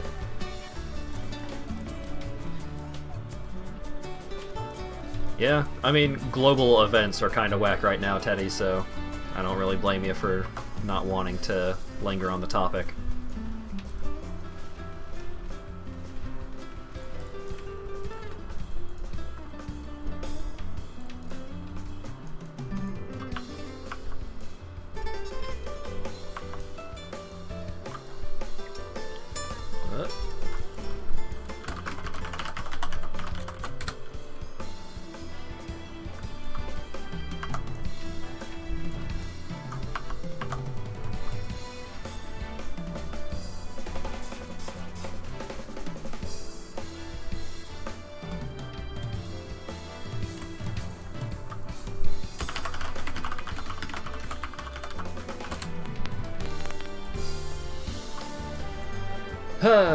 But you know.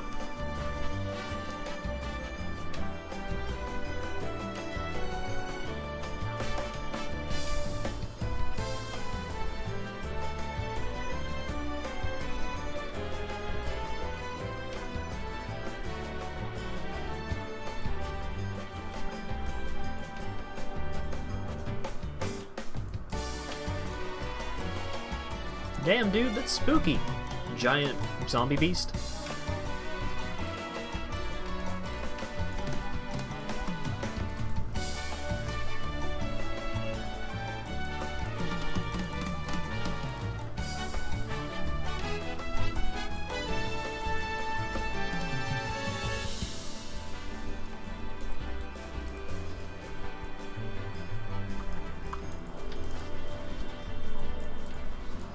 Yeah, the way that the whole situation is being handled by a couple of key entities, let's say, has had me not feeling it.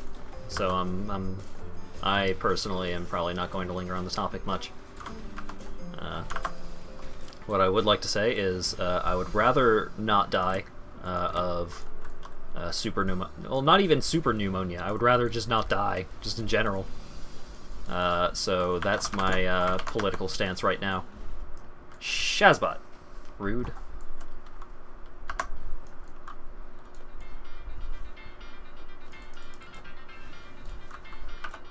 Super Numa.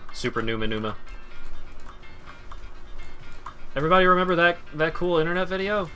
The Numa dance? With the big guy and he's singing and dancing? Aw, man. That was a great video. And I definitely really loved all of the cultural references that people made to it for years and years. I definitely loved that South Park made a Numa joke like a decade after Numa was relevant.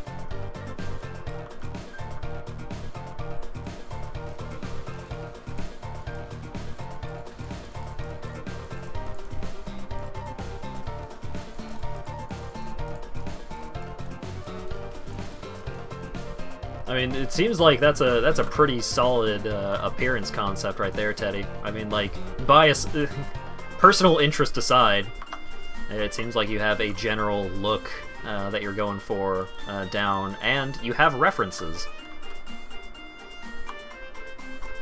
So, basically what I've got going is what the character is like, and that's not a... I mean, it's more to go off of than nothing, but... certainly could use a little more.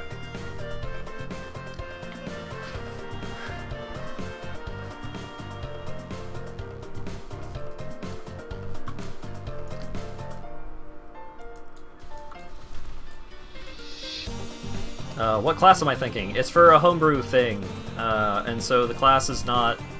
It doesn't really fall under traditional class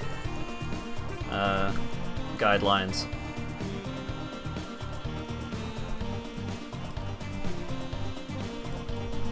There's a bit of delay. Yeah, I think the delay can vary depending on like whether or not someone has like you can turn the low latency off, and I think it eats up less bandwidth and is more consistent, but there's more of a delay. If you click the little gear icon for settings and go under advanced settings and all that, but yeah, it's not a. There is some delay with the stream.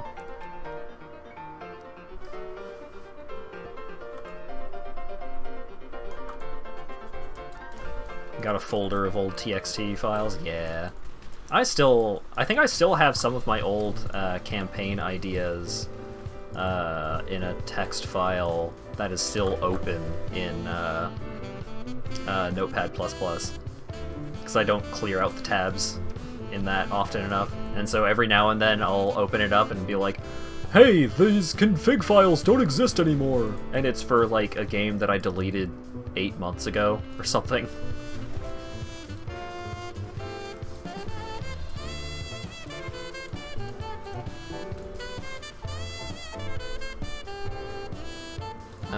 Tam Lin does good kobolds.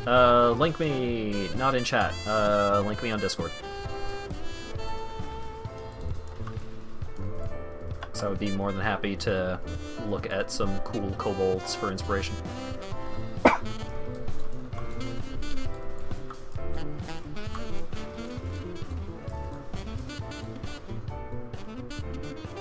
Wait in suspense for what? Oh. Wait in suspense for the punchline, I see.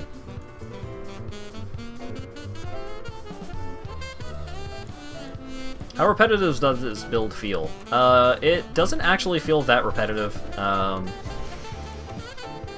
Whoa, whoa, did you guys see that? I got 2 uniques off that dude. What? It's fucking nuts. Yeah, the build, like, I understand that the build may look pretty repetitive, but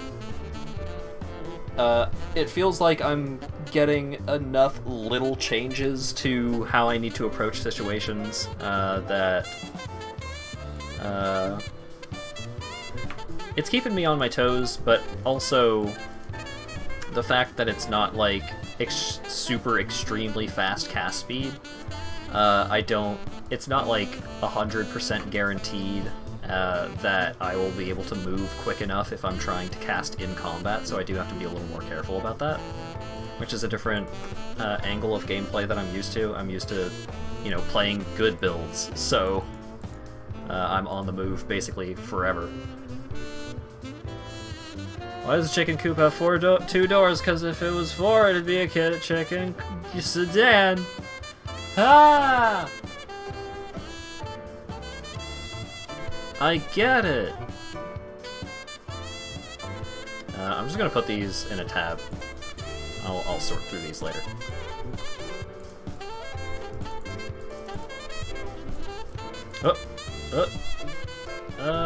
Passive point.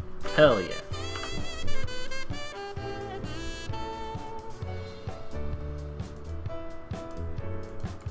Another passive point. Little hot diggity dog, look at me. Look at me! Look at me!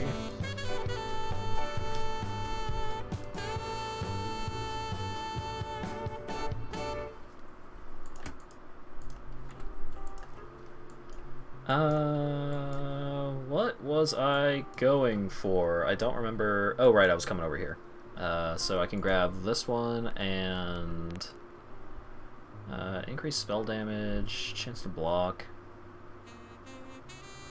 I mean, I could just grab this one now, and then grab this one, and then grab these other 2 after that. Because I want to get this one as soon as possible, because that's a pretty hefty increase.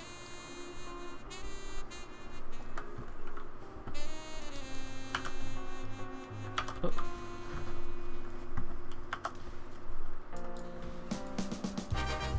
Ooh, a Veil Side area. That will probably get me a level up. Clearing that out. Another curse on hit? Well, I mean, it would have been nice to just get a curse on hit many hours ago, but what are you gonna do, right? Oh, did they change the layout of this map? It feels very different.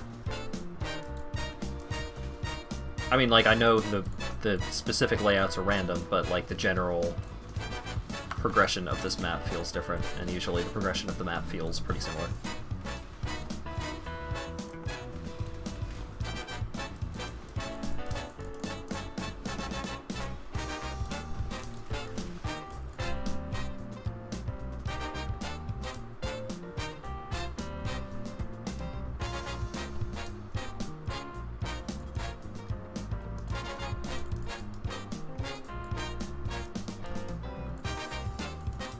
What's up, Yina? Are you gonna turn into a cool firefox? Whoa, she turned into a fox made of fire! Whoa! What a furry.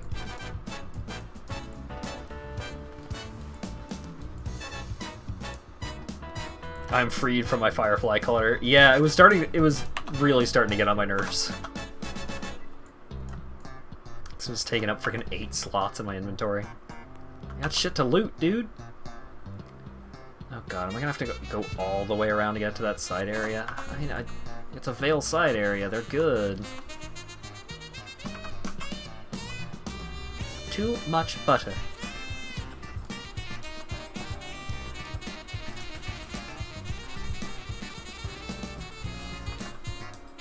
I am over curtains.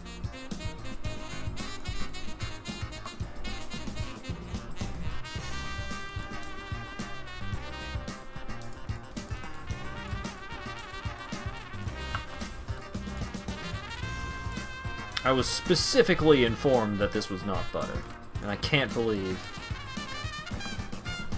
the information that has been provided to me.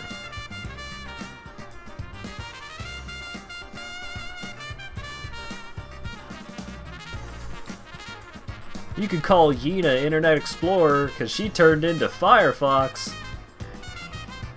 Because you just use Internet Explorer to download Firefox. That's the joke. The joke is that Firefox is better than Internet Explorer, you see.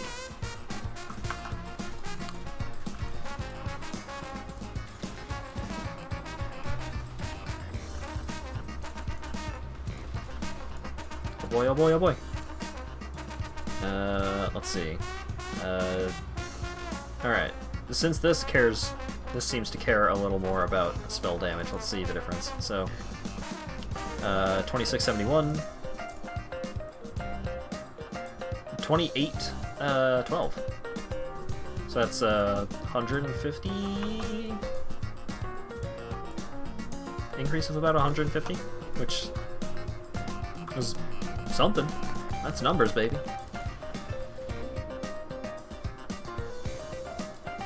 Yeah, like, the main reason why I wanted to grab it was because it also just gives me a bunch of, like... It also gives me a bunch of chance to block attack damage and stuff like that.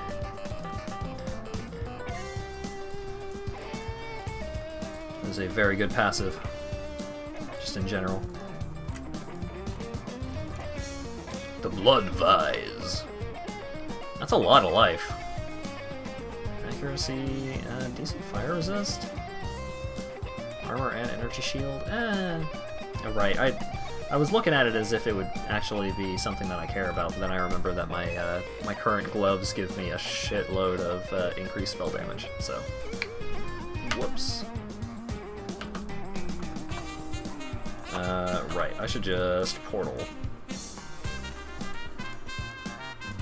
What do we got? Ralakesh's Impatience, Cold Resist, Chaos Resist, movement speed, gain a Frenzy, Endurance, or Power Charge once per second while you are stationary. Lose all of them when you move. Absolute garbage, but interesting. Yeah, that's a whole lot of nothing. This gives some Energy Shield, which is spiffy, but what's my current one give? Oh, my current one is garbage. Oh, it has a really good implicit roll on it, though.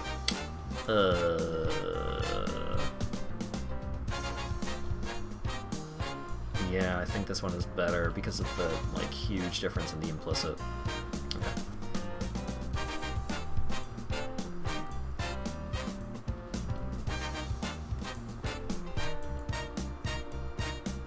Usually the implicit doesn't do as much, yeah, but global physical damage matters a lot when you are, like, all physical.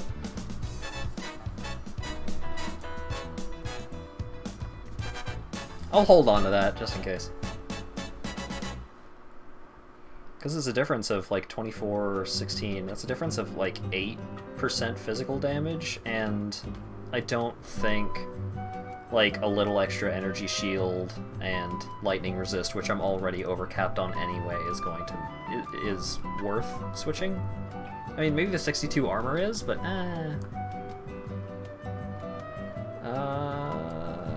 oh, I got questions. I have questions that I've thought about. Let's see. So let me finish putting all this bullshit away. What do I think of the story? The story is, well, okay, first of all, it's an ARPG, so I don't pay too terribly much attention to the story. What I understand of the story is pretty cool. Like, there's some really interesting backstory, there's some really neat lore surrounding a lot of the things, but a lot of it feels Dark Soulsian in a way, and I just never grasped it the same way that I got. I ended up getting moderately into Dark Souls lore. So if you are the kind of person to actually pay attention to the story in a game like this, I think the story is generally pretty great. As for what is my opinion of Grim Dawn, I have never played it because it costs money. And if I am going to play an action RPG, I will usually just default to playing Path of Exile instead. I mean, I would say because it's free, but also because I have put money into it. So, like, I've kind of I've bought into it, kind of, a little. Oh, wait, no. Nope.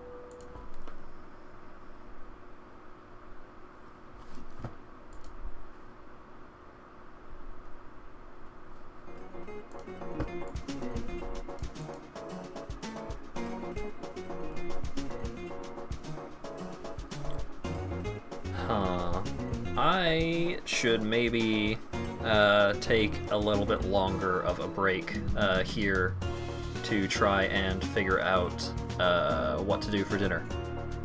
Because it is starting to get late enough that places may be closed if I wait too terribly much longer. So I am going to take a little bit of break. I'm going to take a little bit of a break and try and figure out some kind of dinner solution.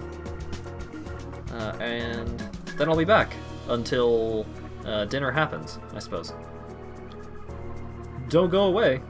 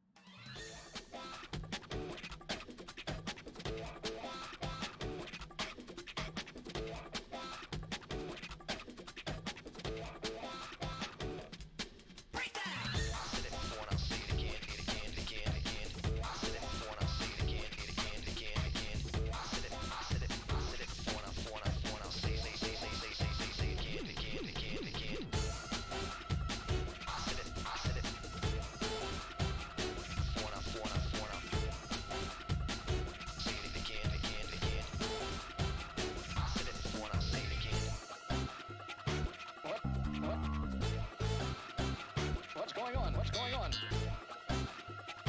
What? I don't understand what's going on here.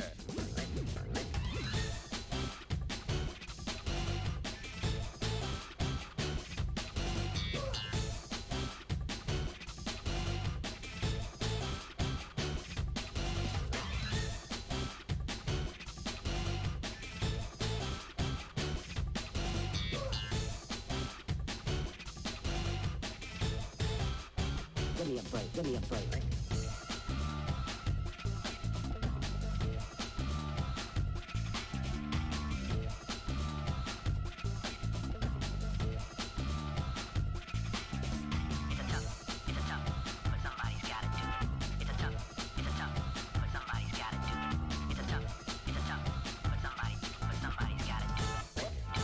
I don't understand what's going on here.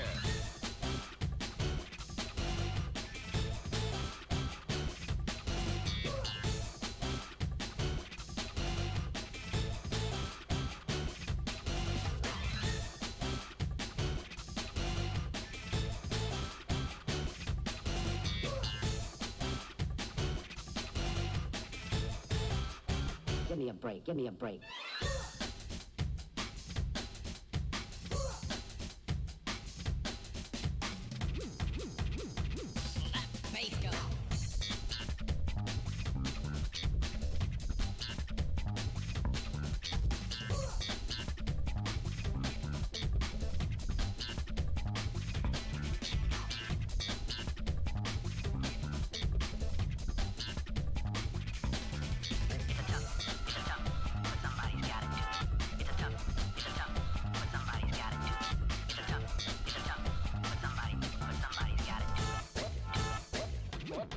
What's going on?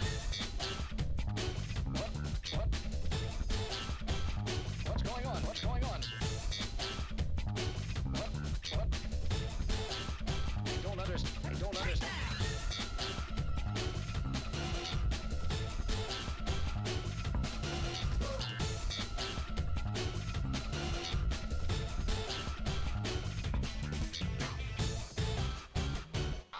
I said it before and I'll say it again.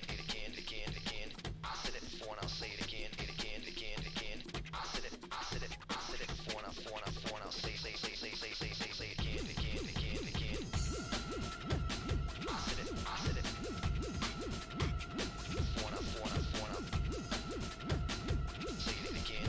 again. I said it before and I'll say it again.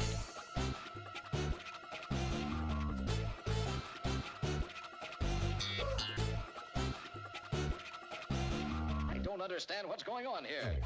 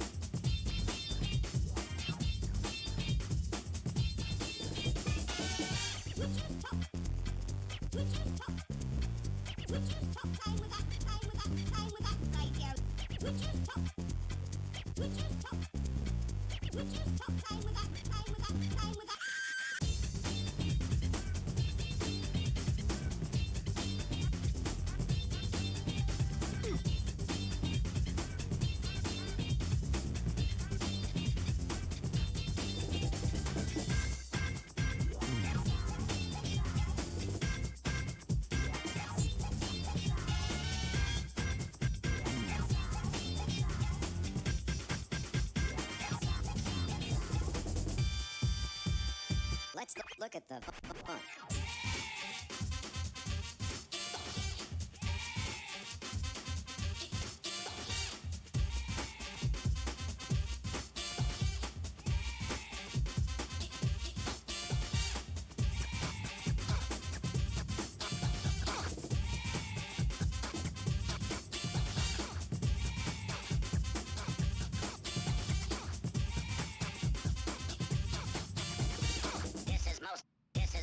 This is most disturbing.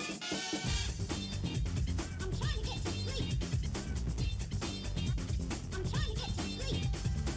Would you stop playing with that radio, y'all? I'm trying to get to sleep.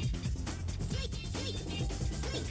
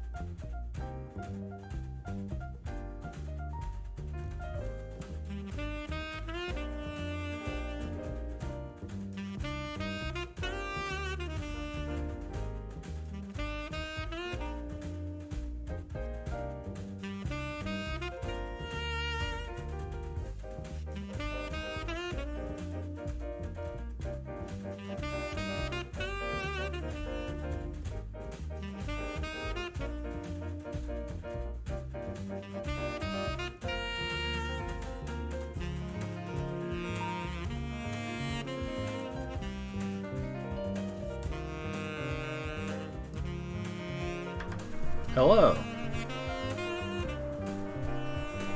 I have ordered Indian food. Estimated arrival before 9:50, so probably within an hour.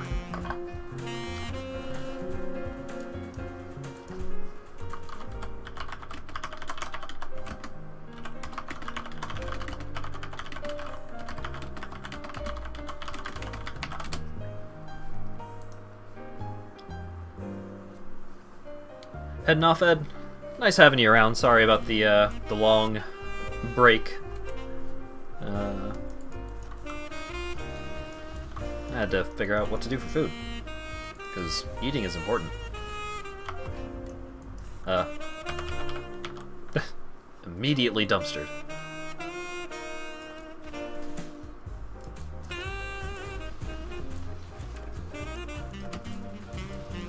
I enjoy having food inside my body. And I had a bowl of cereal at probably like 2 p.m., so it's been like 6 hours since I have had a food. And the bowl of cereal was moderately filling, but probably not enough for the entire day. Oh god!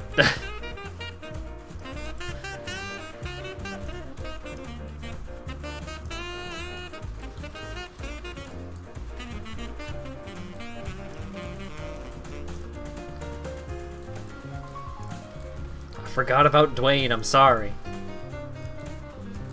Okay, here, I'll recap what you missed when Dwayne was covering up the screen. I went through a crazy mirror portal thing, and it got all foggy, and then I killed dudes. I should just about cover it.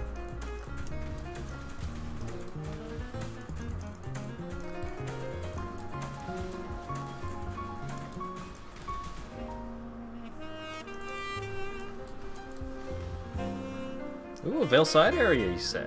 Well, don't mind if I do in a second after I finish this Delirium event.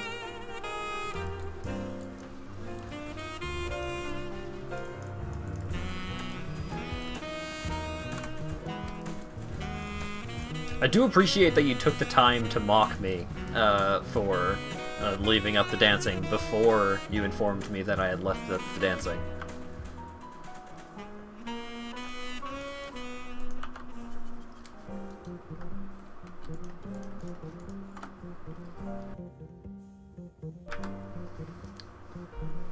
Let's see. No. I mean, that's a decent bit of energy shield, but I'm getting so much damage from my current shield. Triple resist, hey. Probably not, though. I'm not wowed by any of these.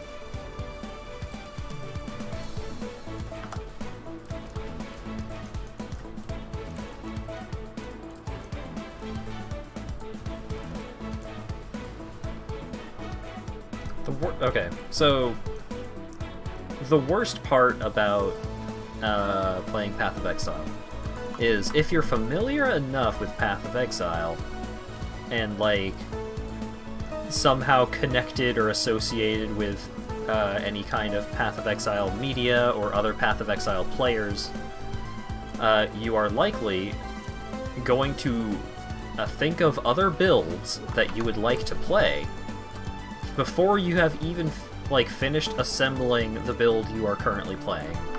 So right now, like, I'm enjoying my Bladefall Spellslinger. I'm having a good time making knives fall from the sky and explode and just decimating huge rooms of enemies.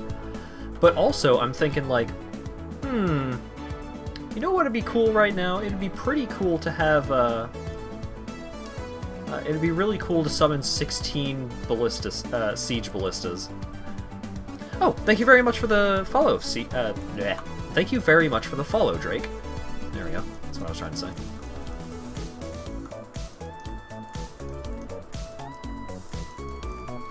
We are getting pretty close to affiliate here, I think. Been getting a decent number of new followers recently. Makes me feel real good. Plus, upside, once I actually reach affiliate, I can put a furry on Twitch, and there's nothing they can do about it.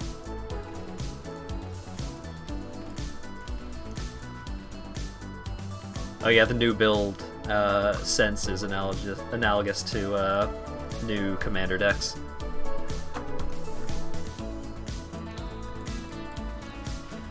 It's the perfect crime.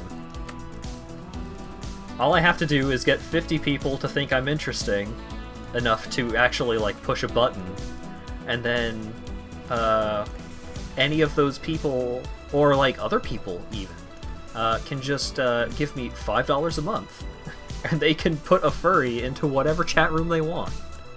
And it's just that easy. No one will ever know!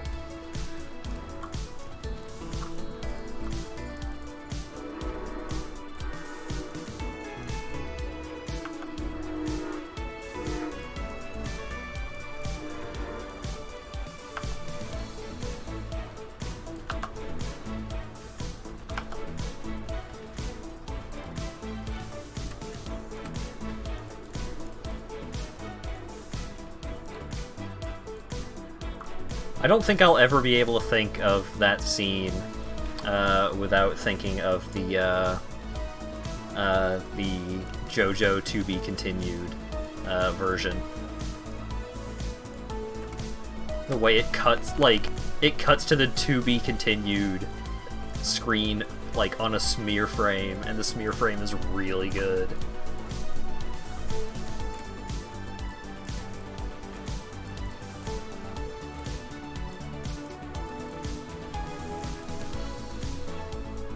The Dover Boys was a big fan of having that meme around.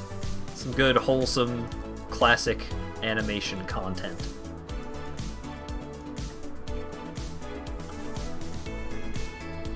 Unhand her, Dan Backslide. Unhand her, Dan Backslide. That cartoon short had smear frames. What? Well, they should have taken better care of the animation cells then. Ha!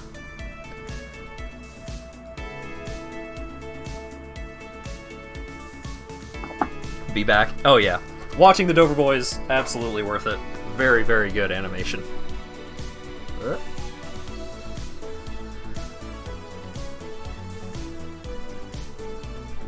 Come on. I want to slam my door, but I need to close it. There we go.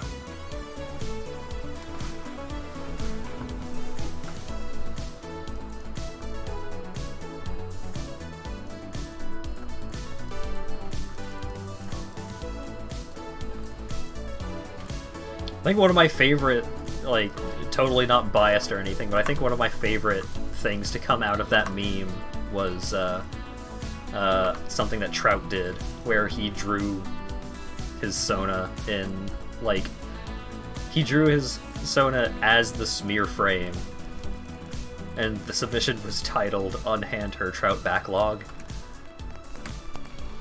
was very good.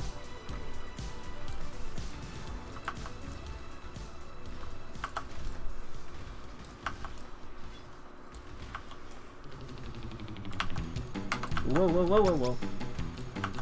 Maybe having Delirium and an Abyss active at the same time was not the best idea.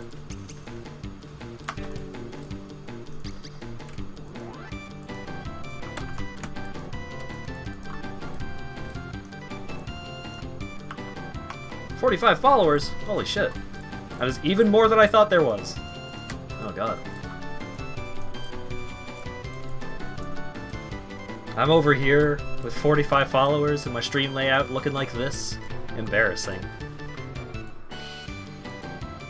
That may be something that I work on tonight, like putting together at least some kind of simplistic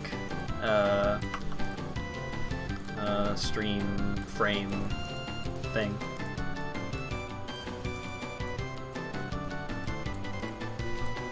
So that way I have like a proper place to put the captioner. I have like, you know, all of the kochas aren't just in the void.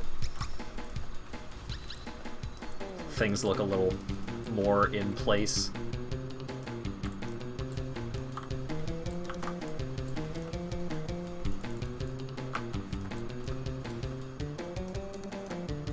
A kocha frame.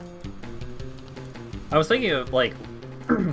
so, what I was thinking of doing with all of the kochas was... I brought this up a couple of times. Here, let me show it off real quick. Oh, I could do it with Dwayne. Okay, perfect. Dwayne, you're gonna help me out here.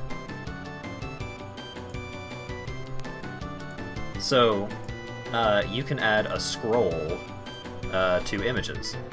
So,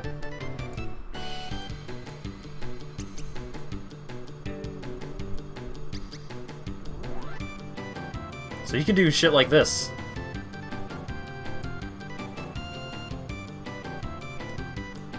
So, kind of like a Dwayne screensaver kind of feel going on right now.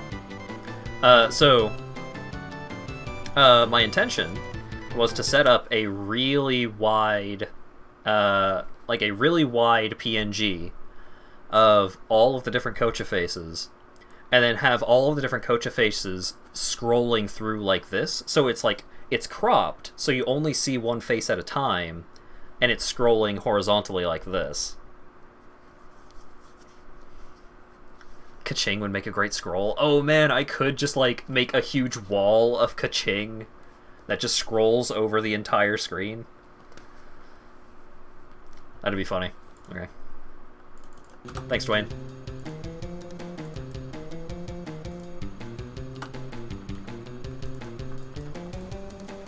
But yeah, so that's something that I've been thinking about doing.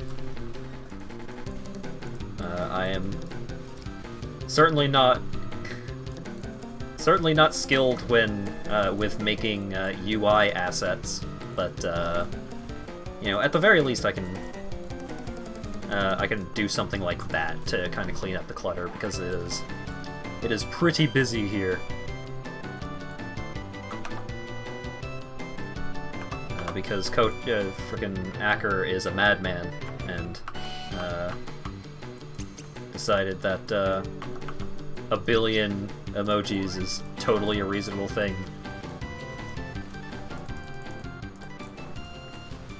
I mean, I say that, and like, there are definitely, like, there are probably at least twice, yeah, there are at least twice as many of Villies as there are coaches.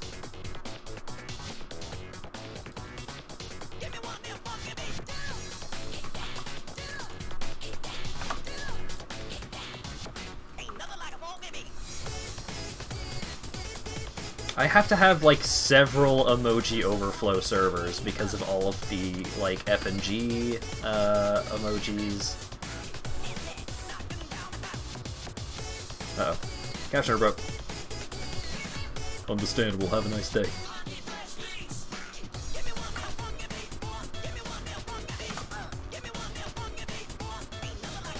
Testing. 1, 2. Okay, thank you. Billy alone fills a server? Yeah. I mean, he's currently spread out across a couple, but he could. Because, like, there's a billion Villies, there's a ton of Galsbys, a decent number of Frillsbys. There's a bunch of mayors and COs.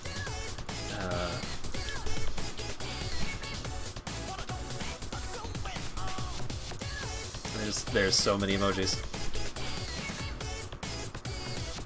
Like, even like, solely among the coaches, I really don't know which coacha to make the $5 subscriber emoji.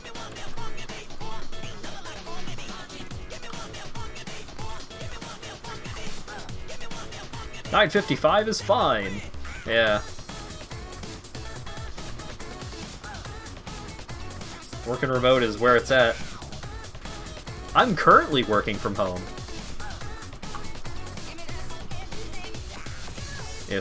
I mean, to varying definitions of working, I suppose. Oh, goodness. I'm glad I've gotten a lot better at actually hitting the mute button, because, man, I've had a bit of a cough here this stream. And I really don't want to blow people's ears off by coughing directly into the mic. Oh yeah, here's a boss. It's a giant spider. I don't like it.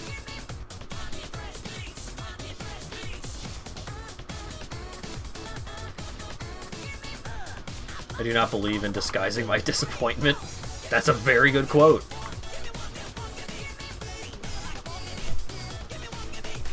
If society will start to have more home offices. I mean, that's the thing. I was like, that's something that I was considering. Like, you know, if I get to the point where I just need a job, and streaming and maybe some kind of indie game development becomes secondary,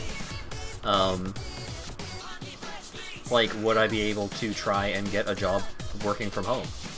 And theoretically, it will be easier after all of the coronavirus shenanigans are done with, because so many offices are having to establish remote working remote right now. Like, so many people are having to figure out how they want their remote working architecture set up. So, yeah, I mean, maybe it'll become a more common thing.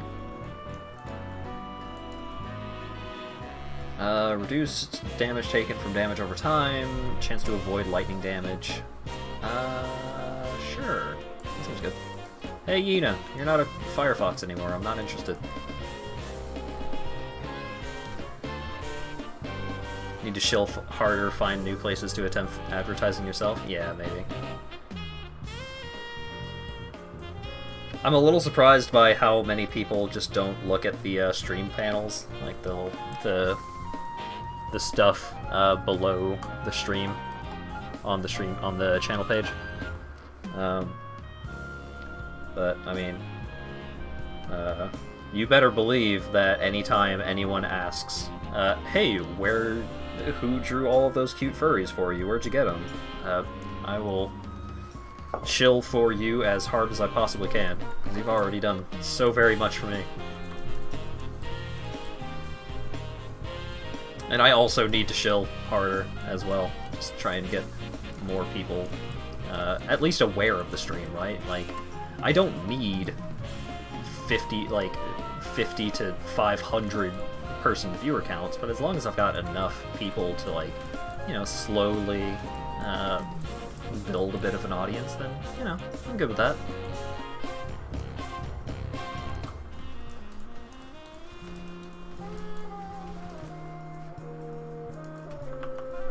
Trout's channel, oh yeah. Just, like, toss out your, Oh, here's something that you can do. I don't know if you're, I don't know if you have your commission info set as your featured submission on FA, but you 110% should. And then every now and then, like, even if it's just a doodle, you just post to FA more, so that way you have more people filtering into your page to see your stuff. Like, maybe you can start posting like more emoji packs, like just do a little collage of a bunch of, you know, you could do a collage of the coaches and stuff like that. And then you just post that. Like, you don't have to constantly be producing new content if you have a boatload of stuff that you haven't posted already. You need to look into more places to post shit. I mean, Twitter is the big one right now. Rip in peace, Tumblr. I still look at Tumblr because, you know, some internet funny men that I like still post on there.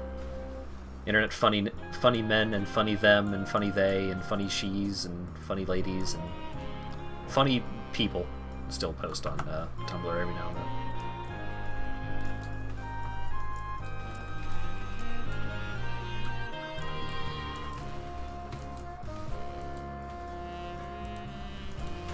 Like Dat Soldier.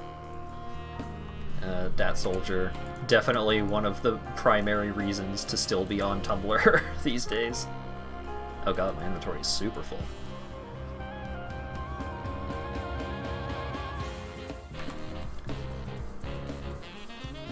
But yeah, just... It's a little bit awkward because, you know, it's kind of a say as I do bit of a situation where it's like, hey, just post more content, and I'm over here like there's so much more I could be doing with my streams in regards to like content production,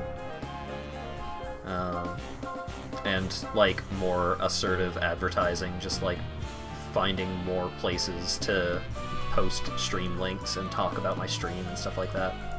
It can be really awkward though, because, you know, a lot of Discords usually have some kind of established streaming community, or some kind of, like, you know, you have the one person that streams on that server and they stream pretty frequently. There's another server that I'm in where another person streams pretty regularly, and it always feels like super awkward to be like, oh hey, I know you just posted that you're streaming, but here I am posting that I am also streaming. Sorry. Awkward.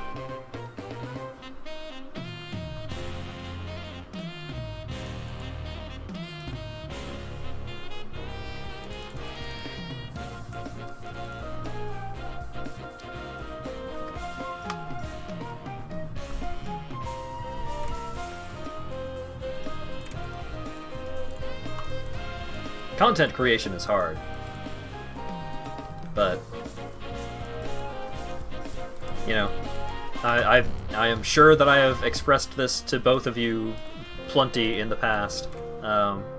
Like, hey, Acker and Rand, I love the content that both of you guys do, and would like to see more of it.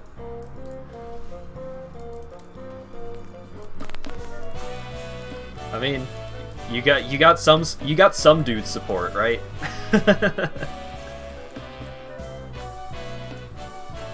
So, you know, don't worry too hard about it, I guess.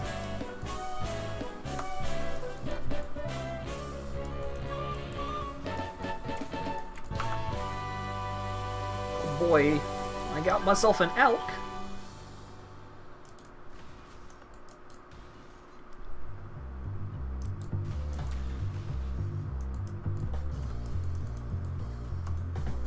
Wow, AQR in my chat saying that they're willing to draw lewd things on the internet. I can't believe this.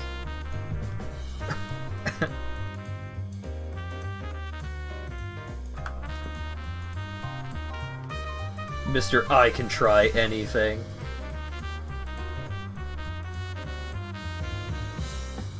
Bamboozled. You got bamboozled so hard. Alright, this is the town from Act 3, and shit's fucked.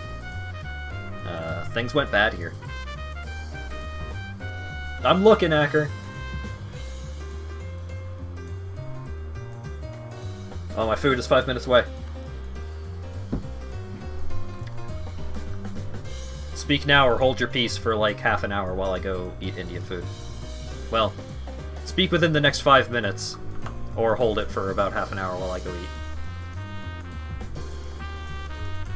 Aha! Your Kyra Y has no power in this channel.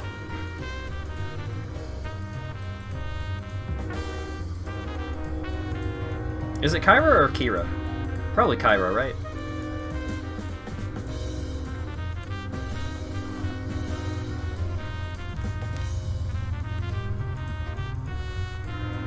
AQR does incredible emojis. Like, all of those coaches, all of those really cute furries doing all sorts of adorable and goofy things. That's all AQR. Like, AQR is who you want if you want cool furry emotes. And I guess could be non-furry, but I don't know. I wouldn't do that to Acker.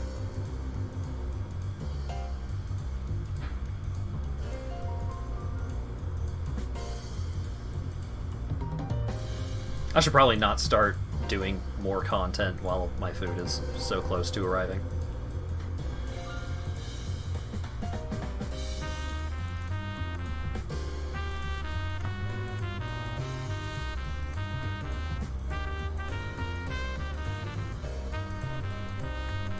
And I cannot thank Acker enough for all of the incredible things he has done for me. Cool dude. Go support him. Give him your money. I'm thinking of commissioning a 3D model from somewhere. Of what?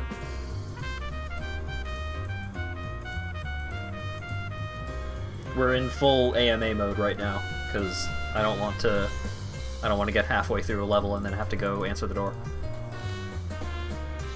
For the lizard fellows.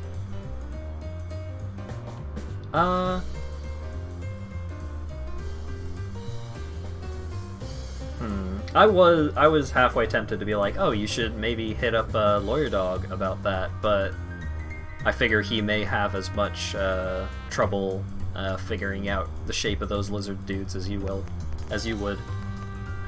But I mean, you know, maybe. You need to make a Sona first? What, you haven't received your government issued for Sony yet? It's fucked up. They gotta get on that. Last minute news.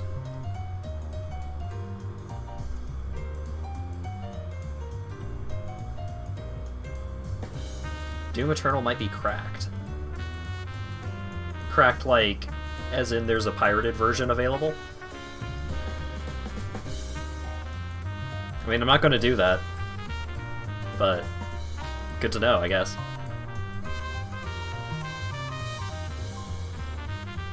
Also, would someone that delivers Indian food be called a courier? Ha ha ha ha. Ha ha ha ha ha. Ha ha ha ha ha ha ha ha.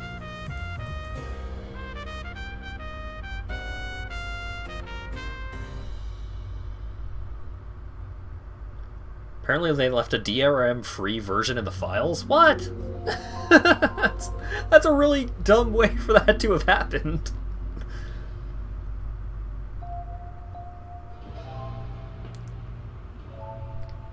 Yeah, the captioner didn't get the pun. Dang.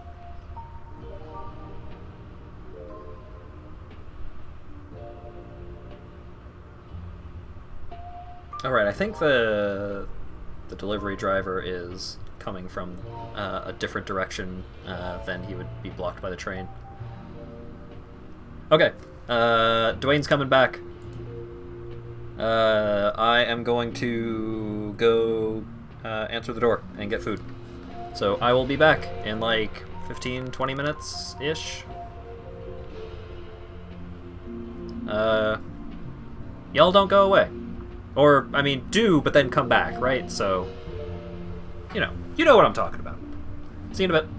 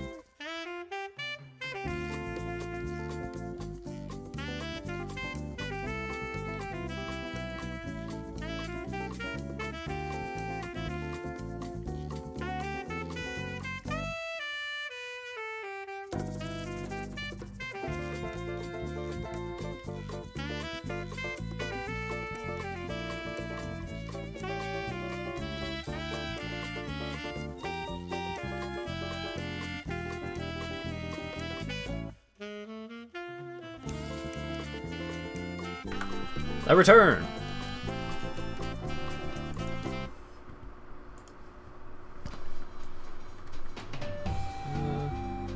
I wasn't gone that long, right?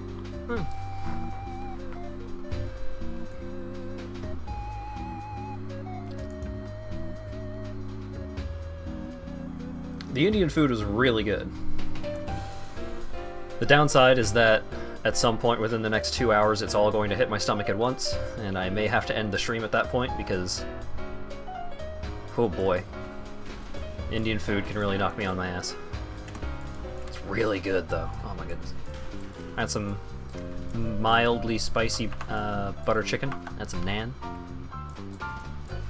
Sorry, chicken makhani is, I think, the proper term for it. Oh. Butter chicken's great. Yeah, it is! Every now and then I used to get chicken masala instead. But the problem with chicken masala is that it has a lot of, like, solid ingredients that if you're not into them, you kind of have to eat around. Like, I was never super into having, like, the big chunks of onion or anything like that in the curry. So I frickin' frack. I just stopped getting it because butter chicken was more consistently good and it was easier to eat, being the picky son of a bitch that I am.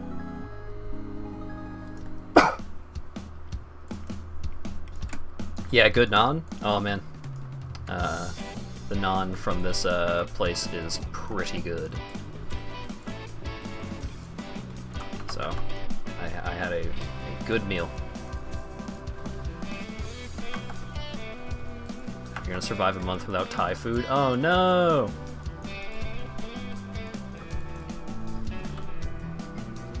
My mom is extremely into Thai food. I tried it a couple of times. Not really my jam, but I think I had gone to a Thai place that did a really good pho, which I know is not Thai, but that was the time that I enjoyed Thai food, so.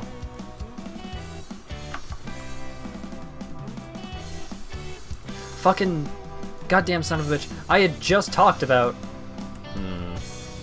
I was just talking to Lawyer Dog about how I left fucking Dwayne up on the screen.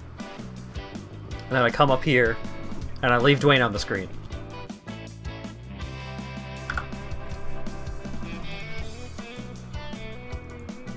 And Lawyer Dog, like, foretold that I was going to do that. He told me that Dwayne had me covered. And Dwayne did have me covered. He had my whole fucking scene covered.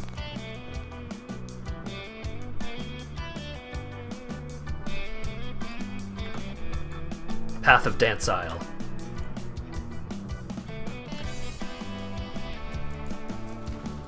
Pad Craw Pow and Drunken Noodles. Ooh.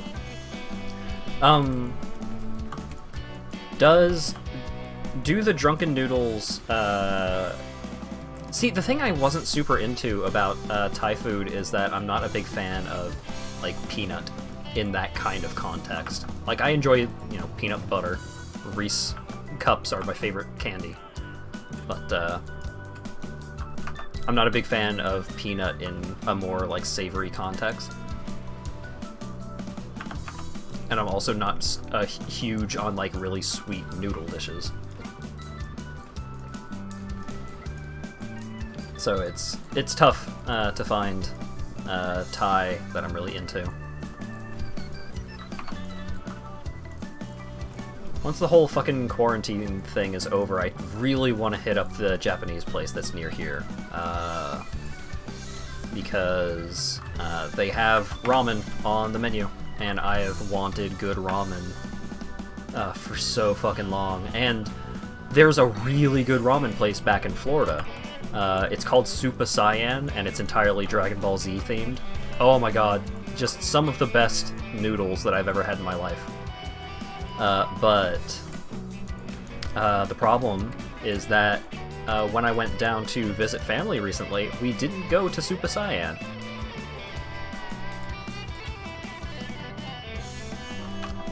So, like, we went to basically, like, all of the other restaurants that I really enjoy down in Florida. But yeah, missing out on the ramen was really disappointing.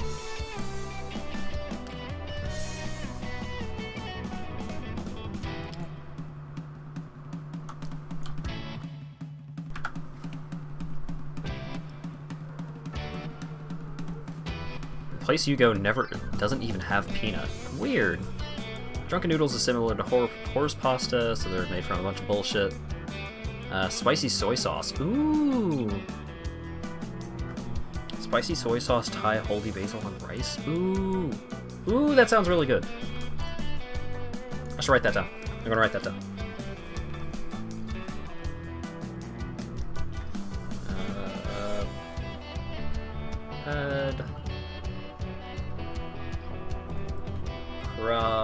Pow. And Drunken Noodles.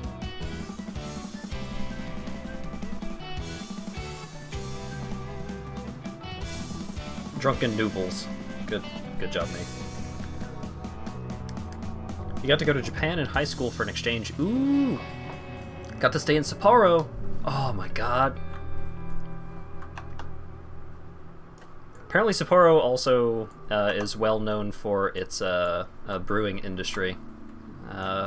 Lots of breweries in and around Sapporo. I would love to visit Japan at some point. I mean,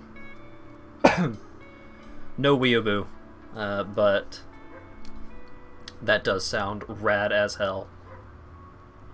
Drunken Noodles, usually made with broad rice noodles. Love rice noodles. Strong start. Soy sauce, fish sauce, oyster sauce, garlic meat, seafood, chili, fresh black pepper pods, and holy basil. That sounds so good! Holy crap! Definitely need to see if any Thai places around here Or if there are any Thai places around here, Springfield is white as hell.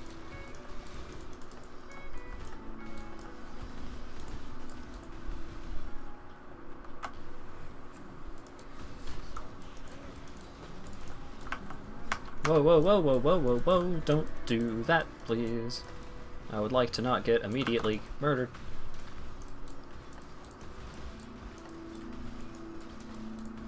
You thought it was yellow. Wrong Springfield.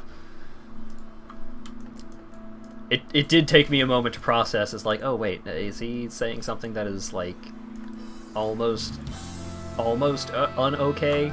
No. Like The Simpsons.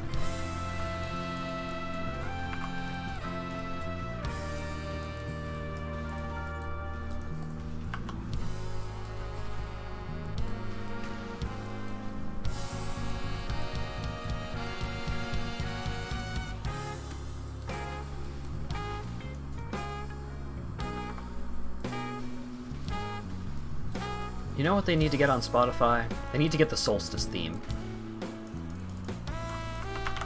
Whoa, whoa, whoa, whoa, whoa. I couldn't remember which button was my unfreeze button.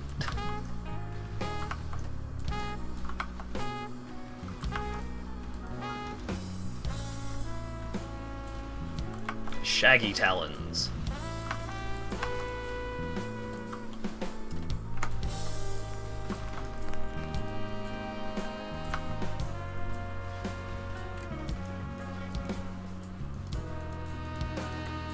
Oh, regal.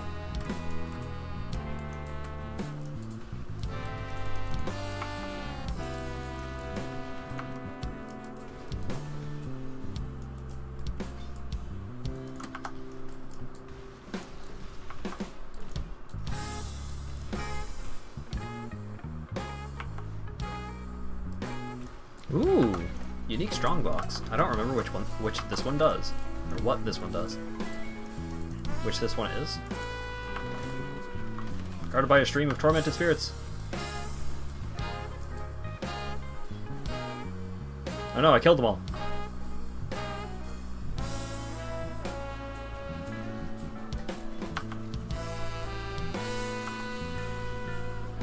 Wait, wait, wait, no. You nerds need to go this way. No, no, no, this way. What are you doing? This way.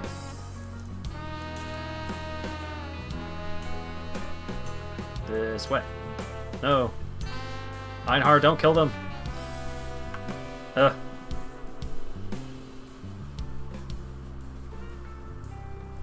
Oh, he killed them. Dang it.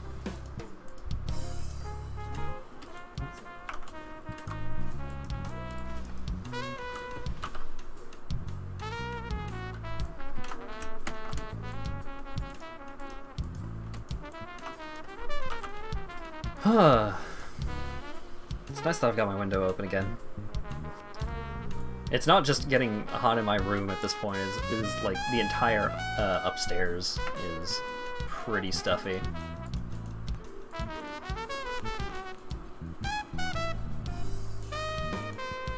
Although you can hear the junkyard dog doing a bork. Hopefully it's not that obtrusive though. Alright, increased physical damage. Okay. Master the fundamentals. Ooh. Plus 10% to all elemental resists. 35% reduced elemental damage. Seems really good. Let's regal this. What do we got? Oh. Huh.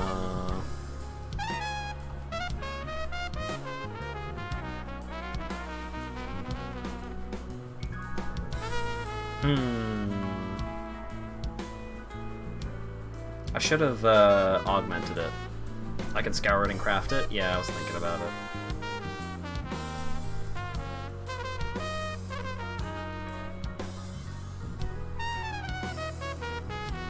But like, Master of the Fundamentals is really good. Yeah, fine. Okay. Transmute. Yeah, I could probably get some rerolls. Grim Oath. Ooh, that's pretty good. Extra chaos damage. What if we augment that? Master the fundamentals! Yay! And now we regal it. Alright, perfect. Seems great.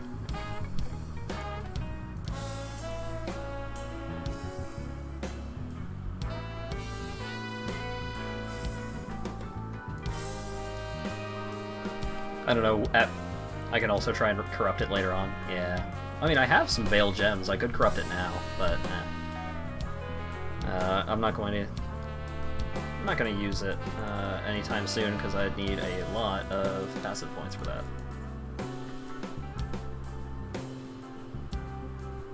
Well, I get a lot of passives, but like, what is there anything obvious that I can cut for it? I mean, I'm right here, right? So, what level am I? 62? So I can't, so 63, 64, 65, 66. There were 8 passives on it, I think. 68. I don't know where the notables are going to be placed on it, but I could probably fill this out like into my 70s and then like grab that when I get close to 80, and then everything else can go towards defenses and stuff. Probably. If I manage to actually get some gear that has like really good amounts of dexterity, then I'll be able to cut some of these passives that I've got right now, like clarity. Let's get rid of that.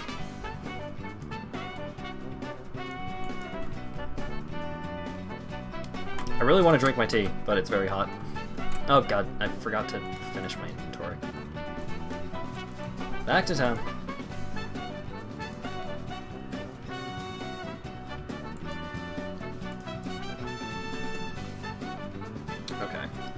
No. No, that's local crit chance. Nope. It's a lot of life, and a lot of energy shield, actually. Does it have dexterity on it? It doesn't, but I could craft some dexterity onto it. Because this thing has more energy shield than this does. This also gives life, but this gives more life, actually. Yeah, this seems rad, actually. So, yeah, if I slam some dexterity onto this, then should be good. If I take this out, okay, I do have a couple of blues over here, so switch that, slam these into that, and then let's go to my hideout. Pop some dexterity onto this new shirt.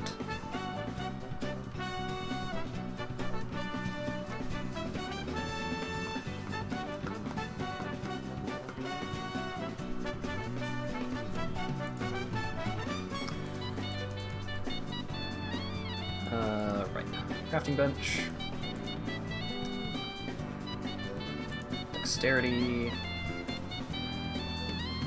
21. This one has 23. I'm a little worried that that is not enough dexterity. Do I have any crafting slots on any of my other bullshit? Oh god, I've got too many uniques at this point. Oh goodness. Let's see. Plus 6 to all attributes. That ring isn't particularly incredible.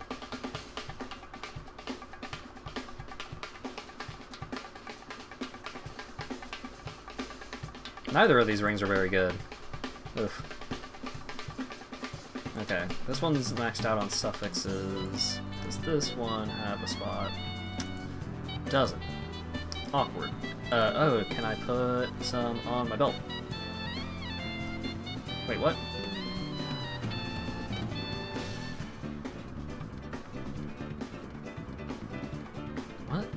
Why?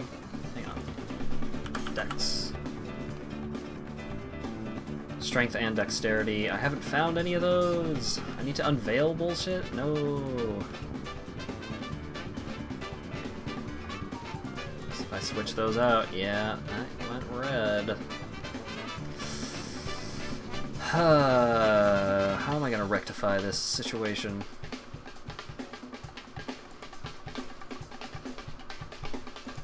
This item has no space for mods. Already crafted on that one. Alright, well, I can't switch shirts yet, but if I manage to find some kind of something that I can put more decks on.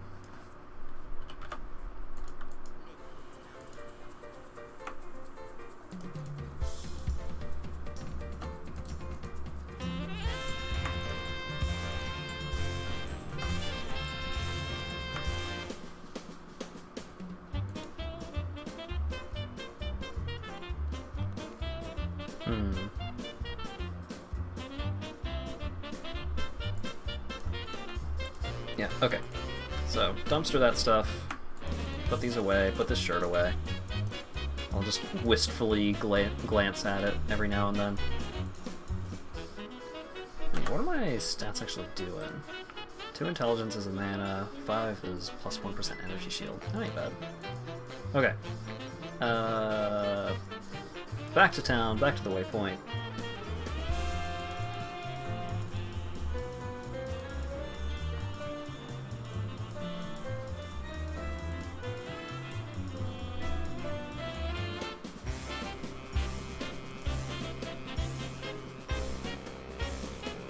Okay.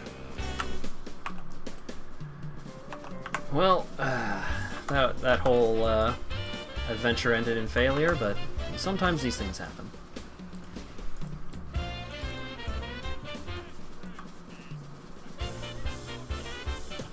Oh yeah, I've got a decent number of beasts in the menagerie at this point. Well, probably want to hold off until I get higher tier beasts. But maybe. Maybe I can make something good.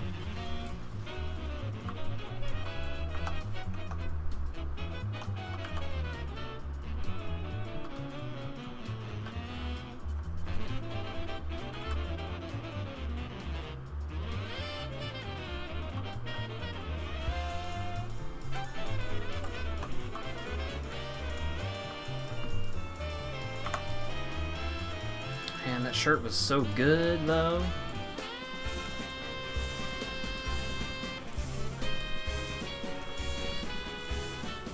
I mean, it was a 1 link, so it actually wasn't extremely impressive, but hey. It could have been good. Where's the other beast?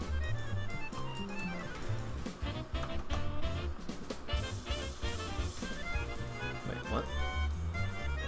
I just did a loop. Where's the other beast?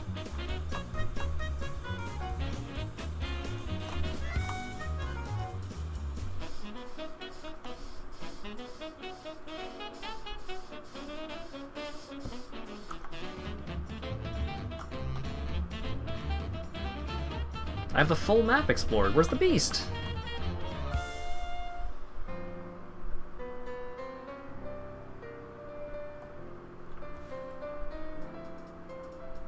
Oh god, I'm lost.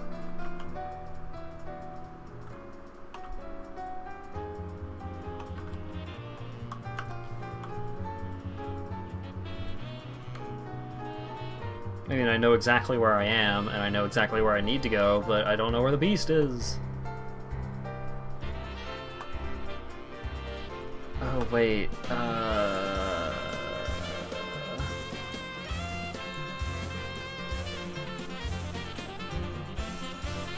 The beast isn't gonna be in the boss room, is it?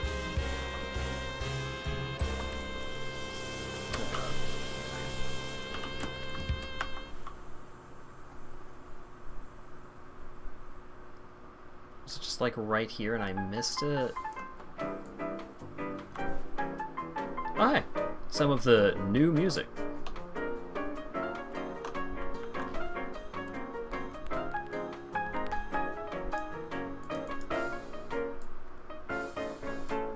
Yeah, well, I guess the beast is never going to show up.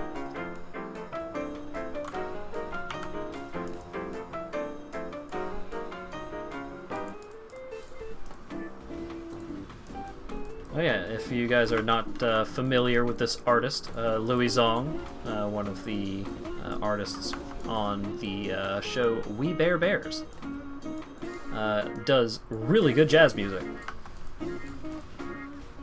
He also has a very, very good song that he did with Brian David Gilbert of Unraveled fame, where BDG was on vocals.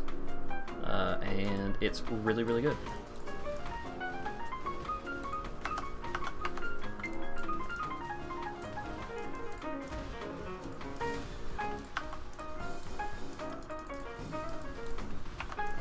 Turns out the theater nerd with a great voice would turn out to be a good singer. Weird.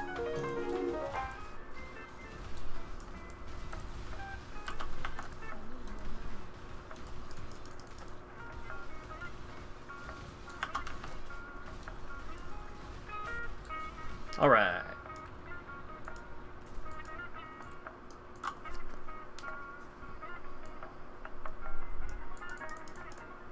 Elemental resistance is rank 3, baby!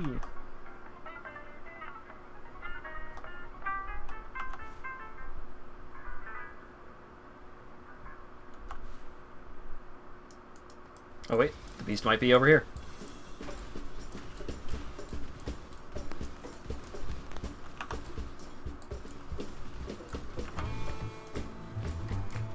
God, I'm gonna need so much dexterity to get these blade falls and the blade blast fully leveled up. It's gonna take forever.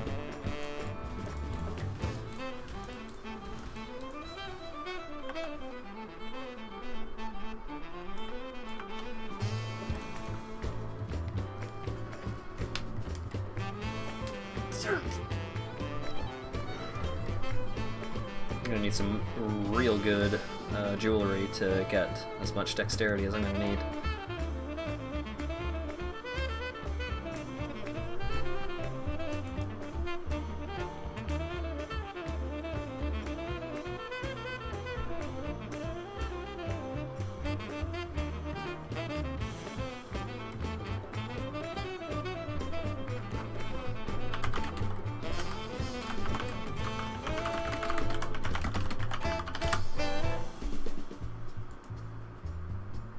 Loading screens, baby!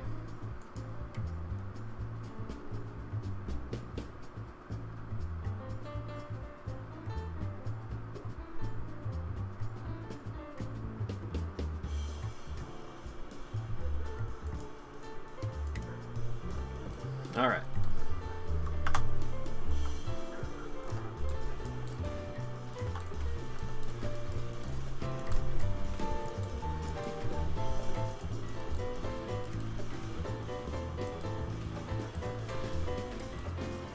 That neighborhood dog is going nuts up there.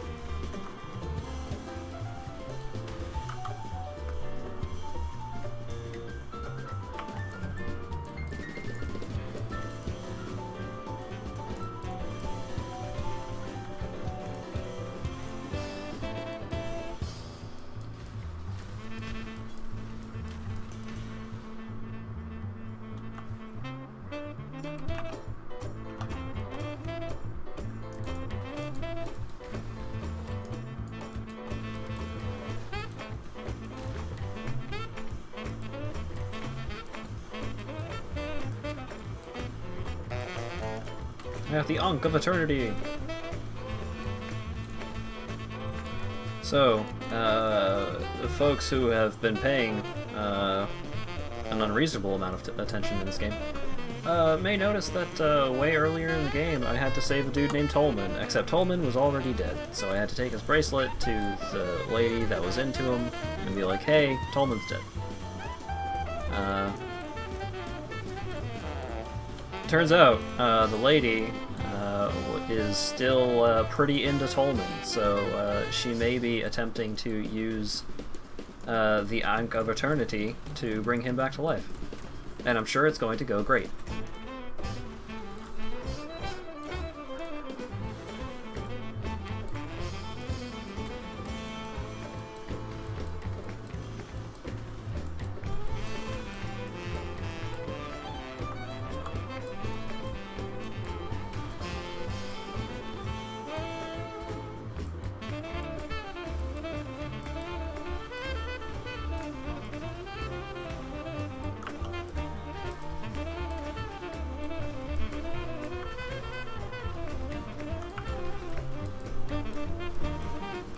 I wonder if my tea is cool enough to actually drink yet. Because I really don't want to burn my tongue. I just hate that.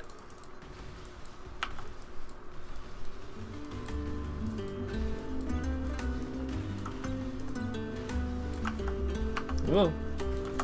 Hey, Jack in the Box, let's go get us some burgers or tacos or whatever the fuck it is you get at Jack in the Box. I've never been to a Jack in the Box.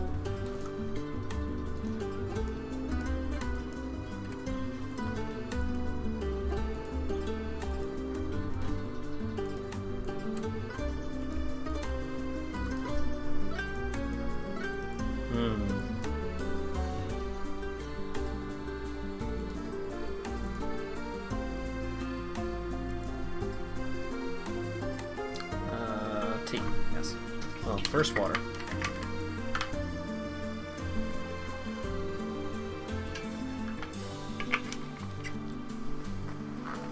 I gotta find Clarissa at the quay. That tea is probably drinkable, but I just had a sip of water, so I'm okay for right now.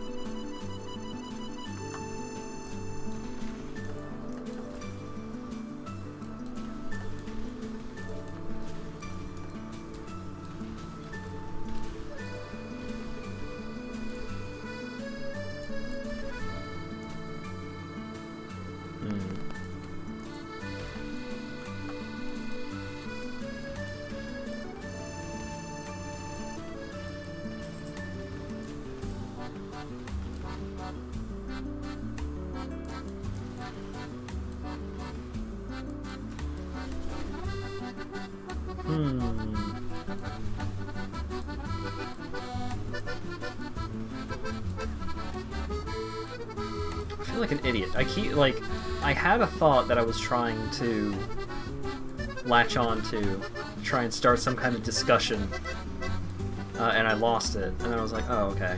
I'll just mull it over for a second, see if I can get it back. And then I got it again, and I opened my mouth to speak, and immediately lost it again.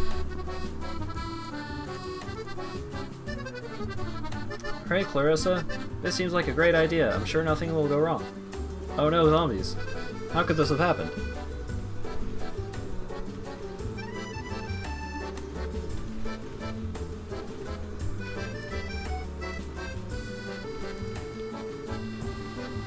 So what all have I missed out on Discord since I've been streaming? Other than the obvious shenanigans that I've already been informed about.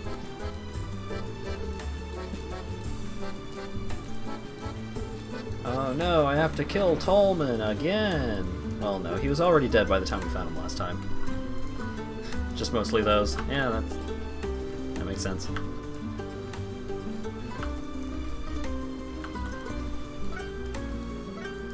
Hey, Clarissa. That went great. Everything went exactly according to plan. Let's get out of here.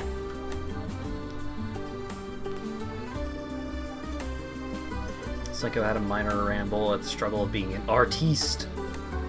Seems hard. being straight with you. I'm looking at spells, but the showcase you were looking at was out of date. Oh. Yeah, the recent patch added in a couple new ones. Or at least a couple of new... new gems in general.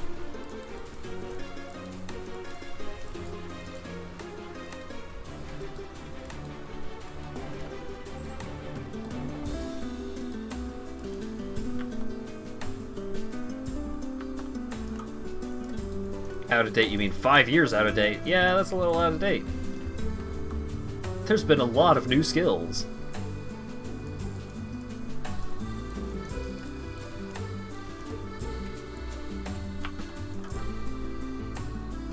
I'm going to the grain silo. No, the grain gate.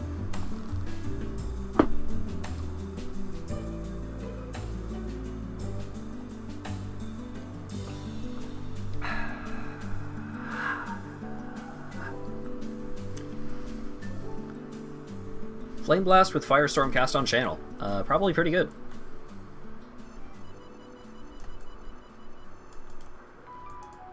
There's a bunch of bullshit that you can do with cast on channel. Oh man, I wonder. There's a lot of other skills. I wonder if you can charge, or if you can cast like Flame Dash or something while charging up a thing, and if you stay charging up a thing, because if you can, you could do Lightning Warp and Divine Ire, like cast Lightning Warp while charging Divine Ire, so that way you're just like, you're a Dragon Ball Z character, you're just like teleporting everywhere while charging up a big Kamehameha.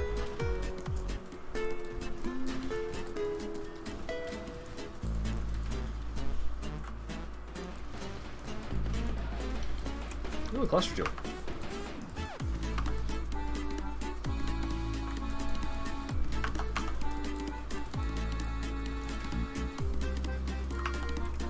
Superior gem, like those.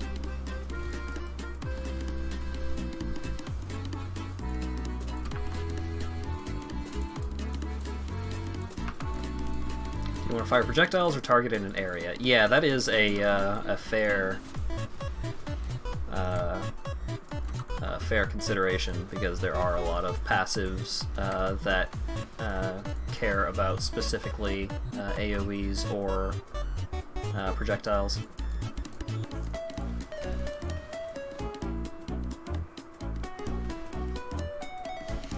Ooh, this is the Kaori Heart? Araku Tiki, right. Oh god, Hype Train. Gurgy flurgy. Storm Call with Spell Cascade could be neat, yeah.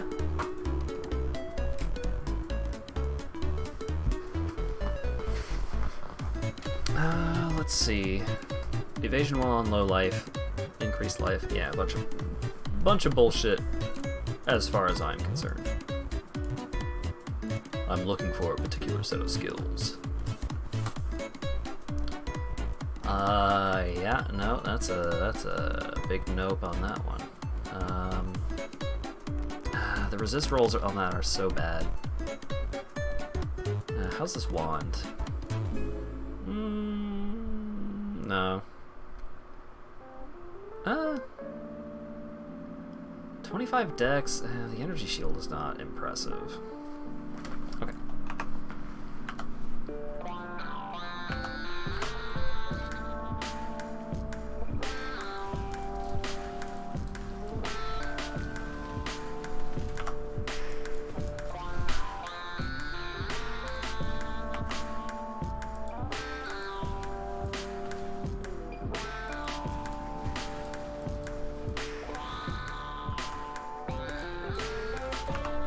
Alright, the Legionnaires. I forget about this encounter every single time I reach this point in the game. Official orders. Shit is probably, there's bad things. Hey, you guys do the thing. We're doing God's work out there, so.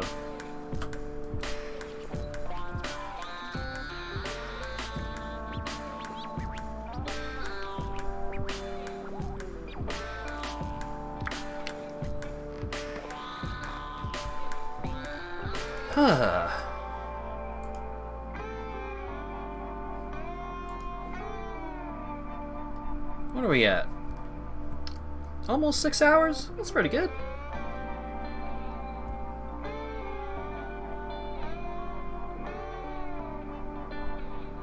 So if Indian food does decide to completely incapacitate me,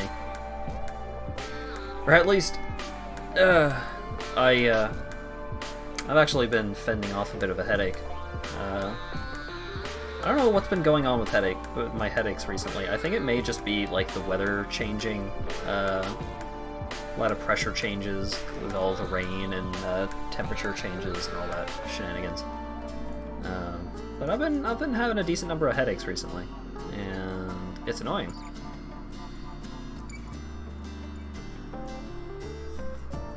I'm pretty sure I'm really good on fire, but I need cold and lightning, so we'll grab that one.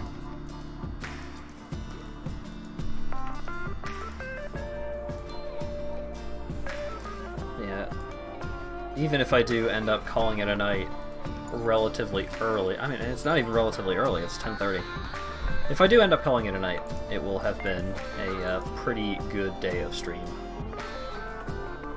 But I'm going to stick it out for a little while longer, at least. See, the problem is that I really like Path of Exile, so I want to keep playing Path of Exile. Armageddon Brand. Creates a magical brand which can attach to a nearby enemy. It periodically activates while attached, causing a fiery meteor to fall from the sky. The brand will detach if the enemy dies. Huh. That seems neat.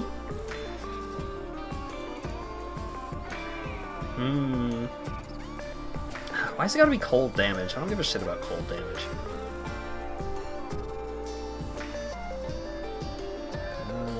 This has attack speed. But it does have more stat. It has more to all attributes. And also it has much more resists. Yeah, okay. So I'll switch that out. And that means I can upgrade these gems, but before I do that, I'm going to switch to this other shirt, so that way I know, like, I get this upgrade, and I get this upgrade, and I know that I can still upgrade my stuff. What do we got in terms of resists? Alright, so we're at 87 lightning, 111 fire, 108 cold. We're doing pretty okay. Let's level up these gems. Efficacy can just go in the pile. Jewel, cluster jewel. Which one is this? Increased lightning damage. I mean, not good for me, but maybe someday. Flasks, cards. More uniques. Which, actually, while I'm here fiddling around with stuff, let's do this. Okay, so...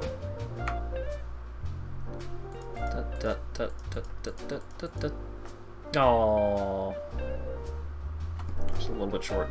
Oh, let's put this gem away. Hold on to this ring, because it's okay, I guess. And then grab these booties. Oh, I've got a tab with stuff in it. I should go see what that stuff is. What do we got? Oh, there's a unique in here. Oh boy. Exciting.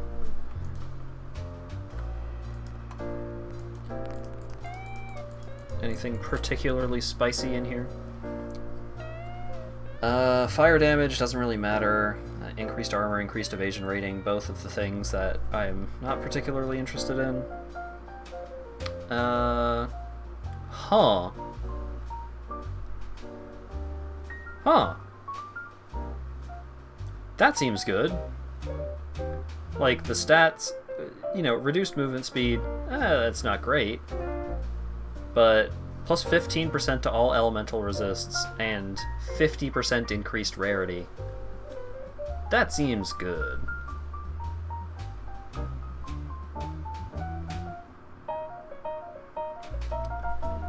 I'd be losing out on 54% increased spell damage, but... And I'd also be losing out on some energy shield. Oh, man.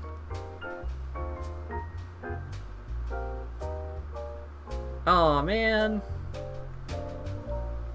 This is tough.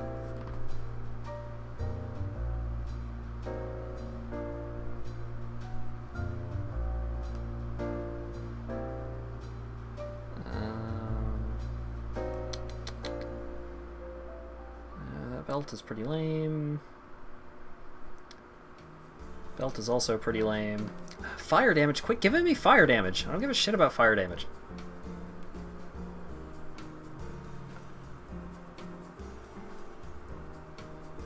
Okay, well... Oops. Skill point! Hargan, take this bullshit off my hands. Okay, so I've got this wheel complete, so let's go ahead and see about socketing that, that cluster jewel. Hey Clarissa, what you got? A passive skill point? For me? Really?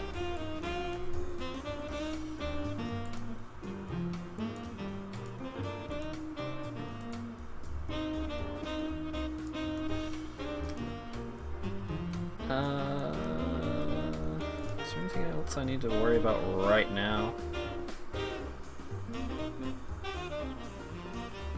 I do actually have discipline socketed. Or I have it, I'm using discipline, so let's see if I can get a blue. Currently equipped, fine. Give me a blue, thank you. Let's pop discipline into there, switch that out. I'll see if my clear speed decreases like a significant amount. If it does, I'll switch back to these gloves. And I guess for now, clarity can hang out in my offhand. What was I doing? I was going to the grain gate.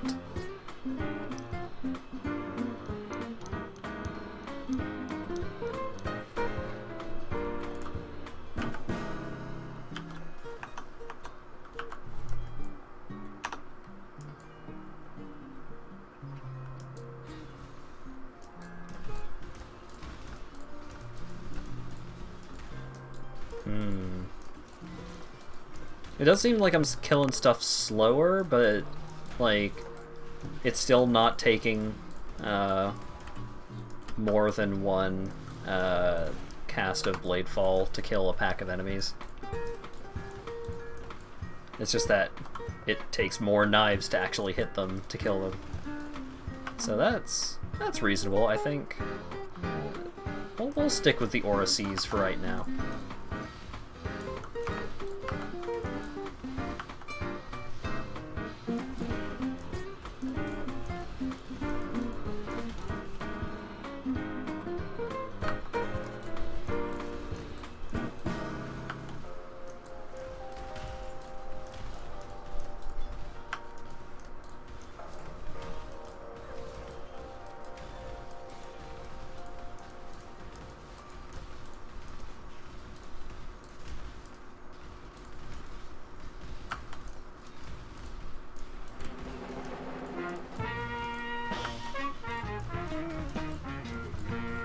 Horn Dog Shuffle. You know what? So all of the Louis Zong songs that I've been playing tonight have been off of the album Jazz. Like it is, the album is just called Jazz. Man, when I was cooking a couple of nights ago, it was like just the perfect music to have going on while I was just, you know, shuffling around the kitchen doing my thing.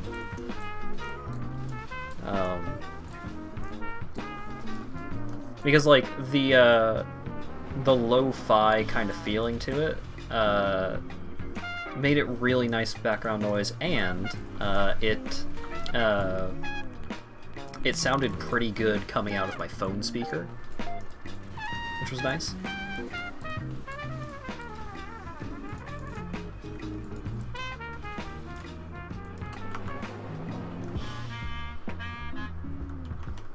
That can be an important factor when you're trying to figure out music to have playing while you're just like going around doing a thing that's away from your room. I mean, my mom has an Alexa, so I guess that's a solution to it. But it's nice to have some tunes going while you're doing stuff. Like, I think while I was cooking, I also like did some dishes. And, you know, tidied up a little and stuff, so it's nice. It's really good.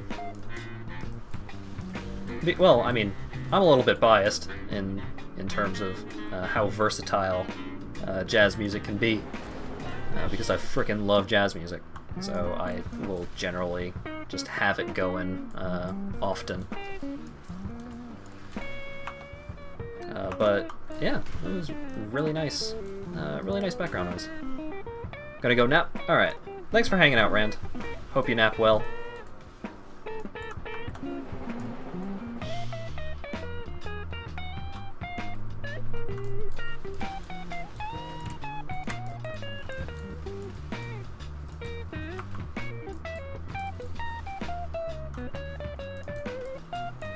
I know from experience that napping well can be an uphill battle. I ain't never had a 15-minute nap in my life. Good luck with the remaining acts. Thank you very much. Hopefully I won't need that much luck. It feels like I am in a pretty solid spot. Though it would be nice to get a 5-link going sooner than later. And try and get a longer nap. Yeah. I mean, it's, you know, at a certain point it just becomes sleep, but hey. Need to write your bullet points of the campaign concept. Ooh. Exciting.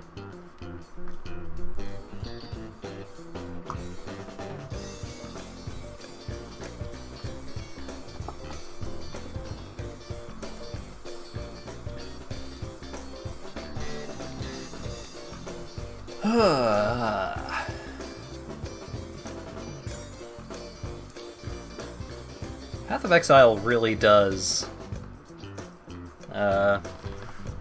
like, the time just frickin' flies while I'm playing this game. Absolutely does not feel like I've been playing this game for over 6 hours. Well, I guess I technically haven't been playing the game for over 6 hours quite yet, but the stream has been going for over 6 hours. And, like, aside from a headache, I feel pretty much the same as I did several hours ago. Although, I mean, the headache is not actually associated with Path of Exile. The headache is just me having not been in top physical condition as of late.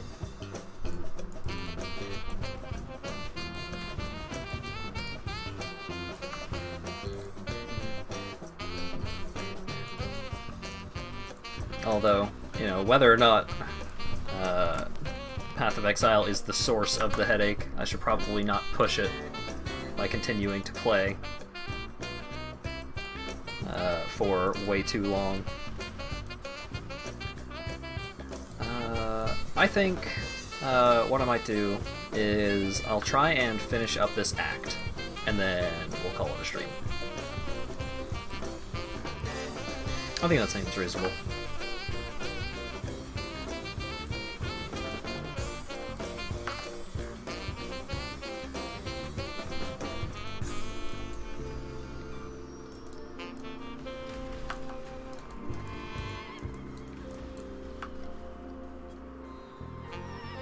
Ooh. Plus, added bonus of being able to, you know, finish up the stream I'll be able to turn my fan up, because goodness gracious, I am sweating here. I mean, not like profusely. It's not extremely hot in here, but any amount of sweat is too much sweat for me. Not a fan.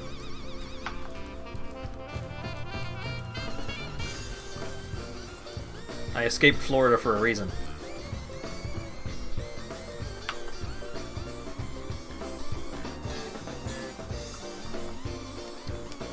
Remove head, remove ache. I mean, not wrong.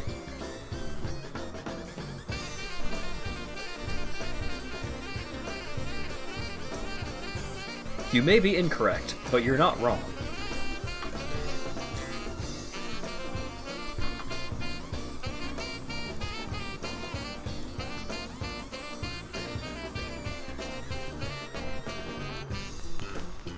Ah, I see. Well, I have half an hour. I have half an hour to finish this act, I guess.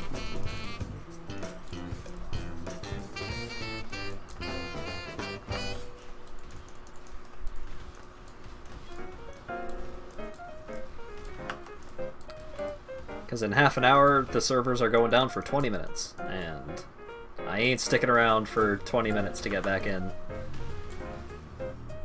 at that point. So,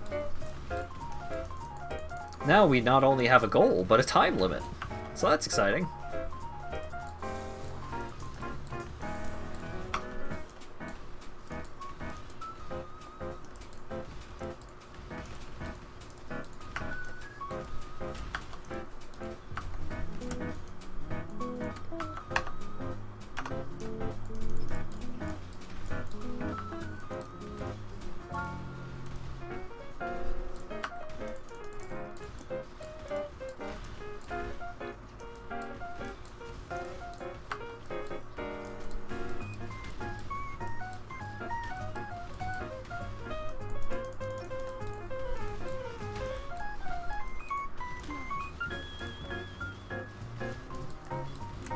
Oh boy.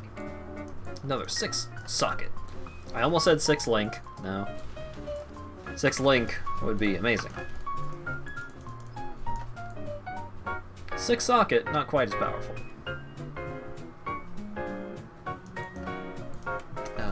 While the fog is finishing its thing. Ooh! Alright, alright, alright, alright, alright. Oh, wrong thing. Let's grab that orb of fusing, and let's grab whatever the frick this is.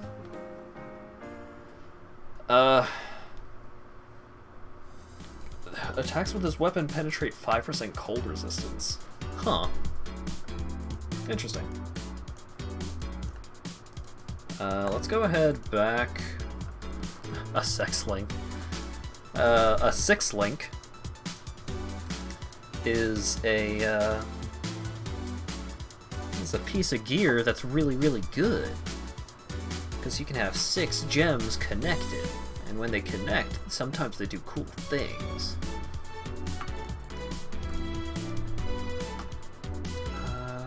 Let's see, card, put these cards away.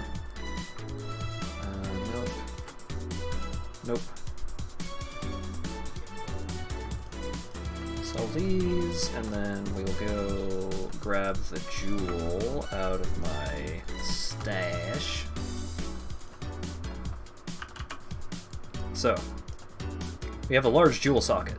We have a large cluster jewel. Look at that.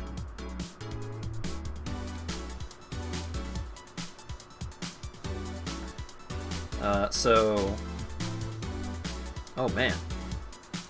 This is going to be easier to get than I thought.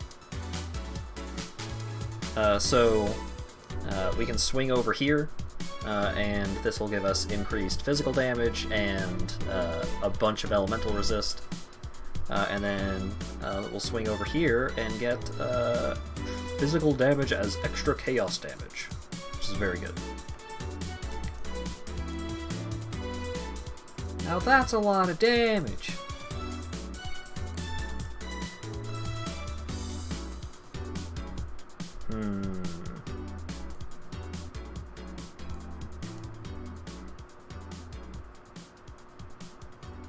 Yeah, I was thinking about like trying to pull points from somewhere else to jam these a little sooner, but I'll be patient. I'll just wait.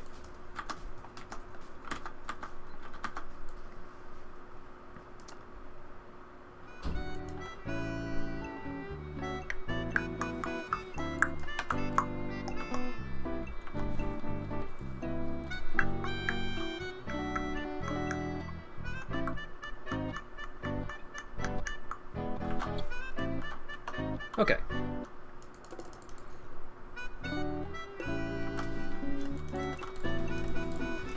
So that's pretty neat. I have a large cluster jewel.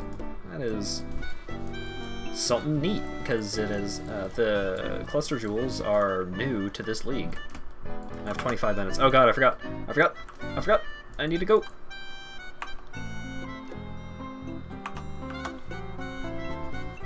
Oh wait. What am I doing? I portal...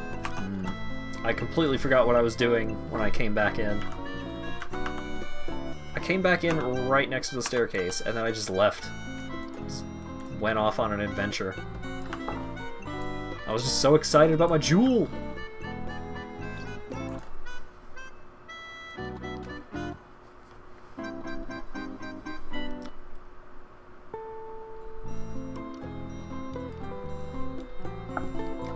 I'm hoping this caffeine is going to help my headache and is not causing my headache. Because I am having a second mug of tea. Because I wanted some tea to go with dinner. And then it took too long. Like, by the time I was done dinner, my tea was still too hot to drink, so... my plan didn't go great in that regard.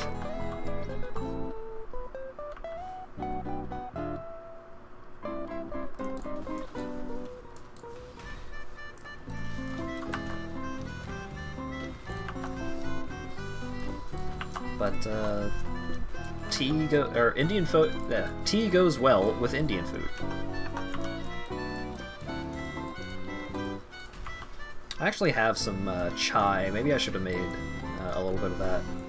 Chai with like a good bit of milk in it. Really nice with Indian food. I want to drink a big old glass of water and some neck stretches. That's on the to-do list. Both of those things. Because I've been trying to, you know, keep loose, because of the crick in my neck I had yesterday.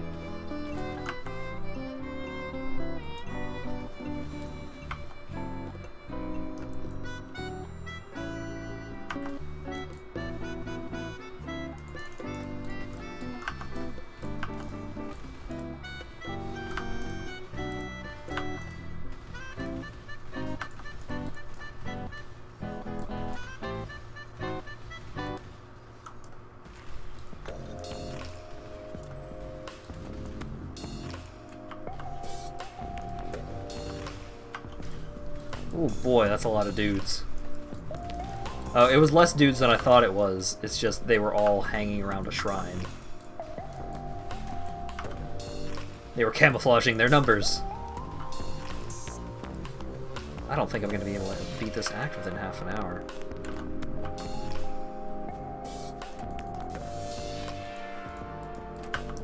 If I do, it's going to be tight.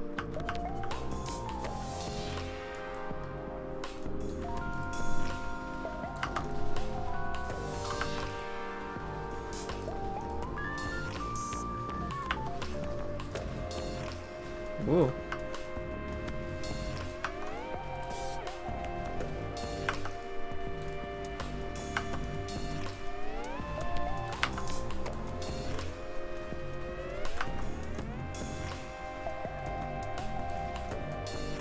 Well, maybe I'll be able to finish off this act within the time frame.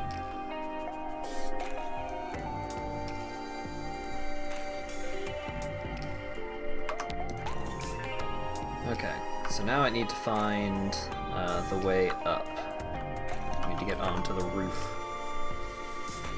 Or not necessarily onto the roof. Okay, I need to progress. I need to move forward. Because I needed to kill that dude for that item. You need to get one of those items from each of the sun and moon temples. So now I need to go get the moon orb.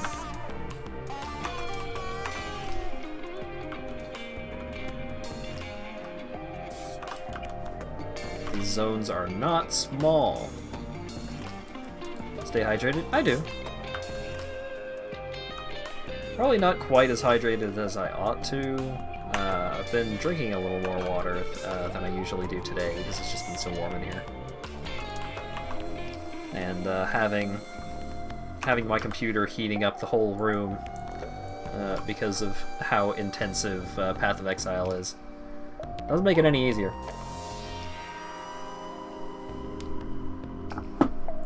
Oh god, 20 minutes.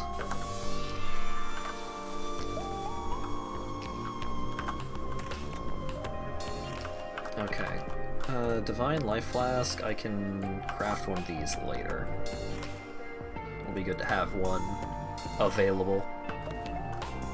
Even though I'm probably going to be drowning in them before long. Okay, so it doesn't seem like any of those routes over there lead anywhere. Need to try and find a different exit to this zone.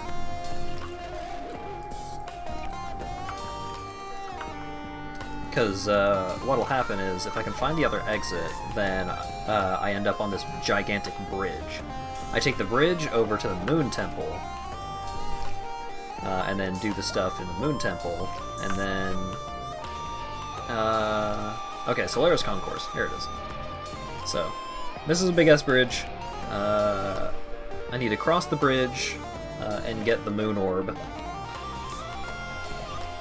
And then I take the Moon Orb and the Sun Orb to the middle of the bridge, and I have a boss fight. And then the act is done.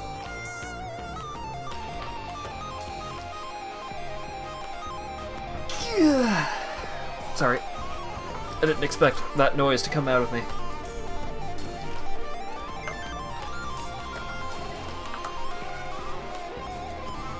Oh god, Veil side area. I mean, I gotta.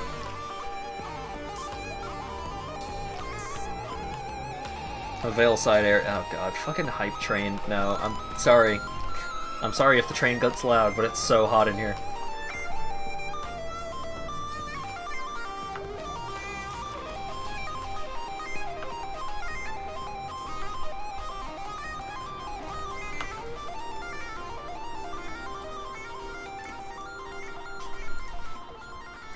Alright, got some Veil gems, got a fragment, got a town portal scroll.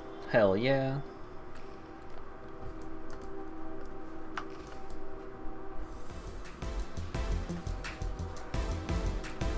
I should check out Valhalla. At the very least, the soundtrack for Valhalla is really good.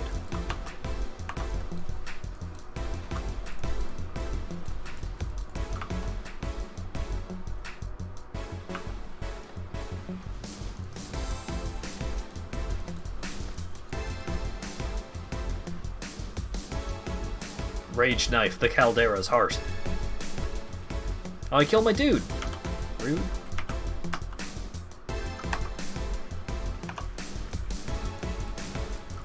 Cluster Jewel. Don't mind if I cluster do. Stibnite Flask? Sure. Okay. Bunch of bullshit. I need to stop wasting time. I need to just go. Sanctified, yeah, I mean, yeah.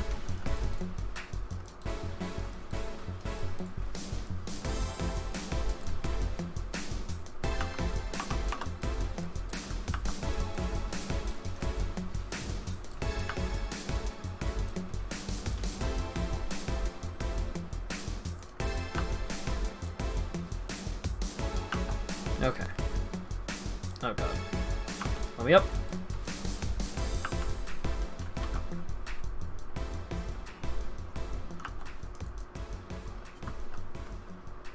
Alright, Harbor Bridge.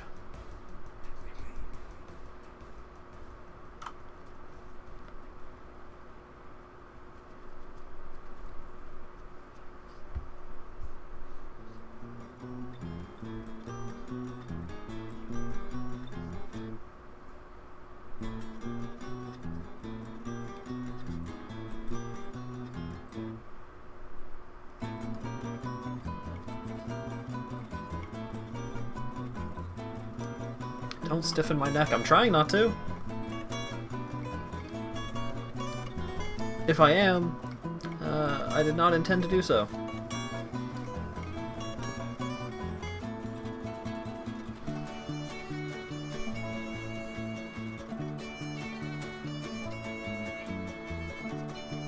Here, I'm doing neck stretches right now. Forward. Ooh. Oh, that one feels good. Yeah. Back. Right. Okay. I'm gonna have 15 minutes. I gotta go. The fuck out of my way. Oh god, Alva. Alva! Why you gotta show up now? Don't you know I got a fucking schedule now. It is worth it though. Okay. Yeah, currency items. Okay, so I need to... Okay. Left, bottom left are the two rooms to try and open up if I can. Animal Crossing might release soon. I have to wait for a physical copy. I don't have, I didn't get it digitally. I gotta wait until tomorrow.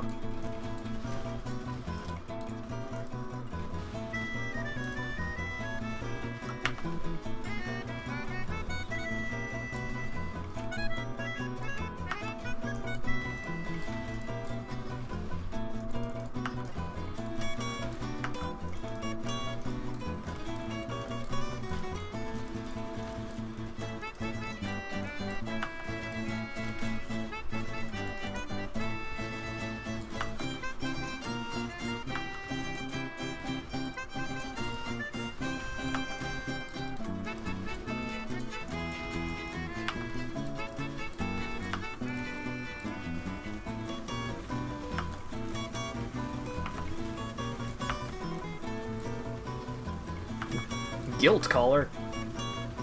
Oh no! Dang. Okay.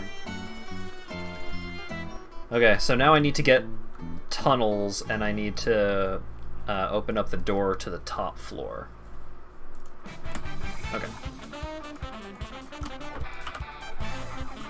Okay. I'm just gonna dump all this stuff into a tab.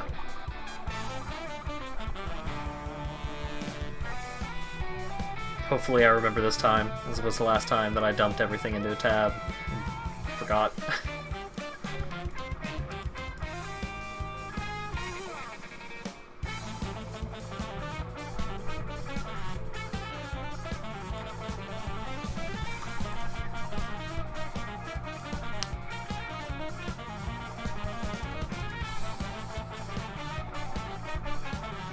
Loading screens, why?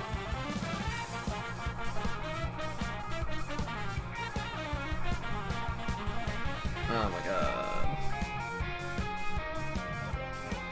Well, I'm not beating the act. That's for sure.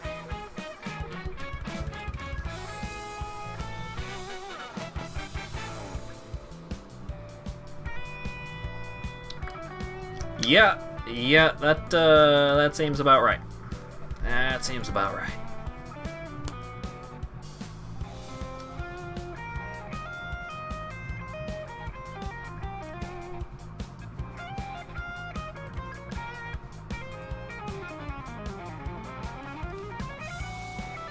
I wonder if my portal is still going to be up. Because if my portal is still up, then I can at least finish the incursions.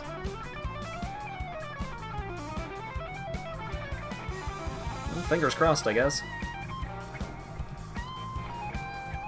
So, by my estimate, I have another little over 10 minutes, maybe 11 or 12.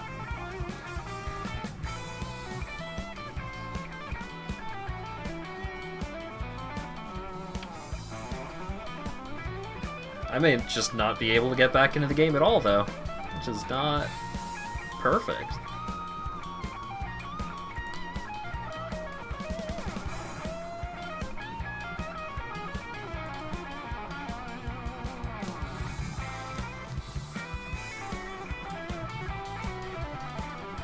Yeah, game server lost contact with the realm. Yeah, I gathered as much, Path of Exile.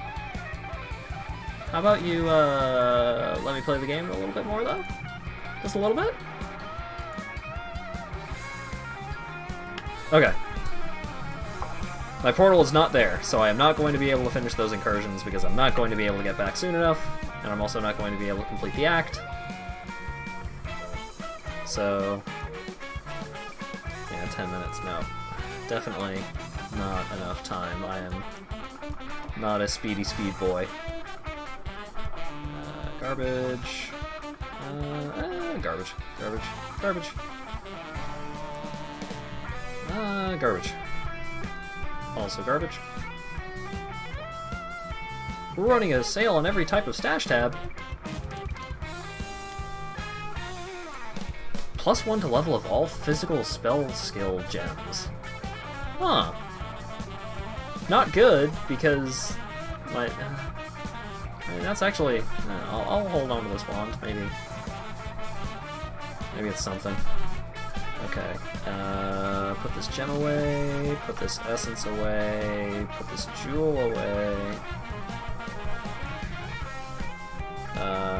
Put these flask sisters away.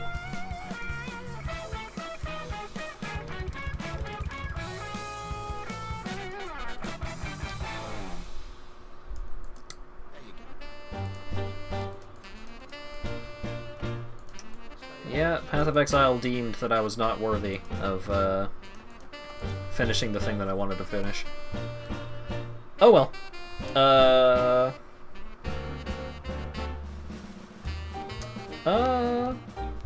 Yeah. Definitely not enough time to actually accomplish anything else. So...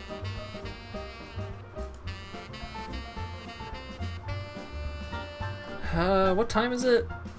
It's past 11. I don't want to start playing Tetris because I will end up playing Tetris well past midnight, and I should probably follow you guys' advice. Go hydrate, relax the neck muscles, all that.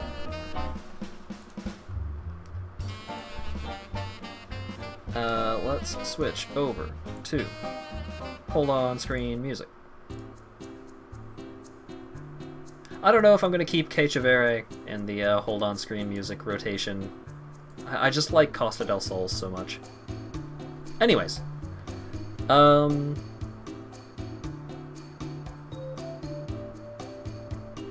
Yeah, go hang out in system tests instead. You're right, you're right. Okay, so, thank you guys so much for hanging out and chatting and just being around, being supportive, all that. Today was really good. I was worried that people just weren't super interested in Path of Exile, which is okay. Sometimes it's okay to stream things that are not, like, big audience grabbers, but today was good. I mean, we had a bunch of people show up. We got a couple of followers. I feel like we had some good conversations. I rambled about game design and game philosophy for at least an hour over the course of today's stream, which is fun for me, at least. I don't know about you guys. I hope you don't mind Professor Hat going on a lecture every now and then.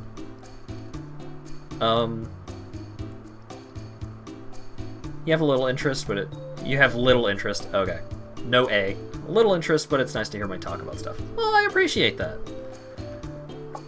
And I appreciate all of you guys hanging out and following. We're getting really close to hitting affiliate, and then we just need to stay at the affiliate point until, I think, a 30-day period or something like that.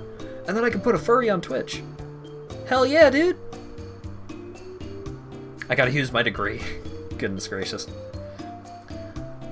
So yeah, thank you guys so much for coming by and hanging out.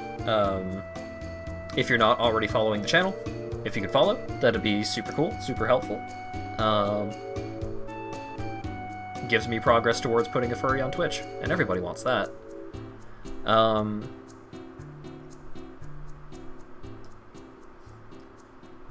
Right. Future streams. Saturday. is probably going to be Paper Mario on the N64. The Paper Mario streams, generally probably not going to be as long, or at least the Paper Mario portion of the streams. I may stream other stuff after Paper Mario, but the voice acting can really take it out of me, so I try not to overwork myself on that at risk of losing my voice. That would suck. I like my voice. So, right. Tomorrow, Friday, no stream. Saturday, Paper Mario. Sunday, no stream. Because tabletop. And then Monday. Monday could be any number of things. As it stands, I'm kind of leaning towards more Path of Exile, just so I can finish the campaign and call the game done so far as the solo Self-Found series is concerned. Be done with the Path of Exile campaign, so that way I don't feel as bad if I start spending a little more time off stream playing it. I will probably do some endgame streams of Path of Exile, show off as some of the endgame content that I can manage. And then a couple of things on the docket for future streams. So finishing up Path of Exile. Finishing up the last little bit of content in Jet Set Radio Future. There's all of those challenges that I haven't completed yet. And another game that I would really like to do a full playthrough of is Deadly Premonition. So Deadly Premonition is on the docket. I don't know when exactly it's going to happen, but it's probably going to happen. I love that game. I would love for more people to see that game and experience it, and see why people keep talking about this weird-ass budget horror game.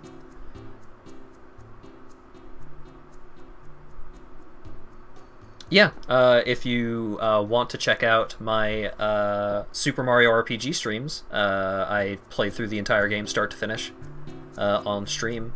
My first time playing through the entire game ever. Super cool game. Paper Mario is also my first playthrough. So if people like blind playthroughs, that is something that I'm doing. Right. I've been kind of lacking on highlighting the streams. I haven't lost any. I'm not going to lose any. But by tomorrow, hopefully there will be a bunch more streams, properly highlighted, rather than just being a past broadcast. If that matters to you, that's something. Yeah, Lawyer Dog absolutely sends me to the Shadow Realm at one point during the Super Mario RPG playthrough. There's actually a clip of that. And hey, speaking of clips, I would like to know what kind of moments and what kind of content from my streams that you guys like. So, if you ever see some good moments, or just something a specific moment that you would like to memorialize or have available at any moment, clips are a thing, and I welcome people and encourage people to make more clips of my streams, because it's nice to have little snippets to be like, hey, this is what's going on in Hat streams. Maybe you should watch, I don't know. Oh boy, Hype Train. So yeah, I think that covers just about everything. So again, thank you guys so much for showing up and hanging out and chatting and stuff. And I will see you on Saturday.